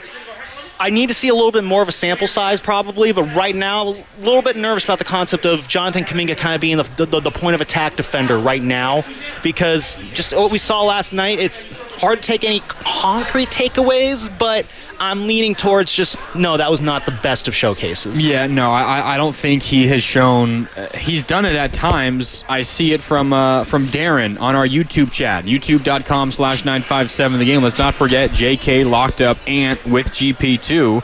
I don't remember exactly which game you're remembering, Darren, but he's had, I think, to take Timberwolves game. Yeah, I don't know which Timberwolves game or if it was even this year or last year. But I think to take your point and zoom out a little bit, like he has shown moments of like defensive, not greatness, but like of capabilities, being a good defender. He has shown those moments. And by the way, Steiny's walking by right now. Steiny, you want to hop on? Yeah, let's hop on. Yeah, I got it. We'll scoot over a little bit here, Sam, so we can sneak Steiny in for our YouTube chat. But we're talking Jonathan Kuminga, and we'll get back to that as we get Steiny's thoughts on all of this here in just a sec. Steiny now coming to us live from Friedmans Appliance in Pleasant here. Their once yearly red tag clearance sale. We'll get your thoughts on the Warriors, Steiny, in just a little bit, but. I mean, there's no better place to be on a beautiful Saturday than right here at Friedman's Appliance. It's another wonderful day at Friedman's. What have you had to eat so far? I had a little filet. I had chicken. I had some pizza. I had just drinking water today. Okay. Still have to work out, so, you know. But I met the wonderful women from Fisher and Paykel. There we go. They're cooking up a storm here with their quesadilla is very good. With their brand from Australia, New Zealand, okay. but they also are sold in Australia. Okay. See? All right, I'll have to go check that out at this next break. Yes, and I just got, and get this, you know what they have here? What? A walk-in refrigerator. Oh, wow! It's really? a walk-in refrigerator. Where's this at? Miele. Okay. It's a German company. Okay, it's in the Miele section, right? Started in 1910. You know this whole history. Yeah, I Did you look this up or just get the whole history in the refrigerator? You'd be surprised what you can learn when you listen. There we go. What's going on, gents? Oh, you're doing great. This is an awesome spot to be. It's a great time of the year with all the sports action going on, but it's great to be here at Friedman's for their once yearly red tag clearance sale today. Warriors got off on a bad start yesterday, but they got the win over New Orleans. Does that ease any of your concerns about what the Warriors have shown the last couple of games?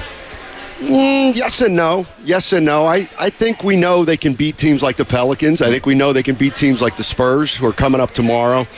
But it's the games after that when they play the Lakers and Denver. Those are going to be the measuring stick games for this team. And I don't have the schedule in front of me, but I think they got about 5 tricky games, let's just call them, and 5, we'll call them winnable games. And the real test is going to be how they do against the good teams that they finish up with. Memphis, if that Clippers game means something, I think that's the season finale. Yeah. The Lakers and Houston. So and you could throw Phoenix in there maybe. They're playing better of late. Yeah, they are. They are. So that won't be a gimme. But that's really the next step for this team to start beating the teams that you may end up playing in the postseason. Yeah, like so you got 9 games left. I got 5 quote-unquote tricky games. I call them maybes because they maybe win that one. They maybe lose it. You got the Grizzlies next week, which I don't know, that changes a little bit with what's going on there. Then you got the Lakers and the Nuggets that Thursday, Friday back-to-back. Then you got the Rockets on that Sunday. And then, of course, the end of the year against the Clippers. Then I got 4 games that I think, like, you just – I don't care. You got to win. Right. That's the Spurs tomorrow, the Suns next week, the Spurs on a back-to-back the next night at home, and then you got to go to Portland to face the Portland Trail Blazers, who, you know, their season's out of it, but you don't know what they're going to be playing hard for. I mean, we laughed at this. You know, we had a joke on the Morning Roast last year. You know, win one for Chauncey because we're talking about the Blazers at the end of the year. That should be an easy game. And Bonte throws out a throwaway line. Oh, they could be playing hard for Chauncey Billups that night. And what do you know? The Warriors go to Portland that night. Blazers played them pretty tough. The Warriors got the win, but it made me realize if I see the Blazers at the end of the schedule and Chauncey Billups still their head coach, that's a tricky game right there. They're playing better of late. They're playing hard for Chauncey. They play hard. I mean, they play hard. They're young. I call them kind of I was watching Portland a year or two ago, and I didn't know what they were. I didn't know what they had. Yeah. And now I feel like I know a little bit more. It feels like they're a little bit of a poor man's Houston.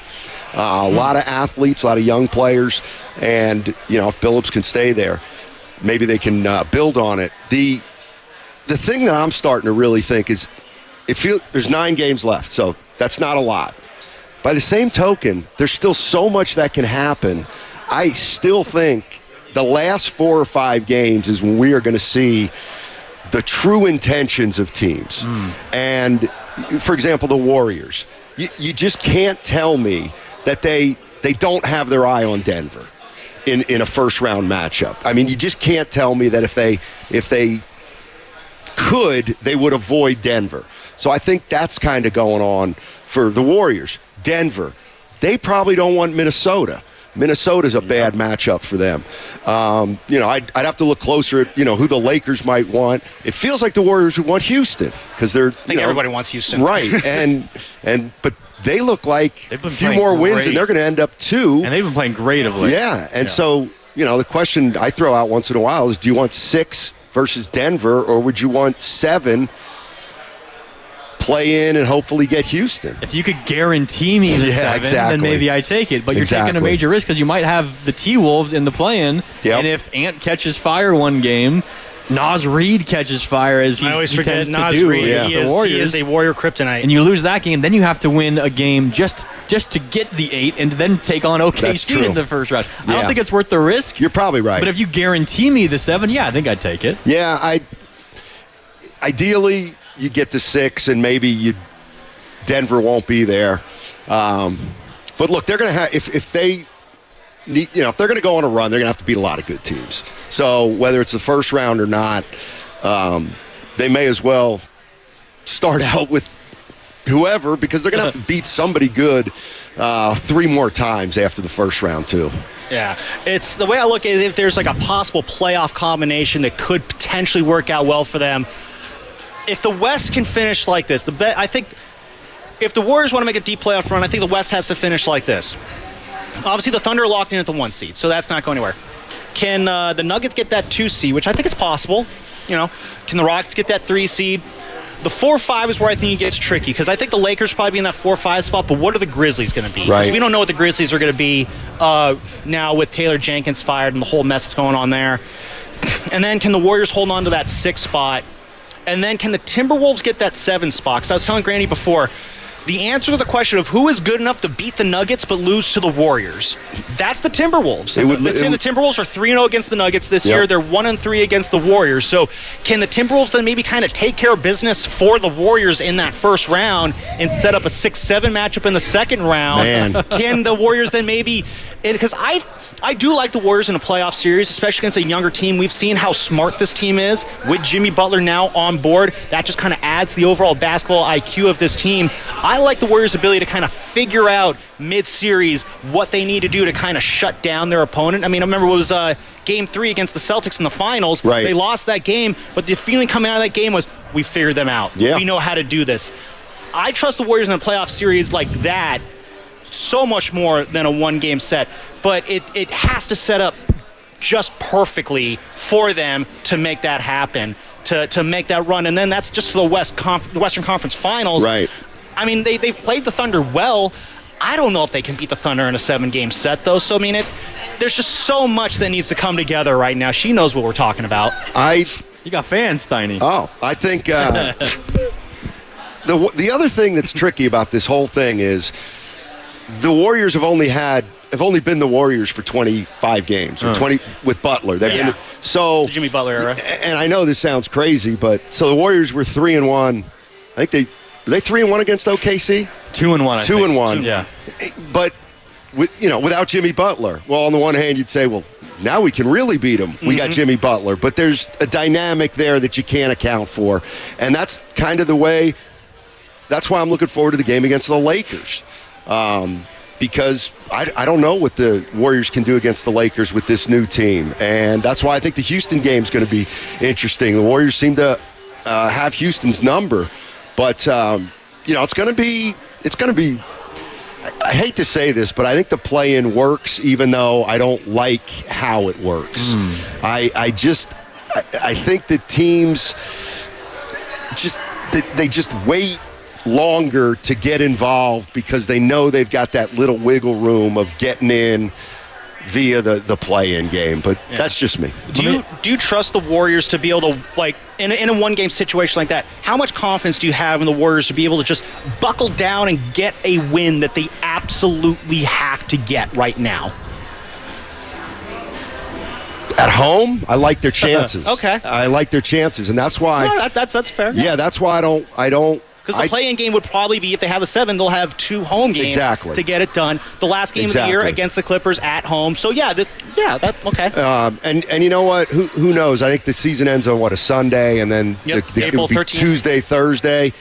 I don't know, maybe you get a play-in game Tuesday, you win it, and you still got 4 days off, so you're not super rusty. And maybe you go steal the first game in the post, in the playoff series. But it's going to be it's a lot of fun to watch how things are going to trickle out. And the other thing is, does Denver want the Warriors because they think they have their number? 9 straight wins. Or do you just think that, teams are going to try to win all the games they can and the cards will fall where they may? I just know that, like I always think about Draymond Green and LeBron James and Jokic, and those guys, they'll never say it, but they have preferences. Oh, no doubt. Because they know. Mm-hmm. Yeah. And so we'll see how that all plays out. It's always funny playing the schedule game. We've said it for like a month now. Timberwolves and Warriors have an easy schedule. Yep. Clippers have a really challenging schedule. But you never know, as you said, the motivation of teams at this point in the season. Yeah. Like the Clippers have games against Houston and against whoever coming up. By the time the Clippers play Houston, the Warriors also have Houston coming up. Houston might be locked into the 2. Right. So what do they have to play? So it's always difficult to play that schedule. And who knows what the Clippers are going to be?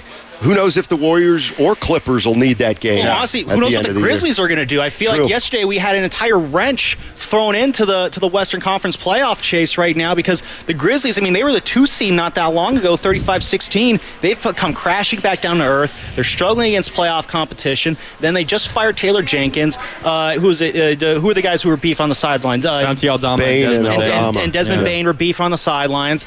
Ja Morant was having some issues with the offense, so Taylor Jenkins was trying to reintegrate some of those, pick and roll sets that he liked. But it wasn't enough, and they fired Jenkins and a couple of assistant head coaches. With that happening, Steiny, all that kind of broke right before you and Goose show yesterday. How much of an extra kind of just plot twist? How big of a plot twist is that right now in this late season playoff chase? Well, I'll tell you what I think of it, and then you guys can tell me what you think of it. So there's 10 games to go, and they fired Taylor Jenkins, who's the winningest coach in their franchise history, believe it or not. Only 4 years old. And he's gone, he's gone to the postseason, I think 3 out of his 6 years. For him to get fired, you can't tell me that something wasn't wrong. And he had to be a part of it. He may have lost the team, but there's no way a team that it's not just on court stuff. Respects a coach. Stuff behind the scenes. Yeah, the way I look at it is they were 8-12 in their last 20. They got to get better. They have to be better than they were over the last 20 games. Otherwise, why would you fire him? They clearly think that something was going on, that he was holding them back, or that the team had lost confidence in him, or not enough guys were playing hard for him. So I still think of the Grizzlies as kind of the same. Like, they're going to be a tough team to beat. Yeah. And if they play the Warriors, the series is going to get chippy like it always does. And the one thing about the playoffs, if the Warriors make it in, is no matter who they play, it's going to be fascinating. Whether it's Houston, because everybody would just assume the Warriors can beat Houston because Houston's too inexperienced. Could be Memphis. I think Memphis would be the dirtiest series. I think it would be I think it'd be the most fun too. Yeah, I do too. Lakers. I get the sense you'd rather push the Lakers off a round or 2. But we haven't seen the Warriors play the Lakers with Jimmy Butler. Yeah. So, and then who am I forgetting? Denver, of course. If you get Denver, everybody's going to think you're in trouble. Yeah. So there's a lot of people out there who also think if they play OKC, they might have a shot. I'm not one of those. I think that's a lot to ask. I think a lot of people are going out of their way to sleep on Oklahoma City. The Oklahoma City Thunder, the season they're having now, I'm not saying that these two teams are the same, but the season that the Thunder are having right now, where it's just everything is clicking for them, everything seems easy for them, reminds me a lot of that 14-15 Warrior team that won their first title. That was a team that had not done it before. Right. They'd only made it to the second round. They'd been eliminated in the first round the year before. By the Clippers, yeah. So and that was the year everything was clicking for them. And I don't remember all the conversation at the time, but I'm sure there were people who doubted that Warrior team too. I mean, Charles Barkley probably the loudest amongst them, but there were doubts on that team, and of course they showed everyone you shouldn't have doubted us. Right. That Thunder team this year, it just gives me that same vibe of just everything is working for them so well right now. To sleep on them just seems like a really foolish proposition. They're deep. They got athletes. They're smart. They got a superstar. They got a great number 2 in Holmgren when he's healthy. And number 3 in Jalen Williams. Yeah, he's an he might all-star. be the number 2. Honestly, he's been great. Yeah, he has. They're coached very well. Yeah. And I was thinking this too, because when people talk about Oklahoma City, the inexperience also comes up. So if you look at the Warriors, they got Pajemski, Post, Moody, Kuminga. Moody and Kuminga have played very little in the postseason. I know it's easy to say, well, but if you really look at their minutes and the games they played, they tended to get 20-plus minutes in either a blowout win or a blowout loss. They've been on the court. They were there, but you know what they're going to be asked to do in this playoff is completely different. And the leash is going to be short, right? So, you got 3 champions in Jimmy Butler. And then you got 4 or 5 guys that have no experience. But Oklahoma City doesn't have a lot of experience, but their whole roster was eliminated last year in the second round. So, Gilgeous-Alexander's been in the postseason more than just the last year. Hartenstein's been to the playoffs multiple times. Caruso has been to the playoffs multiple times. And then they have a bunch of guys who have played into the second round already once in their career. So I don't necessarily pay a lot of attention to that inexperience. Yeah. They're not Houston, I guess is what I'd say. Yeah, I'm with you. Hey, Steiny, great to have you stop by. Wonderful day here at Friedman's. We'll let you pop the headset off and go find some more food to snack on, all right? Yes, sir. All right. Thanks, Appreciate Steiny. you guys. Thank you very much, Steiny. It's the best, the legend with us here, live from Friedman's Appliance in Pleasant Hill. It's their once-yearly red tag clearance sale at Friedman's Appliance, 2304 Monument Boulevard in Pleasant Hill. The sale today and tomorrow from 10 to 5. You can take advantage of factory direct prices, one-of-a-kind opportunities, special pricing on floor models, and convenient financing. You can save on new appliances from trusted brands like Miele, Bosch, Electrolux, LG, and Maytag. It's the best time to save on new appliances for your home. All right, we're halfway home here on this Saturday. Sam Lubman and I, Mark Randy, with you until 3. We got plenty more to get to. We'll dive back into a conversation about Jonathan Kuminga and plenty more time for your calls and your texts at 888-957-9570. Back with more live from Friedman's in Pleasant Hill next on 95.7 The Game. Did you know that most people wait 6 or 7 years before they buy a new TV? That's a lot of time in front of one TV. So why not get one of the best sets for the next 7 years, like one of the top-rated Samsung, LG, or Sony models? Too expensive? What if you could get up to $1,000 trade-in for your old set? Who would do a stupid deal like this? Right now, at Video Only, you can get big bucks for your old set as a trade-in and a hot price on the new models. Don't be sorry. Check out Video Only. Meanwhile, at Xfinity. So, influencer life going well? Oh, yeah. I'm up to 32 followers. Oh, that's something.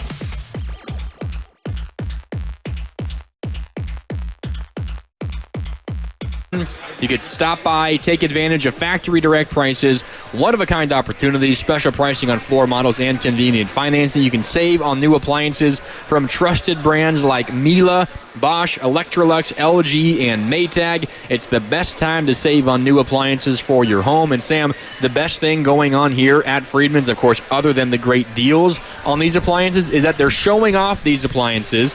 And if you just walk around, you will see a lot of great eats and treats, and the best thing is the service too. We just had a gentleman from the Jen Air Kitchen stop by and drop us off some lumpia. Ooh, love some good lumpia. We got some lumpia from the Jen Air. Bad etiquette to eat it on air?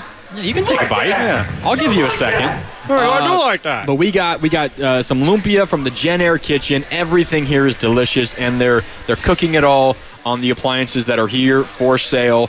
Live at Friedman's Appliance. So stop by. The sale again is today from 10 a.m. or today and tomorrow, 10 a.m. to 5 p.m. And if you're here in the next hour plus, Sam and I are live on the air until 3. Come say hey. You can stop by and say what's up. We got plenty to get to over the next hour and a half as well. Sam and Steiny was great as always. I want to focus though specifically on Jonathan Kuminga for a second because we had just begun a conversation about him. I think I'm with you in terms of his defense. You've seen it in moments. I haven't seen it anywhere near consistent enough to feel confident that he can fill the GP2 role. And I think it's interesting the Warriors are asking him to fill that role. And yesterday, I don't think he filled the GP2 role. Now, maybe there's something to your point about how there wasn't really a top dog on the opposing side. So we'll see maybe when the Warriors take on the Spurs, and maybe they put Kuminga on Stephon Castle, who with no De'Aaron Fox and no Wemby, he's essentially their top guy at this point. Or maybe it's Devin Vassell. Who knows? We will find out when that time comes, and there will be other opportunities once the Warriors play better teams. Like when the Warriors take on Houston, Jalen Green. Maybe that's the situation, the player that Jonathan Kuminga draws. Well, I think the first test could be.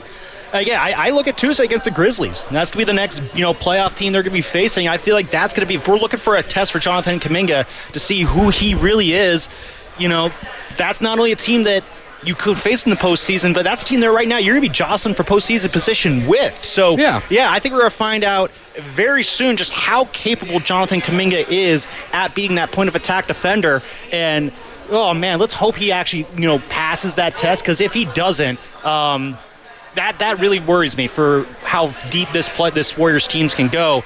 Granny, just right now, we got a heads up. Philmo Mike's about to walk in to Friedman's Appliance. So Philmo's about to stop by. So Philmo's Mike is stopping by. He's come all the way out from San Francisco to say what's up to us. I'm kind of curious to all the people here in the East Bay who listen to 95.7, what their excuses. Both of my parents have come down. Mark, you had a chance to meet them. So if you're out and about, if you're in the Pleasant Hill area, stop by Friedman's Appliance. Come in, say hi, have something to eat, get a picture with us. We want to see all you guys. We got so many people coming in. We got a guy walking in with his 2012 Giants World Series champion shirt. There we go. Giants, they're playing today, but right now we are here at Friedman's. We are talking about Jonathan Kuminga. I just had to shout out all the people who we have walking around right now, Grandy, because there's just so many people here, and that's just what makes this thing so much fun. You can hear them in the background, but I just want to give a shout out to everyone who has come down here today so far. Yeah, and apologies if you hear me chewing during the show. It's at the point where I think it's okay, we can eat. There's so much delicious food that is literally she knows what's up. That is literally being handed to us right now. So apologies in advance if that happens. Let's go out to the phone lines.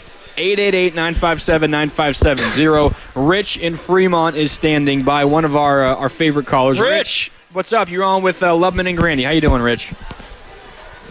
What's up, man? Shout out Sam Lubman, man. They're finally getting you on more. That's good. I appreciate that, Rich. They throw me a bone now and then. Yep. So, yeah. So my whole take on it is this, man. You want a better play from the Golden State Warriors? The answer is their defense. Okay? They got to play better defense. You look at this last game, they got down, 14-2 at one point. It's like, how does that happen? Well, it happens because there's no defense. You look at everything that defense causes in other teams. It's like they wouldn't have got those 14 points. What? If the guys was down there confronting them on defense. The reason why they scored all those points is there was nobody there to defend them. So my whole take is, even if you get into the postseason, if you don't play no defense, you're gonna slap right out, man. That's just what's going to happen. You got to play defense. You play defense, you stop other teams from scoring. That's how you win games. Yeah. That's Hey, right. Rich, we were kind of talking about earlier, do you think this team can just kind of flip a switch when the moment's right? Do you have any sort of faith that the Warriors can do that? I think it's something they got to start now. They got to start now. They can't just flip a switch. Understand, this is the NBA, and this is the most crucial part of the season, the postseason. Teams are going to be geared up. They're going to be ready, and they're coming to get you. And they're coming to get the Warriors because they're the Warriors. And so, no, I don't believe that. I think you better start now. Otherwise, you're not going to be able to. Thanks Rich, again, guys. No, I got one more question for you really quick, Rich. I hear you're concerned about the defense, and of late you've had a lot of big athletic dudes that have really given the Warriors trouble, but you're telling me you're more concerned about the defense than the offense? They have as many scorers as possible. I mean, think about it. Buddy Hield out there is just another scorer. They got guys that can score. That's not the issue. The issue is they can't stop the other team from scoring. That's the problem. And as far as I'm concerned, hey, the games that they lost, why did they lose them? Because they couldn't stop the other team from scoring. They scored points. They just couldn't stop the other team from scoring. That is, to me, the recipe for success right now, and they're not doing it. And that's the reason why, no, I don't have faith in them in the post right now. They got to do something about their defense. I hear you, Rich, and appreciate the call. A lot of facts there in that call. I just happen to disagree completely. I'm not saying Really? that the Okay. Warriors are the best defense in the NBA. I have so much more faith in their defense than I do their offense, even with Steph. I mean, they only allowed 95 points last night. When they got blown out by Miami, they allowed 112. That's not a crazy high amount in today's NBA. They only scored 86. Like, this is a team that has to grind out basketball games. They do that with their defense, and the only way they're scoring triple digits, even with Steph, is if Moody's hitting shots, if Pods is hitting shots, if Post makes 3 or 4 threes.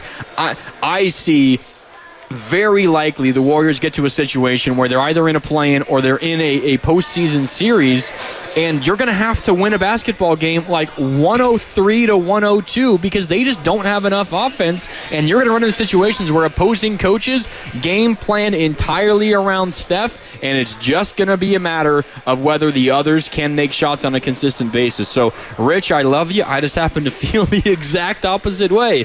The Warriors have been like a top 3 defense since Jimmy Butler debuted. Their offense has been pretty good, but I think it's been inflated by shooting performances from some of the others that aren't going to keep up. I don't know how you feel, Sam, but I am so much more worried about the offense than the defense. I just feel when you got Steph Curry as a part of this offense, and again, he had his first game back yesterday after a brief absence. When the chef is cooking, the offense is at a different level. It just opens things up for everybody. That's what opened things up for Jimmy Butler as well. Doesn't matter if the others can't make shots. You see the thing? I have faith that, I have faith obviously in Steph. And, I have that faith in Brandon Podziemski too, which, he's not in the same way as Steph Curry, but, Podziemski, he's shown that he is a very capable three-point scorer. He's a scorer that you could depend upon. If he's hitting shots, if Steph's hitting shots, that's going to open things up for Jimmy as well. Throw Quentin Post in there with just having a big guy like that who can also, set those picks at the top, also hit those threes. The tools are there for the Warriors to burst out of their offensive funk, and that's before you get to whatever Buddy Hield's going to do, which my Buddy Hield expectations I always just set at 0, so that way I could be pleasantly surprised by anything he does and still routinely disappointed. But the point is, they have the tools on this team to where, yes, the shots are not falling right now. I don't think that will be continuing. That's not who they're going to be for the rest of this NBA season. This is a team that can shoot. They're in a slump right now. I do trust that they can break out of whatever shooting slump they're in right now in time for the playoffs here. And then that's what kind of leads into the defense, where it's just I'll be honest, I love the confidence in the defense. The last few games, though, it's just shaking it for me. That's why I feel more confident in the offense than the defense right now. Hit us up, 888-957-9570 for this Warrior team to accomplish what they hope to do, which is at very least win a postseason series and try their best to win a championship. What is holding them back more? What are you more worried about? Is it their offense or is it their defense? Let me just read you a couple of numbers, and this is specific players. And we talk about role players for the Warriors right now. They happen to be starters. in Brandon Pajemski and Moses Moody. And this oftentimes is true regular season and postseason as well. But home and road splits for this Warrior team. All right. This is Moses Moody at home on the season. Shoots 43% from deep. That is an elite number. Moses Moody is an elite three-point shooter at home. For whatever reason, he's elite at home. All right. On the road, 30% from deep. Oh, a difference of 13%. 30% from deep, that's very bad to the point where you should stop shooting threes. 43% at home, 30% on the road. Brandon Pajemski, home and road splits. At home from deep, 42%. Again, that is elite. On the road, Pajemski 27% from deep on the road. Maybe this is more so worried about offense on the road as opposed to anything else, because at home they get on those modes. It's the same thing for Buddy Hield. He often catches fire, and when he does, the place goes crazy and the Warriors are rolling. I just don't think the Warriors get in a situation where they're going to be a lower seed if they make the playoffs and they have to win a road game in a series. I don't have enough confidence in the offense being able to do enough on a consistent basis that they're going to win those games away from Chase. I just don't see it. You're going to have Steph score 40. You're going to need 25 from Jimmy Butler, and maybe you get that. But even then, it might not be enough. I don't know. I am so concerned about the offense, which is why I think the Kuminga conundrum, and it's not even a conundrum, why Kuminga is so important. There's no doubt his importance. Now, he's not going to open up the floor, and he's not going to make threes at an incredibly high clip. He can make an open corner three, no doubt. He's shown when he gets into a rhythm, he's an okay three-point shooter. But just getting easy buckets at the rim is what this team is so desperate for, because especially on the road, they just have no way of getting easy buckets, especially of late when Jimmy Butler's being defended by bigs that aren't allowing him to get to the free throw line. The Warriors don't have any avenue to easy buckets because their open threes are missing on the road, and Kuminga hasn't quite gotten that rhythm yet at going to the rim. Well, so is the issue more just is the offense or the defense having issues, or is it just that the Warriors are just a not as great team on the road then? Because they're just not a great, if they come home and the offense and defense is clicking on both sides, but then they go back on the road, they're still struggling, it makes me think that's just it almost becomes more of a location issue at that point, and that's a lot of NBA teams struggle on the road, and that does very much worry me once playoff time comes around, because again, in the 6th spot, you're going to have 4 road games per playoff series versus 3 home games. So can they just take one of those road games, take care of business at home?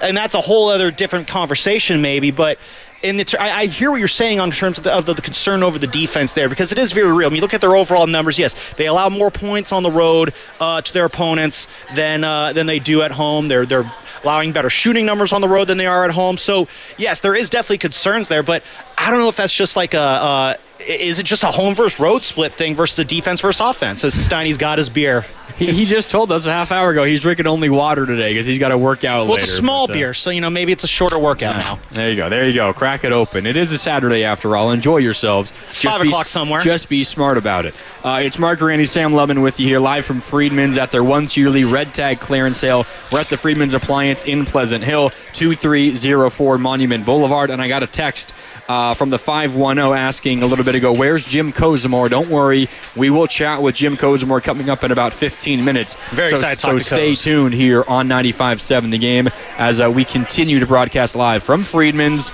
Again, their once yearly red tag clearance sale, 2304 Monument Boulevard in Pleasant Hill. The sale is today and tomorrow from 10 o'clock in the morning until 5 p.m. Stop by for great deals, factory direct pricing, special one-of-a-kind opportunities, and a whole lot more. We'll talk about it with Jim Kozimor coming up in 15 minutes. I hear it's home and road, and it's very rare you find a team that's better on the road than they are at home. But I know that the numbers also suggest that they are a worse defensive team on the road, which is normal as well. But if I am trying to plot out a way in which the Warriors win a road postseason game, I find it more likely to be a defense led by Draymond Green and Jimmy Butler holds a really good offense down and keeps a subpar Warriors offense led by Steph, maybe getting you 35, and that's maybe you win 107 to 105. I find that route way more likely than The defense absolutely playing terrible, and you having to score 125 to win a game on the road. I find that so much less likely. I think that's just not how you win playoff games. Yeah, no, I agree with you. Generally not. I think the route has to be an elite defense, and you just get enough offense. I think that has to be the route for the Warriors. A part of me thinks the route for the Warriors is just you need to get competent defense. Well, first, can we get a good start on defense for once? Like, good Lord, like I'm sick and tired of watching this team play catch-up for the entire first half on the road. You know, they're down 14-2 before you can even blink yesterday, and it's at a point where I think Steve Curtis Curtis into the game was that when they were down 14-2? I believe they called that first time out at... It was 14-2, 7:50 in, or 7:50 to go. So, yeah. Yeah, so the 7:50 part, that's when Kerr calls his first time out. They're down 14-2. He doesn't make any lineup adjustments there. Just says, hey guys, maybe we could play better basketball. I'm sure that's not what he said. I'm paraphrasing here. I don't know. That's so you're what? 4 minutes and 11 seconds in. You've scored 2 points. That doesn't scream to me as a defense issue. The defense wasn't great, but that screams to me as an offense issue. You have 4+ minutes of Steph Curry basketball on the floor, and you can only score 2 points. But we saw how those points, they were getting whatever they wanted in the paint.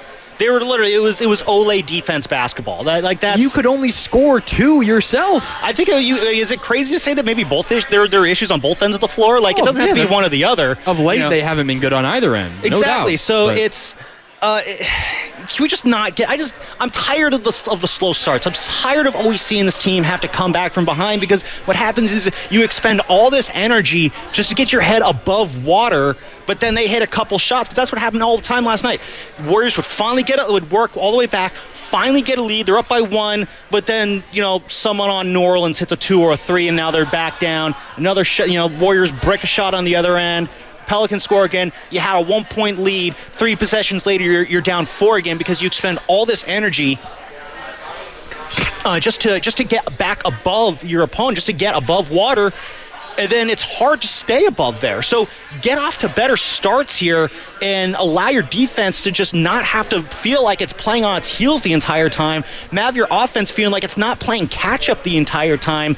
Just play a game like the Warriors are used to playing, where establishing themselves early, establish themselves on both ends of the floor early, getting a lead. I mean, I know this isn't like rocket science here, what I'm saying here, but it's just... The issues I'm having with this team is like 5 minutes into the game, I'm like, what are we doing here? I want to throw something. Yeah. No, I mean, it's fair, and they've made a habit of that. Last 8 road games in first halves, you've been outscored by 62 points. It's not a recipe for success. Absolutely not. We had a question come in on our YouTube chat, youtube.com/957thegame, and I'm well aware that we're probably getting very ahead of ourselves, considering that the Warriors aren't even in the playoffs yet, and they might not make the playoffs. It is not far-fetched to say the Warriors will not make a postseason series. Yeah. But we got a question from Ken on YouTube. The Warriors have won a road game in how many consecutive playoff series? Actually, that number is 0. Because the last playoff series they played in, the Lakers, in the Western semifinals in 2023, the Warriors went 0-3 in LA. That was the first playoff series in the Steve Kerr era, and in the Steph Curry, Draymond Green era, that the Warriors have not won a road game in any playoff series they've played in. So that streak is gone. Now they still have a very good track record of winning road. It was a very impressive streak games. Beforehand. Very impressive streak. Every series they played in, which at that point, I mean, you got 4 series, 5 straight years, 20 plus a couple of others, 21, 20, like something like 25, 26 straight series. They had won a road game. Some hostile road venues too. So. Very hostile road venues. An impressive streak, but they did not do it in their last one. And you look at some of the point totals, and this is obviously going way back. The Lakers score 122 points. The Lakers score 127 points. The defense hasn't been great, but the Warriors' offense not scoring well either. But that was a couple of years ago, so that has no bearing on what this team is right now. Yeah, and of course you're going to be worse on the road than you are at home. But I think all of this conversation that we're having, Sam, it can go back to what every Warriors conversation has been the last handful of weeks, and it's been, okay, how does Jonathan Kuminga make it better? Because of all, and I get everyone screaming about Jimmy Butler of late, and I get it. Jimmy Butler needs to be better and needs to be more involved, and he's got to take a little bit more of the responsibility. And I'm sure that he knows that. But Jonathan Kuminga is the wild card. He's the X factor. He's the guy who hasn't quite found his home just yet. But if he's able to find his home, and if suddenly he gets into a rhythm and he's scoring 15 points per game and getting to the rim and getting to the free throw line and running in transition and is at the very least a positive defender on the other end, this Warrior team can take a leap. Absolutely. But you know what you're going to get from Steph. I think you know what you're going to get from Jimmy Butler. I don't know how much you can rely upon the shooting of some of those others in those big moments, as I have said over and over and over again. But getting to the free throw line and scoring at the rim, that is something that travels. That is something that could happen at any venue. So I think so much of what this Warrior team is able to accomplish the rest of the regular season and then specifically in the postseason, it's going to be decided by just how well Jonathan Kuminga finds his role with this team. And that just feels like so much to put on him, because I know where this is going to go. And I'm not saying that you're doing this, but like, I know where this path is going to travel to, and that is when the Warriors don't win the finals this year. The one thing I don't want to see is, well, it's all because of Jonathan Kuminga. Like, and I see, like, I agree with you. I do think he is that X factor. He is that kind of like swingman who could either swing the Warriors deep into the playoffs. We're not asking him to score 25 a game. No. But I swear, like, I think there's a difference between, yes, he is the X factor, but I don't know if he's going to be the make or break reason why the Warriors are playing deep into the playoffs and making it all the way into June, if that makes sense. Like, he's going to be a big part of it. I don't think he is going to be, there's Filmo, Mike. I don't think he's going to be he should not be a big enough part that people feel the need to then scapegoat him for when this team falls short. And that's where I feel like this is all getting set up for, is that everyone's going to have all these expectations for what they expect this team to be like, how they expect him to play, and whether or not if they fall short, regardless of what Steph, Draymond, Jimmy, Kerr, all those guys do, I just don't want to see a situation where it's like, well, Kuminga was supposed to be the X factor. If the Warriors didn't win, it's because Kuminga didn't do whatever it is that he was expected to do. That's just why I don't want to see this conversation go to. And again, I'm not saying that's what you're saying. I just don't want the conversation to travel down that dark road for this young guy. I get you. It's not fair to him. Frankly, I don't really care what the conversation is. JK, do your best to help this team win basketball games. Fair or not, it's what you sign up for. You're a professional basketball player. You're on a team that's trying to make the postseason. Do your role. And I think he did a good job of it last night. I honestly was very encouraged. Now, again, we could talk about the defensive end, and that's a concern that I have. I thought what he did on offense was really good. I mean, he was running the floor. He had 9 shots in the game. 7 of them were in the paint. The only 2 he took were left wing threes. I would like those to be corner threes if I had my druthers, and especially open in rhythm corner threes. Take those, JK. Everything else, drive if you have an opening, or pass and keep searching for a better look. But of his 9 shots, 7 of them were inside the paint, the vast majority right around the restricted area, and he was in the paint 5 for 7. That's where I love him at. That is what he has to do. That's my JK right there. And he also got to the line 8 times and made 6 of them.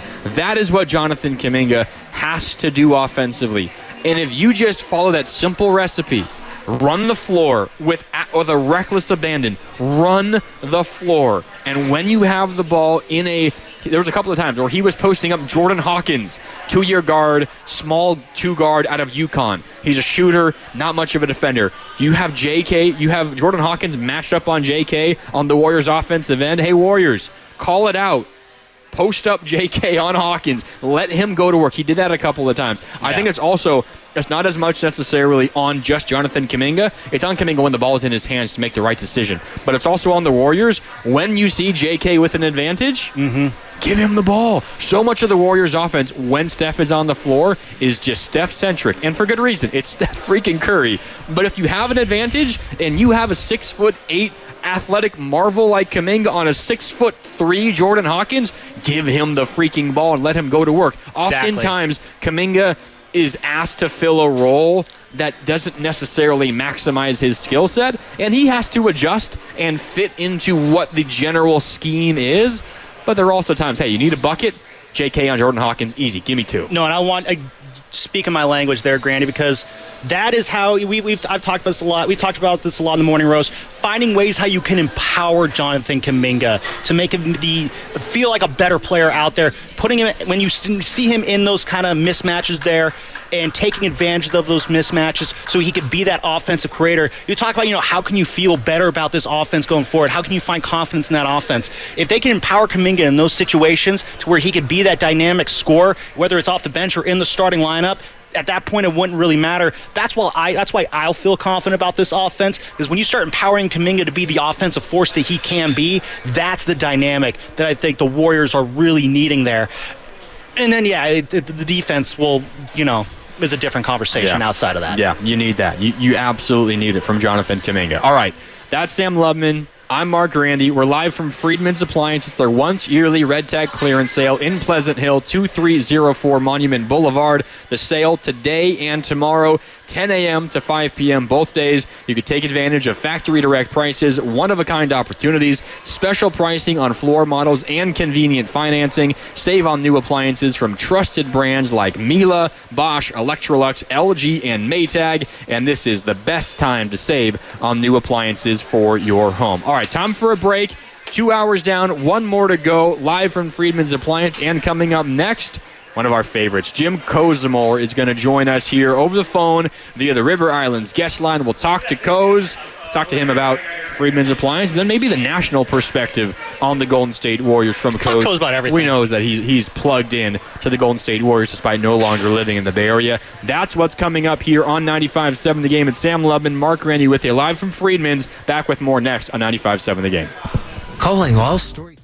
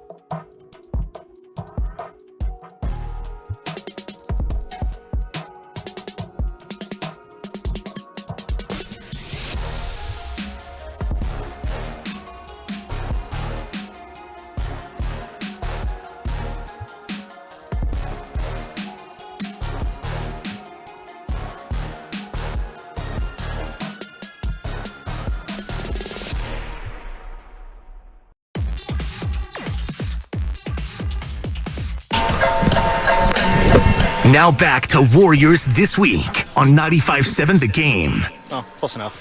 Welcome back. Not Warriors this week, but close enough. We're Now talking back nothing to 95.7 The Game. There we go. There we go. Welcome back. It's Mark Grandy, Sam Lubman with you. We're having some fun at Friedmans Appliance. It's their once yearly red tag clearance sale, 2304 Monument Boulevard in Pleasant Hill. The sale today and tomorrow, 10 a.m. to 5 p.m. Take advantage of factory direct prices, one-of-a-kind opportunities, special pricing on floor models, and convenient financing. You can save on new appliances from trusted brands like Miele, Bosch, Electrolux, LG, and Maytag, and it is the best time to save on new appliances for your home. And the best part about being here in person is getting to see these appliances in action. Just had some lumpia.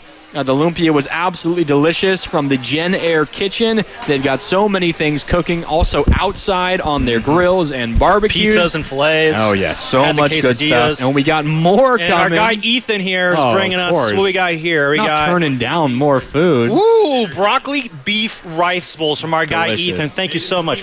You know, I had Oh, some in the of steam Ethan's oven. blueberry muffins earlier. Those things were off the hook. Okay. Thank you, Ethan. We really appreciate it. And one guy who knows plenty about Friedman's Appliance is Jim Kozimor. And Jim Kozimor now joins us live on the River Islands guest line. Koz, we miss you out here in the Bay. I know you miss us, and you also miss Friedman's Appliance. How you doing? Mark and Sam, you hit it out of the park with that. That's a great introduction, and you're absolutely right. I've got friends from when I was living in Danville who every year at this time say, hey, let us know when the Friedman's Red Tag clearance sale is going on because we need something for our kitchen. We need a new washer and dryer. We need something for an outdoor kitchen. And you guys hit it on the head. This is where you go there and you taste things. You see things working together. Oh, I absolutely love this day. So you guys are there at the right time. Oh, Coz, it's so great to hear your voice, and yeah, especially here at this Friedman sale, and it's just the live working vignettes here. When you walk, you know what I'm talking about, walking through all the smells and all the people, all the chefs, they're just so friendly and sharing what they're making. Again, you heard our guy Ethan here bring us the broccoli beef rice bowls here. It's just the sale is great. I think what's even better is that the people who are here who are a part of that sale. You know what? It's a fantastic place to be if you're in the market for something new for a kitchen for your house because of what you said. It's the live working vignettes. And Sam, you know, if I'm about anything, I'm about live working vignettes. And this is a place to go and do that stuff because you can taste the food. You can see the chefs cooking on it. You can see how to use the stuff properly. Well, I remember the first time I was working, the Friedmans, the Red Tag clearance sale in Pleasant Hill.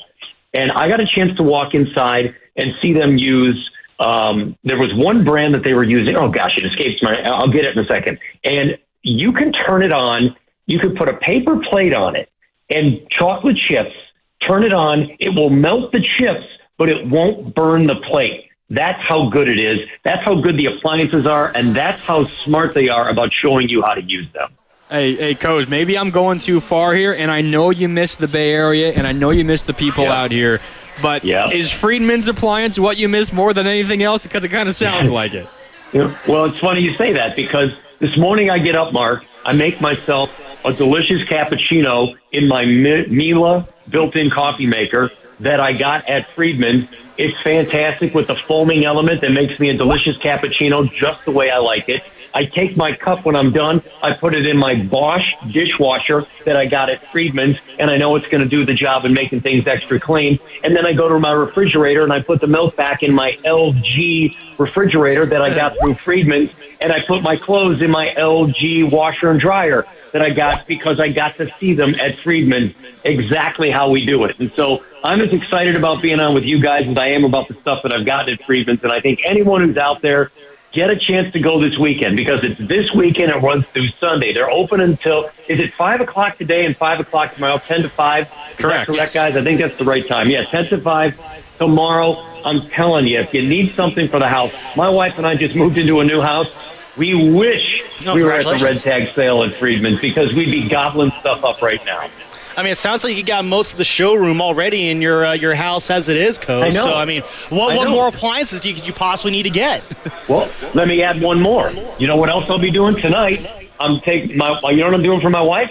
We're making filet mignon tonight on the big green egg that I got at Friedmans Appliance that I love to use as a smoker, that I love to use as a pizza oven, that I love to use to make. I'm making fillets at 650 degrees on the big green egg that I got through Friedmans. They've got everything that you need for your house, inside and out. I can't say enough good things about it. And by the way, that brand I was talking about before, Thermador brand kitchen, a stove that I got there, that's the one that you can put the paper plate on it with the chips, turn it on the low, it'll melt the chips, and it won't burn the paper plate. But you've got great things from Miele, Bosch, Electrolux, LG, and Maytag. Go there, see the live working vignettes, say hi to Sam and Mark, talk a little bit. Are we doing a regular Sunday? Are we doing a Scrub Sunday? Are we doing a Warriors Weekly? What are we doing this week? I heard are we on Warriors Weekly right now? No, this is the just a Scrub Saturday.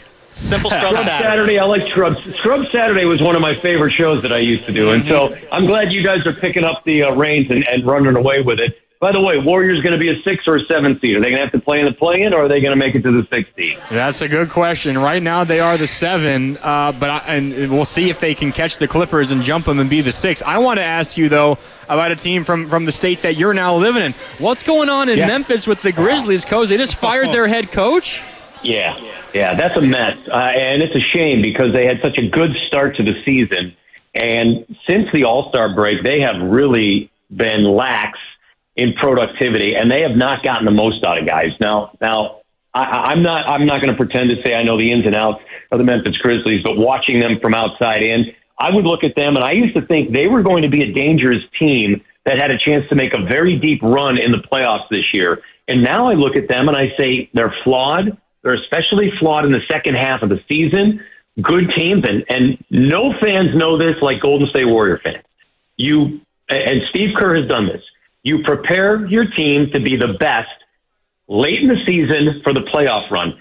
The Grizzlies are using the exact opposite tack in trying to get their season rolling, and I think that's why it was a desperation move in a year in which I think the Grizzlies felt they could make a deep run. But right now, they're going to go limping into the playoffs. And quite frankly, if I'm the Lakers and I'm sitting at 4 and I get the Grizz at 5, I absolutely love that matchup if that's the way it plays out for me. You know, one team that we are hoping is going to make a deep playoff run, though, Coz, is the Golden State Warriors. And again, as Grandy said, they are. Are you wearing your Jimmy Butler right now? Are you wearing your Jimmy Butler right now? Everyone should be wearing their Jimmy Butler. I'm decked out in my usual San Francisco Giants gear, Coz, and I'll throw a Giants question at you at some point. You can't talk to me without getting a Giants question. Do it. But no, let's focus on the Warriors here. And the question Grandy and I were kicking around earlier was, whether the Warriors have a switch that they can flip. You remember, during those KD years where, especially the 18-19 run or the 17-18 run, whenever they had a lackluster game, it was always, well, don't worry. When the playoffs come around, we'll flip a switch, and then we'll see this team, go on a big run here. Here we are now in the year 2025. You got Steph and Draymond, proven playoff performers. You got Jimmy Butler, one of the great all-time playoff performers in the modern NBA today. I'm curious, because when you look at this team, does this look like a team that can just kind of be like, we got a switch that we can flip once the playoffs come around? I think that's a mentality that this organization has, but I think they also know that the switch was not going to get flipped unless they brought in another superstar. And I think Jimmy Butler can be in that category of superstar. He is a team carrier when he is on, when he is not disturbing things, when he is playing his best basketball.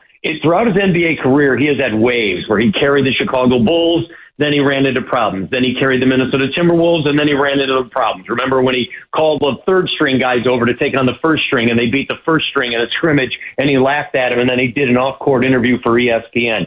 So he goes in waves. But if you're catching him on the wave that's going up, and you've got the greatness of Steph, hopefully he is healthy. You've got the defensive greatness just the overall mentality of the team.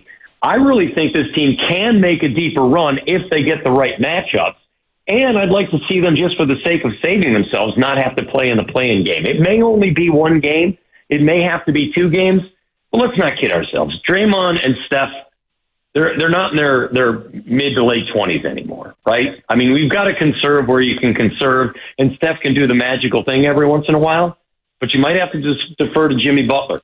The biggest question is, will the flip get switched in a good way for Jimmy Butler? If it is, Warriors can be dangerous. There's one other team that I think is waiting to flip the switch, and that team is the Denver Nuggets. I think they felt, well, we've had a couple of long runs in the playoffs, a couple of runs that are deep that actually won a championship. Man, that's a lot of work you got to do. Let's get through the 82-game grind and start to play better as the season finishes. We've seen the Warriors do that. I think that's what Michael Malone is trying to do with the Nuggets, and we'll see if they start to flip the switch. Those are a couple of teams that I would keep an eye on. But, boy, Oklahoma City, they seem like they're lapping the field in the West right now. Oh, yeah, they are a hell of a basketball team. We're chatting with Jim Kozimor here, one of our favorites, former host here on 95.7 The Game, now living out in Nashville. Koz, you mentioned Warriors could be a team that's dangerous in the playoffs, but you added a caveat, if they get the right matchup. So if you are the Warriors or you're a Warriors fan, who do you think they would want to avoid? Is it OKC? Is it the Nuggets? Is it the Lakers? Who do you think has the Warriors number? You know what? You want to avoid Oklahoma City, even though they're young and they're looking to make that leap into the elite, and you don't know what they're going to do and how they're going to respond until they're in that opportunity. I wouldn't mind, it sounds crazy, but I wouldn't mind playing Houston in the first round. They're another youngish team, even though they're having a great year. We don't know what they're going to look like when they get to the playoffs. These aren't the James Harden Houston Rockets anymore. This is a different group of guys. They could be young and make that enormous leap into the upper echelon and join Oklahoma City, and we have a new balance of power. But we don't know that just yet. So I'm not afraid of the Houston Rockets because of their perceived youth and newness at this level. Boy, I'll tell you, if there's one way, shape, or form, and it ain't going to happen, but if there's a way, shape, or form I can get to Memphis, I wouldn't mind taking on a limping Memphis team right now. Anywhere you play in the West, anywhere you play, if you get into the final 8, and I know you got to get. I don't want to see him in the play-in game. I don't like the idea of the play-in game. I don't want him in the idea of the play-in game. Sacramento and Dallas should not be in the same discussion as the top 8. There's a separation of the top 8 teams in the West, and then what comes after that. So I hope Minnesota and Golden State both get in. But if I'm Golden State, if I'm a Warrior fan, give me the Rockets in the first round. I wouldn't mind that matchup at all. No, I agree with you, Coz. I think a lot of teams are kind of be looking at the Rockets, and we were just talking to Steinmetz, Matt Steinmetz in the last hour. How Steiny was out there, right? He was walking around. He had a big. Nice. He loves it here, and we love it here, and we love having you here, Jim Kozimor, joining us on the River Islands guest line. We were talking about the Thunder. Look, to me, remind me a lot of that first Warriors team that went on to win the title in the 2014-15 season. That it's a young team. They've had some playoff success, but they haven't put together the full run yet. And they're just having a year where just everything is going right. They got an MVP candidate in Shai Gilgeous-Alexander. They got a great number 2 in Jalen Williams. They got Chet Holmgren, who's been great down low for them. The Thunder just look like such a great, complete team that looks like they're about to just go off on a huge run. But I don't want to ask you about the Thunder, though. I do want to keep it on the Warriors. Sorry to deke you out there. But if I took that's okay. If I took Steph, Draymond, and Jimmy Butler off the board, if the Warriors make a deep playoff run, who's the player that has to elevate their game the most if I took the big 3 off the board? Oh, man. I don't know if you're going to get... I honestly don't know. This is my opinion. I don't think you can look for another guy to be that extra piece. I honestly don't know if there's that secondary level player that is going to be good enough to carry you as far as you can go. I mean, hey, I'm a longtime Buddy Hield fan. I love Buddy Hield. Love him. But I don't know if there's a secondary level guy who I'll be honest with you. If the big 3 aren't getting it done, you're gonna have a short time in the NBA playoffs. The big 3 have to carry this team. Unless you guys have a suggestion for me, I just don't. I don't have another guy who I think, oh yeah, I don't have confidence in another guy in saying, yeah, let's let them do this. Yeah. No, I hear you. I mean, I think the popular answer might be Jonathan Kuminga because he's got a lot of potential, but we haven't seen it on any consistent level yet, Coz. Yeah. See, that's the thing. It's you're looking at guys whose resumes are going into the Hall of Fame versus guys who can have a good run. Maybe you're right. Maybe you need a Kuminga to get something done. Maybe you need on a particular night, Buddy to have a big 3-point shooting night or something like that. Maybe you need a guy to help you steal a game if you're on the road and go to Houston and get one. But I still have to lean on the big three. There's no getting around the fact that the way this team is built, that it's got to be that. Hey, if you get it out of Kuminga, I'll give it to you. Coz, I got two quick ones here. I want you to give rapid fire answers on here. The first one, obviously, I thought I'd throw a Giants question at you. I'll just keep it simple. Just how good do you think this Giants team can be this year? And then the second question is going to be, are you still locking in on what Macklin Celebrini's been doing this year? Who doesn't? Who doesn't love Macklin Celebrini? Are you kidding me? It's funny. I think Celebrini is the better number 1 overall pick to Connor Bedard of the Chicago Blackhawks. I think Celebrini is more of a complete hockey player and is exciting when he carries the puck. I think Bedard's going to be very good in the National Hockey League. I think Celebrini's going to be phenomenal. So I'll take the second part first. First part of that answer, you know what makes it so tough in the first part of that answer is the division you're in.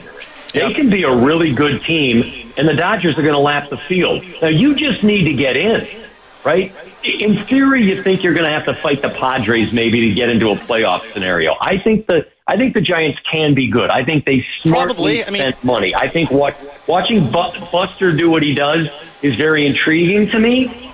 I think they can compete, but they're going to be in a lump with teams like the Chicago Cubs, with the Padres, maybe even, I'm trying to think who else the Cardinals, teams like that, who are going to be fighting for a playoff spot, but they're going to be chasing the Dodgers all season long. And that's unfair to the Giants right now. I just think that's unfair because the Dodgers have the bulk of the talent in Major League Baseball. Yeah. I hear you, Coach. Hey, before I let you go, real quick, Tennessee, they got a chance against Houston tomorrow. Are they going to go to the Final Four, the Vols? What do you think? I got Tennessee. I've got all my orange out ready to wear tomorrow. I got the Vols, go Vols. I got them winning, going to the Final Four. I'll tell you, if they can lock down defensively against the way they did the other night, they can do that to Houston. Houston doesn't have a shot. And then the second game, is that the right call? It's right? Houston and Tennessee? Yeah, Tennessee and Houston. Michigan State and Auburn also tomorrow. That's a tough one because I'm a Michigan State grad. Ooh. So I'd like to see them do it, but boy, Auburn is good. Bruce Pearl's got it going on. Yeah, baby. But I'm going to stay SEC strong on this one. I'm going Tennessee and Auburn in the game tomorrow. My Michigan State friends are going to crucify me for that. But I'm going Auburn and Tennessee tomorrow. And then they can celebrate at Friedmans Appliance tomorrow with a couple of big games. Head on out there today. Make sure, if you can't make it today to Pleasant Hill, everybody in the listening audience, go out there tomorrow between 10 and 5. Great stuff with Miele, Bosch, Electrolux, LG, Maytag. You've got great pricing out there. It's really a fabulous opportunity, not just to walk into an appliance showroom and see what they have, see how it works. They're going to show you how everything works. And I told you, I've got it in my house. Miele coffee maker, LG refrigerator, LG washer dryer. When I was doing the show out there, guys, we had someone listening that day come up. They drove up. They said, you know what? We needed a washer and dryer. We heard you guys talking about. They went in, boom, got themselves a floor model at an unbelievable deal. So hopefully some people go in and do that. So awesome. Good luck to you guys and good luck to the people going to Friedman. Yeah, absolutely. That's why we love Friedman's. It's the best, and we love you too, Coach. Thanks for coming on, and we'll talk to you next time. Love you, Coach. You guys are the best. Love it, guys. Hey, Sam, Mark, thanks so much. I'm loving listening to you guys, using the app. Loving this day. But, boy, you guys, I think, are still in for a lot of fun in the Bay Area when it comes to sport. You guys had an incredible run, and I think you're going to continue to have some fun with your teams this year. That's awesome. I know Warrior fans are certainly hoping so. Thanks, Coach. We'll talk to you next time. All right, there he goes. He's got a who's who in his kitchen. The great Jim Kozimor, all the way out there in Nashville, and he's got a kitchen cooking on that egg. Fitted from Friedman's Appliance out here in Pleasant Hill. Of all the things that he says he has, that green egg is what I'm most jealous of. They're right here off to the side, Mark. I look at them every time I come in here, and if I had the money, I want that big old green egg. I got a little green versatile. I have a little green gas barbecue that I use. It's not egg shaped, but it's green, and if I squint really really hard and lie to myself, I could say it's egg-shaped. It's not the same, It's though. not the same at all. The only similarity is the color, but I have wanted one of those eggs for so long, so it's on my Christmas list to myself for someday. So I'm just so jealous that he has one of those bad boys. Yeah. 650 degrees to be able to cook that filet with, man. Oh, it must smell so good out And there. if you're like Sam, you are jealous of Jim Kozimor with his green egg and all his other appliances from Friedman's Appliance. There's a simple solution. You can stop by Friedman's Appliance. It's their once yearly red tag clearance sale today and tomorrow, 2304 Monument Boulevard in Pleasant Hill, 10 a.m. to 5. Again, today and tomorrow. You can take advantage of factory direct prices, one-of-a-kind opportunities, special pricing on floor models, and convenient financing. You can also save on new appliances from trusted brands like Miele, Bosch, Electrolux, LG, and Maytag. And this, of course, is the best time to save on new appliances for your home. We got a little more than 30 minutes left with you here on this Saturday, live from Friedman. We'll take a break here in just a couple of minutes, Sam.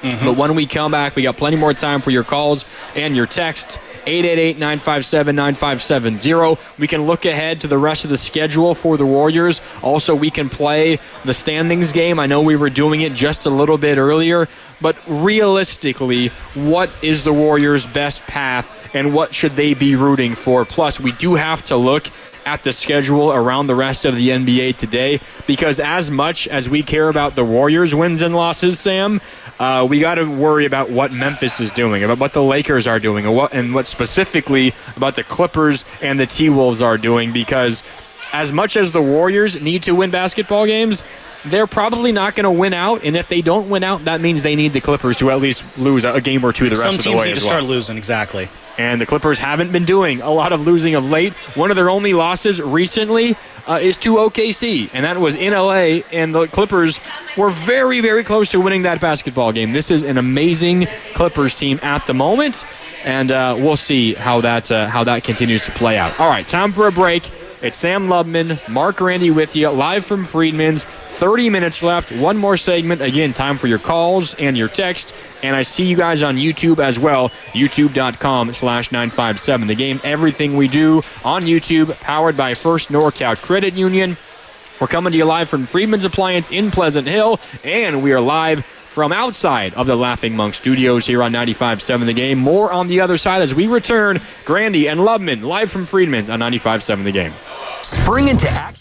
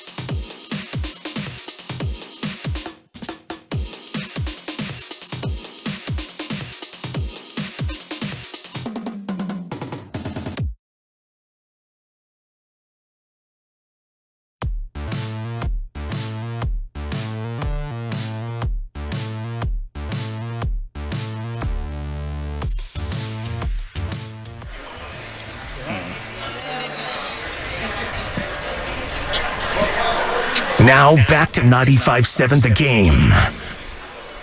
Welcome back. Mark Randy, Sam Lubman with you live from Friedmans Appliance. It's their once yearly red tag clearance sale, 2304 Monument Boulevard in Pleasant Hill. The sale is today until 5 o'clock, and then tomorrow 10 a.m. to 5 p.m.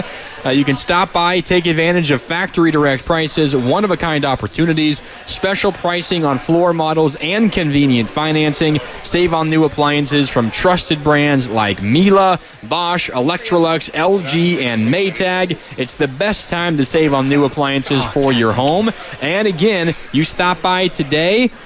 They are showing you how all these appliances work in their live working vignettes. So they're cooking various foods, including on stovetops, in ovens. Got the grills going. Got the grills going outside. I'm sure they got some air fryers and steamers and everything you could possibly Green think eggs of. are not going, though. They've got it here for you, and you can test out how they work, some of the delicious food that they're making. Stop by. Look at some of the deals, see what intrigues you. Also enjoy some of the food and the drink that Friedman's is offering. It is a great spot to be. A little bit overcast outside now, but still a beautiful day in the East Bay. You can stop by again until 5 today, 10 a.m. to 5 p.m. tomorrow. Sam and I with you for the next 30 minutes. I'll probably hang out a little bit after and peruse some of the other offerings, so you can stop by and say hi to us as well if you are on your way over. But, Sam, we've been talking Warriors all day. We're going to continue that here in our final segment. Looking at the schedule around the NBA today specifically, of course, we can get to tomorrow when the Warriors are in San Antonio.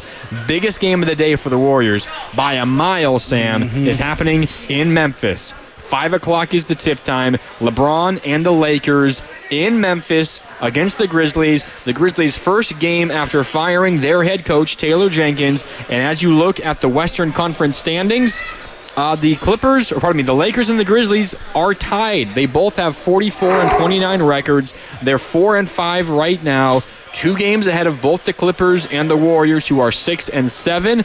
Seems pretty clear to me. Maybe you think differently. And it might pain Warrior fans to hear this. Warrior fans should be rooting for LeBron and the Lakers to win this game today.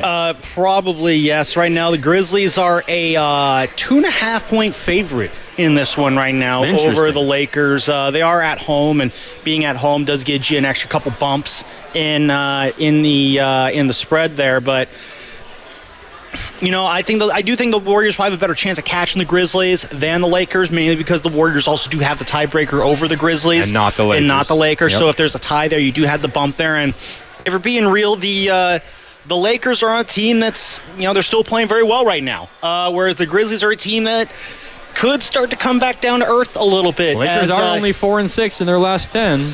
So, yeah, I kind of agree with you, Mark. I think it's the more catchable team right now is probably the Grizzlies. Which, yeah, it sucks having to root for the Lakers, but yeah, and that's kind of the situation we're in right now. So, is it possible if we look at the standings, could the Grizzlies possibly fall into the play-in, and then it's the Clippers and the Warriors taking that 5-6 spot? It's possible. It's possible. Right now, you got the Grizz, who are 44-29. 44-29. The Clippers and the Warriors are both 42-31. So they've played the same amount of games. All 3 of those teams have 9 games left. For the Warriors and the Grizzlies, for the Warriors and the Clippers to make up 2 games on the Grizzlies, they need to be 2 games better than them in those 9. Let me double check who has the tiebreaker between the Clippers and the Grizzlies. And while you do this, here is the Grizzlies schedule. So obviously, we mentioned we got the Lakers tonight. We got them take on the Lakers tonight at home at 5 o'clock.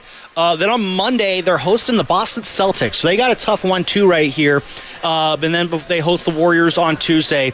After that, it's a 3-game road trip. On Thursday, April 3rd, they're in Miami. Next Saturday, they're in Detroit. And then the Tuesday following, they are in Charlotte.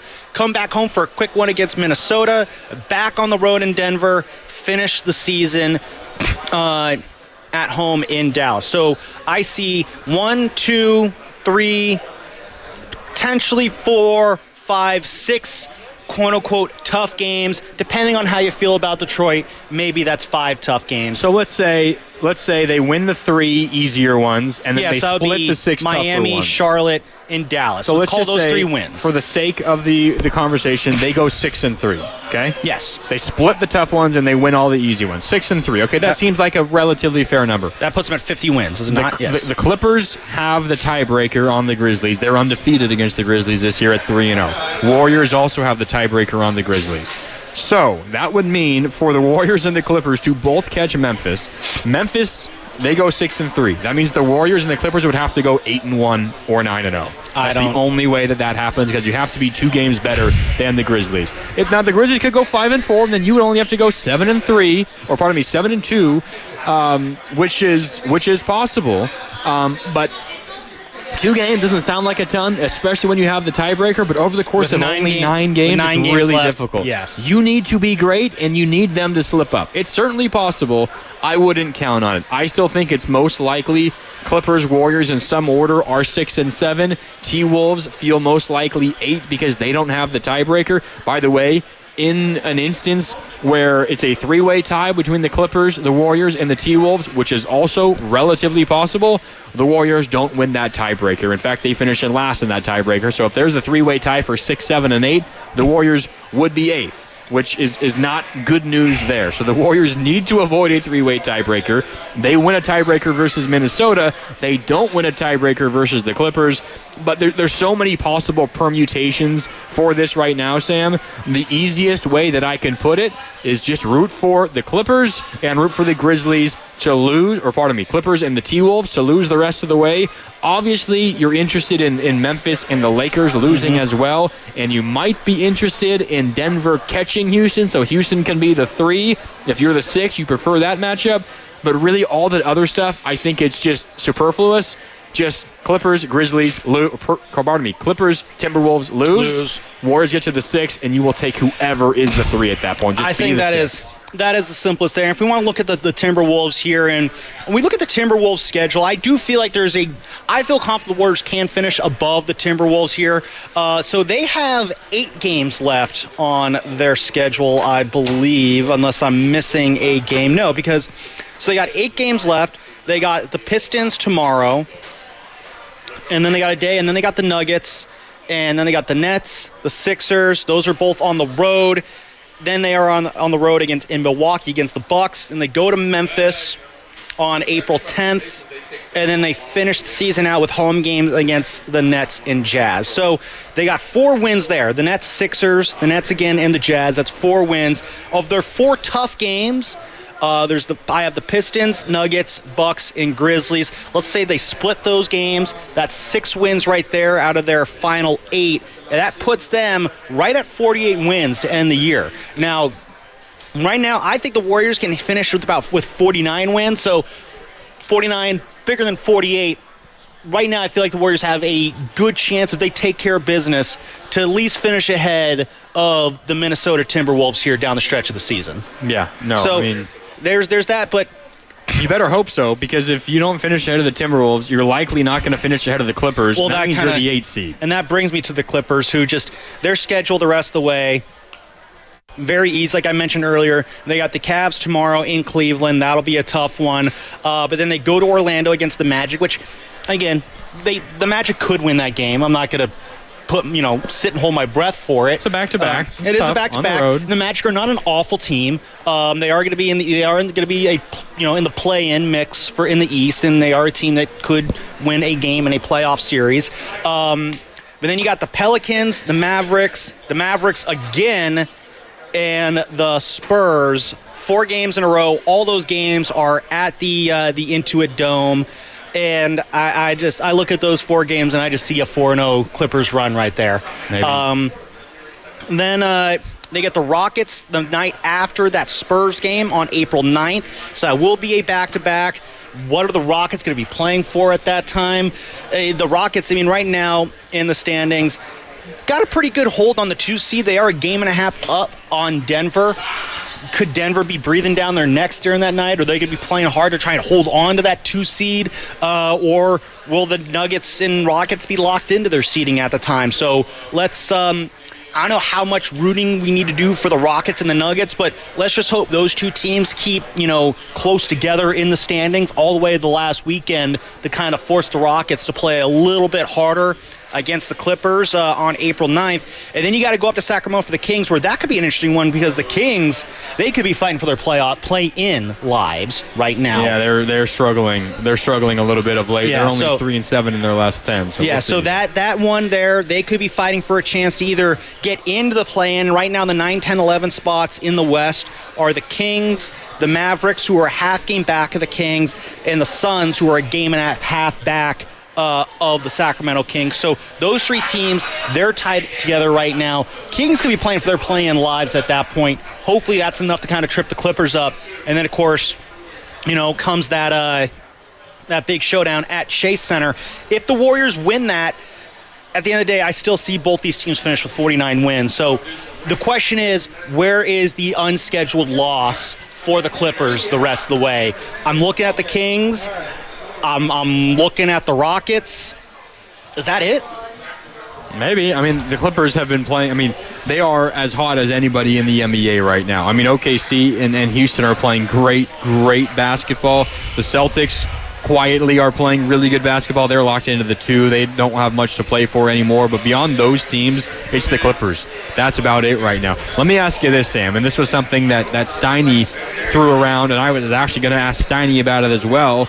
But I want to ask you about it, and anyone chiming in on YouTube or on our text line, or you want to give us a call, you can chime in as well at 888-957-9570. In fact, the 415 is bringing up something very similar. The 415 says finishing 7th, win the play-in game, then versus Houston is not bad. Okay, so let me ask you this, Sam. Yeah. If I say the Warriors are the 7, but Houston is locked into the 2, is it worth the risk that you run in the play-in versus, let's say, Minnesota? Because the way the play-in works, if you're the 7, you host the 8. If you win that game, you are the 7 seed and would take on the 2. In this instance, that would be Houston. Yeah. If you lose that play-in game, you then have to take on the winner of the 9-10 game, which right now is Sacramento or Dallas. Phoenix is only a game out. They could be in there. One of those 3 teams would be the team you would have to then play, and if you win that, you take on OKC in the first round, and if you lose that, you're done. Is that risk worth it? Or would you rather just be the 6, already be in a postseason series, but have to play Denver in the first round? Wow, okay. Is it worth it all to right, take so the what's risk if it means you get Houston Well, in you the know what? first round? As you lay out that scenario, I mean, for me, I'm on team avoid the Nuggets at all costs. Wow. I feel like that is an instant game over right now if the Warriors run into the Nuggets. When a team beats you 9 times like they have, and Jokic is just an automatic cheat code against this team, yeah, I'm very much in team. Let's just stay away from the Nuggets as much as possible. So in that sense, honestly, even if they lose that 7-8 game, I feel very confident against the Warriors hosting either the Kings or Mavericks or even the Suns, really. The Suns just do not, they are nowhere near as good of a team as they should be. It is a mess down there right now. So in that sense, if the Warriors are playing to secure that 8 spot, if it's one against one of those 3 teams, I actually do feel very good, all things considered, about the Warriors' chances in that situation. Is it worth it? I think the most worth it move there is probably take that 7th spot and get Houston in the first round. Win that. Hopefully you can win that first round series. The problem is you're probably getting the winner of Clippers Nuggets in the second round, and that just feels like another dead end right there because the Clippers are we'll see what the last game of the season when the Warriors take on the Clippers with Jimmy Butler in tow. That's got, I think, tell us a lot about whether or not the Clippers are actually a scary matchup for the Warriors in a postseason series. If the Warriors beat the Clippers that day, I could see myself using that win as a jumping off point to convince myself that the Warriors can figure out a way to take on the Clippers in a 7-game series in the second round. It's like I'm talking through this a little bit out loud. I love your confidence, Sam. There's nowhere in my brain I'm thinking about a second round series at all. Well, I mean, if the goal is to make a deep playoff run, I frankly, you're gonna have to beat good teams at some point. You need to drink some of this Kool-Aid that I've been drinking. Yeah, I'm not drinking the Kool-Aid. I appreciate you looking ahead and being like, well, this would be the best second-round matchup, and that informs that they should be the 6th or the 7th. They might not even make the playoffs, let alone win a first-round playoff series. I am the second round is so far out of my question. Like, not that I don't think they can't get there. Like, you can't think about what your best playoff positioning is with an eye on the second round. Okay, so let's go back to your question. So the question is, do you go for the 6th seed if it's Denver? You go for the 6th, no matter what. It could be OKC. I'm taking the 6th seed. So you want the 6th seed no matter what, even... The Warriors just lost to Atlanta and Miami. They could lose to Minnesota and Phoenix in the play-in and be out of the playoffs. I don't want. So you just it's the one game for it all. Yes. That's just what you don't. Yeah, we were talking about it earlier. The Warriors have such a wide range of outcomes. They could be great on one night. They could be absolutely terrible on the next. They beat Boston in Boston. They lost in Toronto earlier this year. Like any given night, they could beat anybody, but they could also lose to anybody. And as far as it relates to the Nuggets, I hear you about the Nuggets. They've won 9 in a row against the Warriors. The last time the Warriors beat the Nuggets was in that postseason series in 2022 when Jamal Murray did not play. The last time they beat the Nuggets in the regular season was when Jordan Poole was still around. Like, it was a money time game, wasn't it? It was a money time game a long, long time ago. But if you dive even deeper to the numbers, in the 9 straight losses the Warriors have had to the Nuggets, including the 11-point loss earlier, or it was a 9-point loss, one of those two, a couple of weeks ago, I kind of throw that one away, not because it's an excuse for the Warriors, but because Jokic didn't play, and Murray didn't play, and Christian Brown didn't play. Like, it was a weird game. Okay, whatever.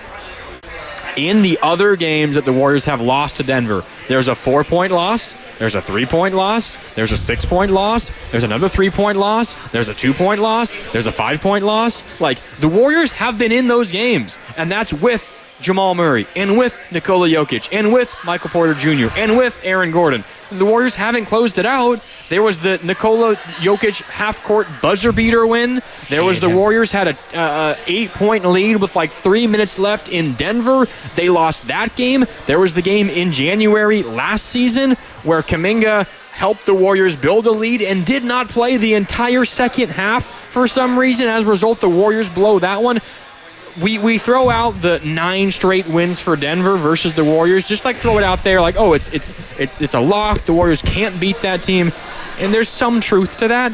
But so many of those games came down to the final minute. Like, I think the Warriors have it in them to, at the very least, be really competitive versus Denver. So that, to me, avoiding Denver isn't worth enough to where I'm comfortable with the risk of being in the play-in. See, I mean, you say all that, but all that tells me is that Denver has no problem shutting the door on this team. Yeah, maybe. You know, I mean, it's not like they're losing by 20 we saw a couple years ago. So the year the Warriors and the Lakers faced in the Western Finals, a 23 playoff run, the Warriors fell there and the Lakers went to the next round. There's a lot of Warrior fans that probably felt that if Lonnie Walker, Kane's legend, never happened in that Game 5, that... You know, the Warriors probably could have won that series and gone on and taken on the Nuggets. Nuggets absolutely punked the Lakers in that series. It was for embarrassment. It was a sweep, right? Like, just a complete non-factor. And it's probably what's going to happen this time if the Warriors play the Nuggets in the playoffs. You're calling a sweep? Maybe a gentleman's sweep. I don't know. Like, that's just how much Denver has owned the Warriors. You could say it's been close. They've been competitive, but the Lakers were also competitive in that series. So much so they were laughing at Brian Windhorst saying that it was one of the greatest performances by a team that got swept ever. Yeah, the Lakers battled the Nuggets in that playoff series, but no one cares because at the end of the day, it was still a sweep. I don't care about how the Lakers play against the Nuggets. But I don't care. No, about that. I'm not saying that we should. Like, my overall point that I'm saying here is that, yeah, the Warriors are competitive against the Nuggets, but at the end of the day, the Nuggets still know how to finish the Warriors, and the Warriors don't know how to finish the Nuggets. And so that is why I want no part of the Nuggets. I want to get around the Nuggets for as long as I can until it's absolutely necessary to face them. Maybe it's a second-round series.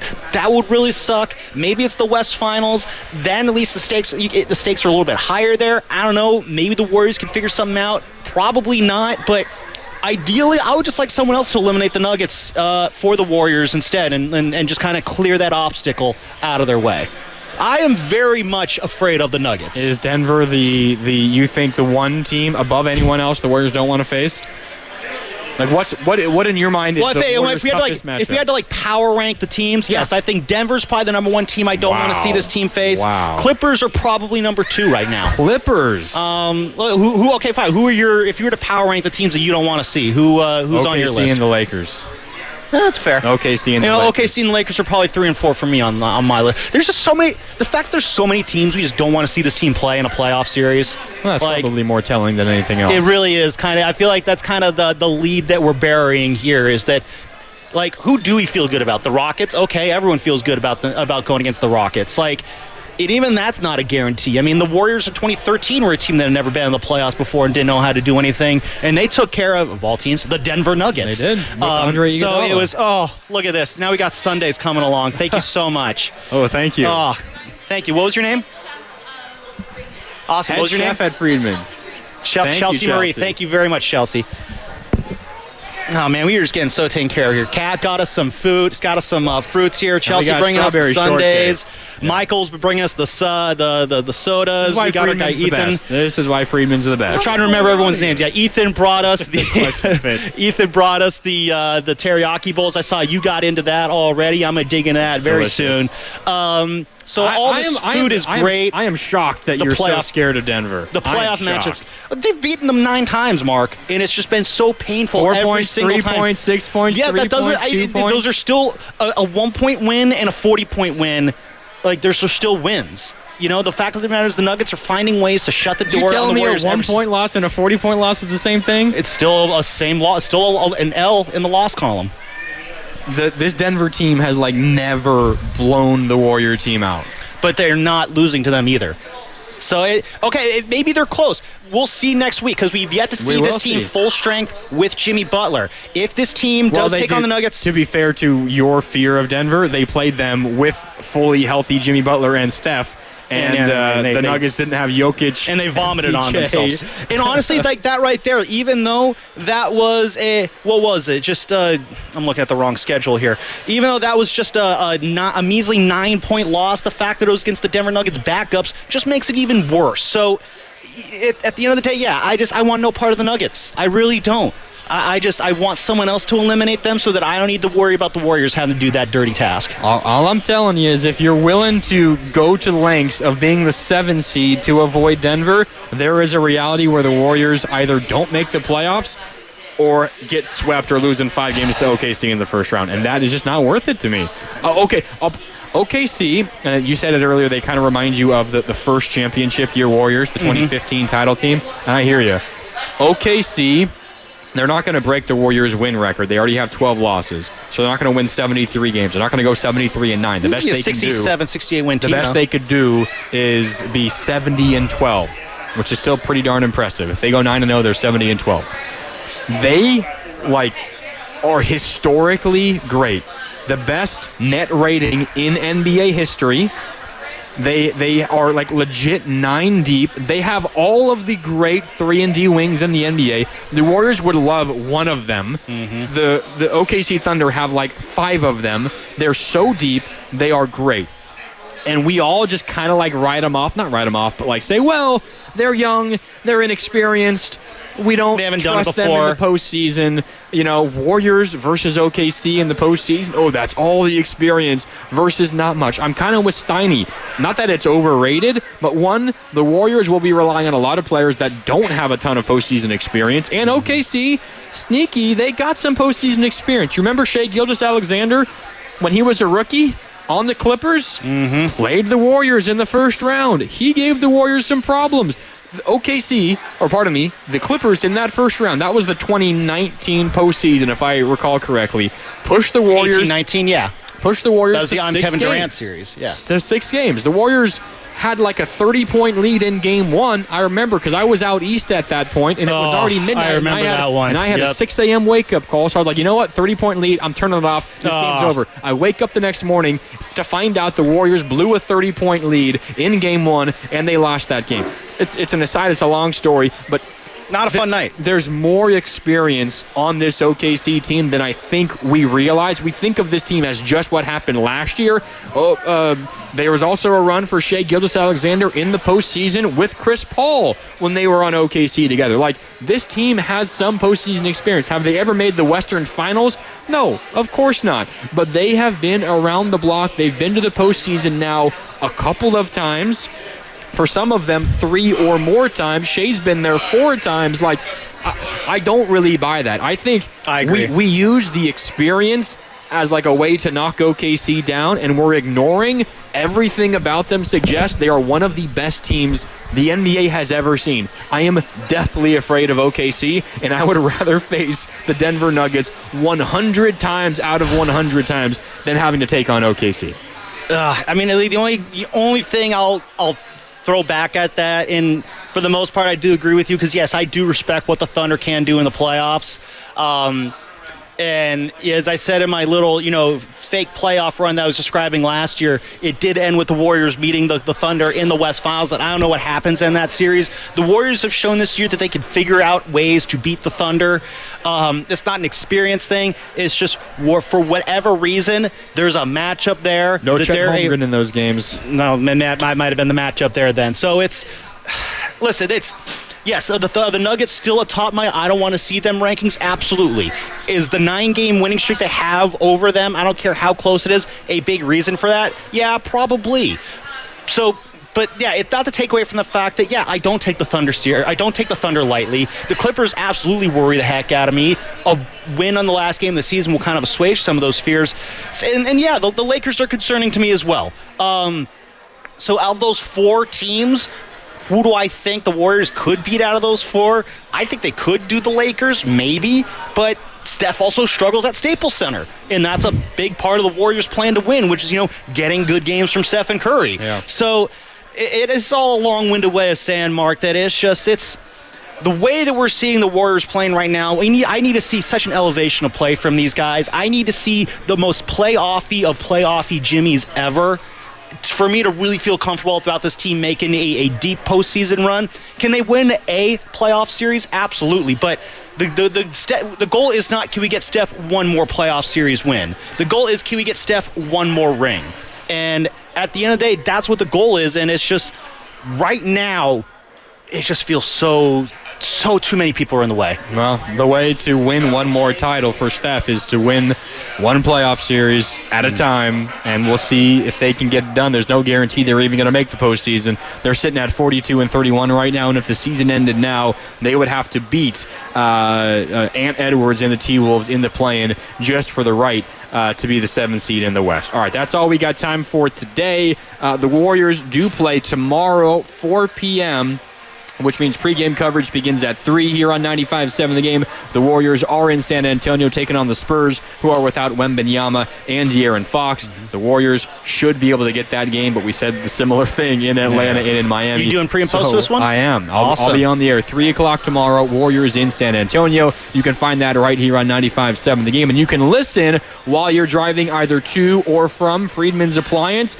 because their once yearly red tag clearance sale, 2304 Monument Boulevard in Pleasant Hill, is also on tomorrow. They're open until 5 today, 10 a.m. to 5 p.m. tomorrow. You can take advantage of factory direct prices, one-of-a-kind opportunities, special pricing on floor models, and convenient financing. You can save on new appliances from trusted brands like Miele, Bosch, Electrolux, LG, and Maytag, and it is indeed the best time to save on new appliances for your home. All right, for my partner, Sam Lubman, for Steiny, and for Coase, who joined us earlier today, for Steven Risotto back in our downtown San Francisco studios. Rizzo. My name is Mark Rainey signing off. Thanks for tuning in. Make sure to stop by Friedman's Appliance until 5 tomorrow, 10 a.m. until 5 today, 10 a.m. until 5 tomorrow for their once yearly red tag clearance sale. Thanks for listening. We'll catch you up next time on 95.7 The Game. So, how's your research going? Surprising. After I figured out the top-rated TVs and our price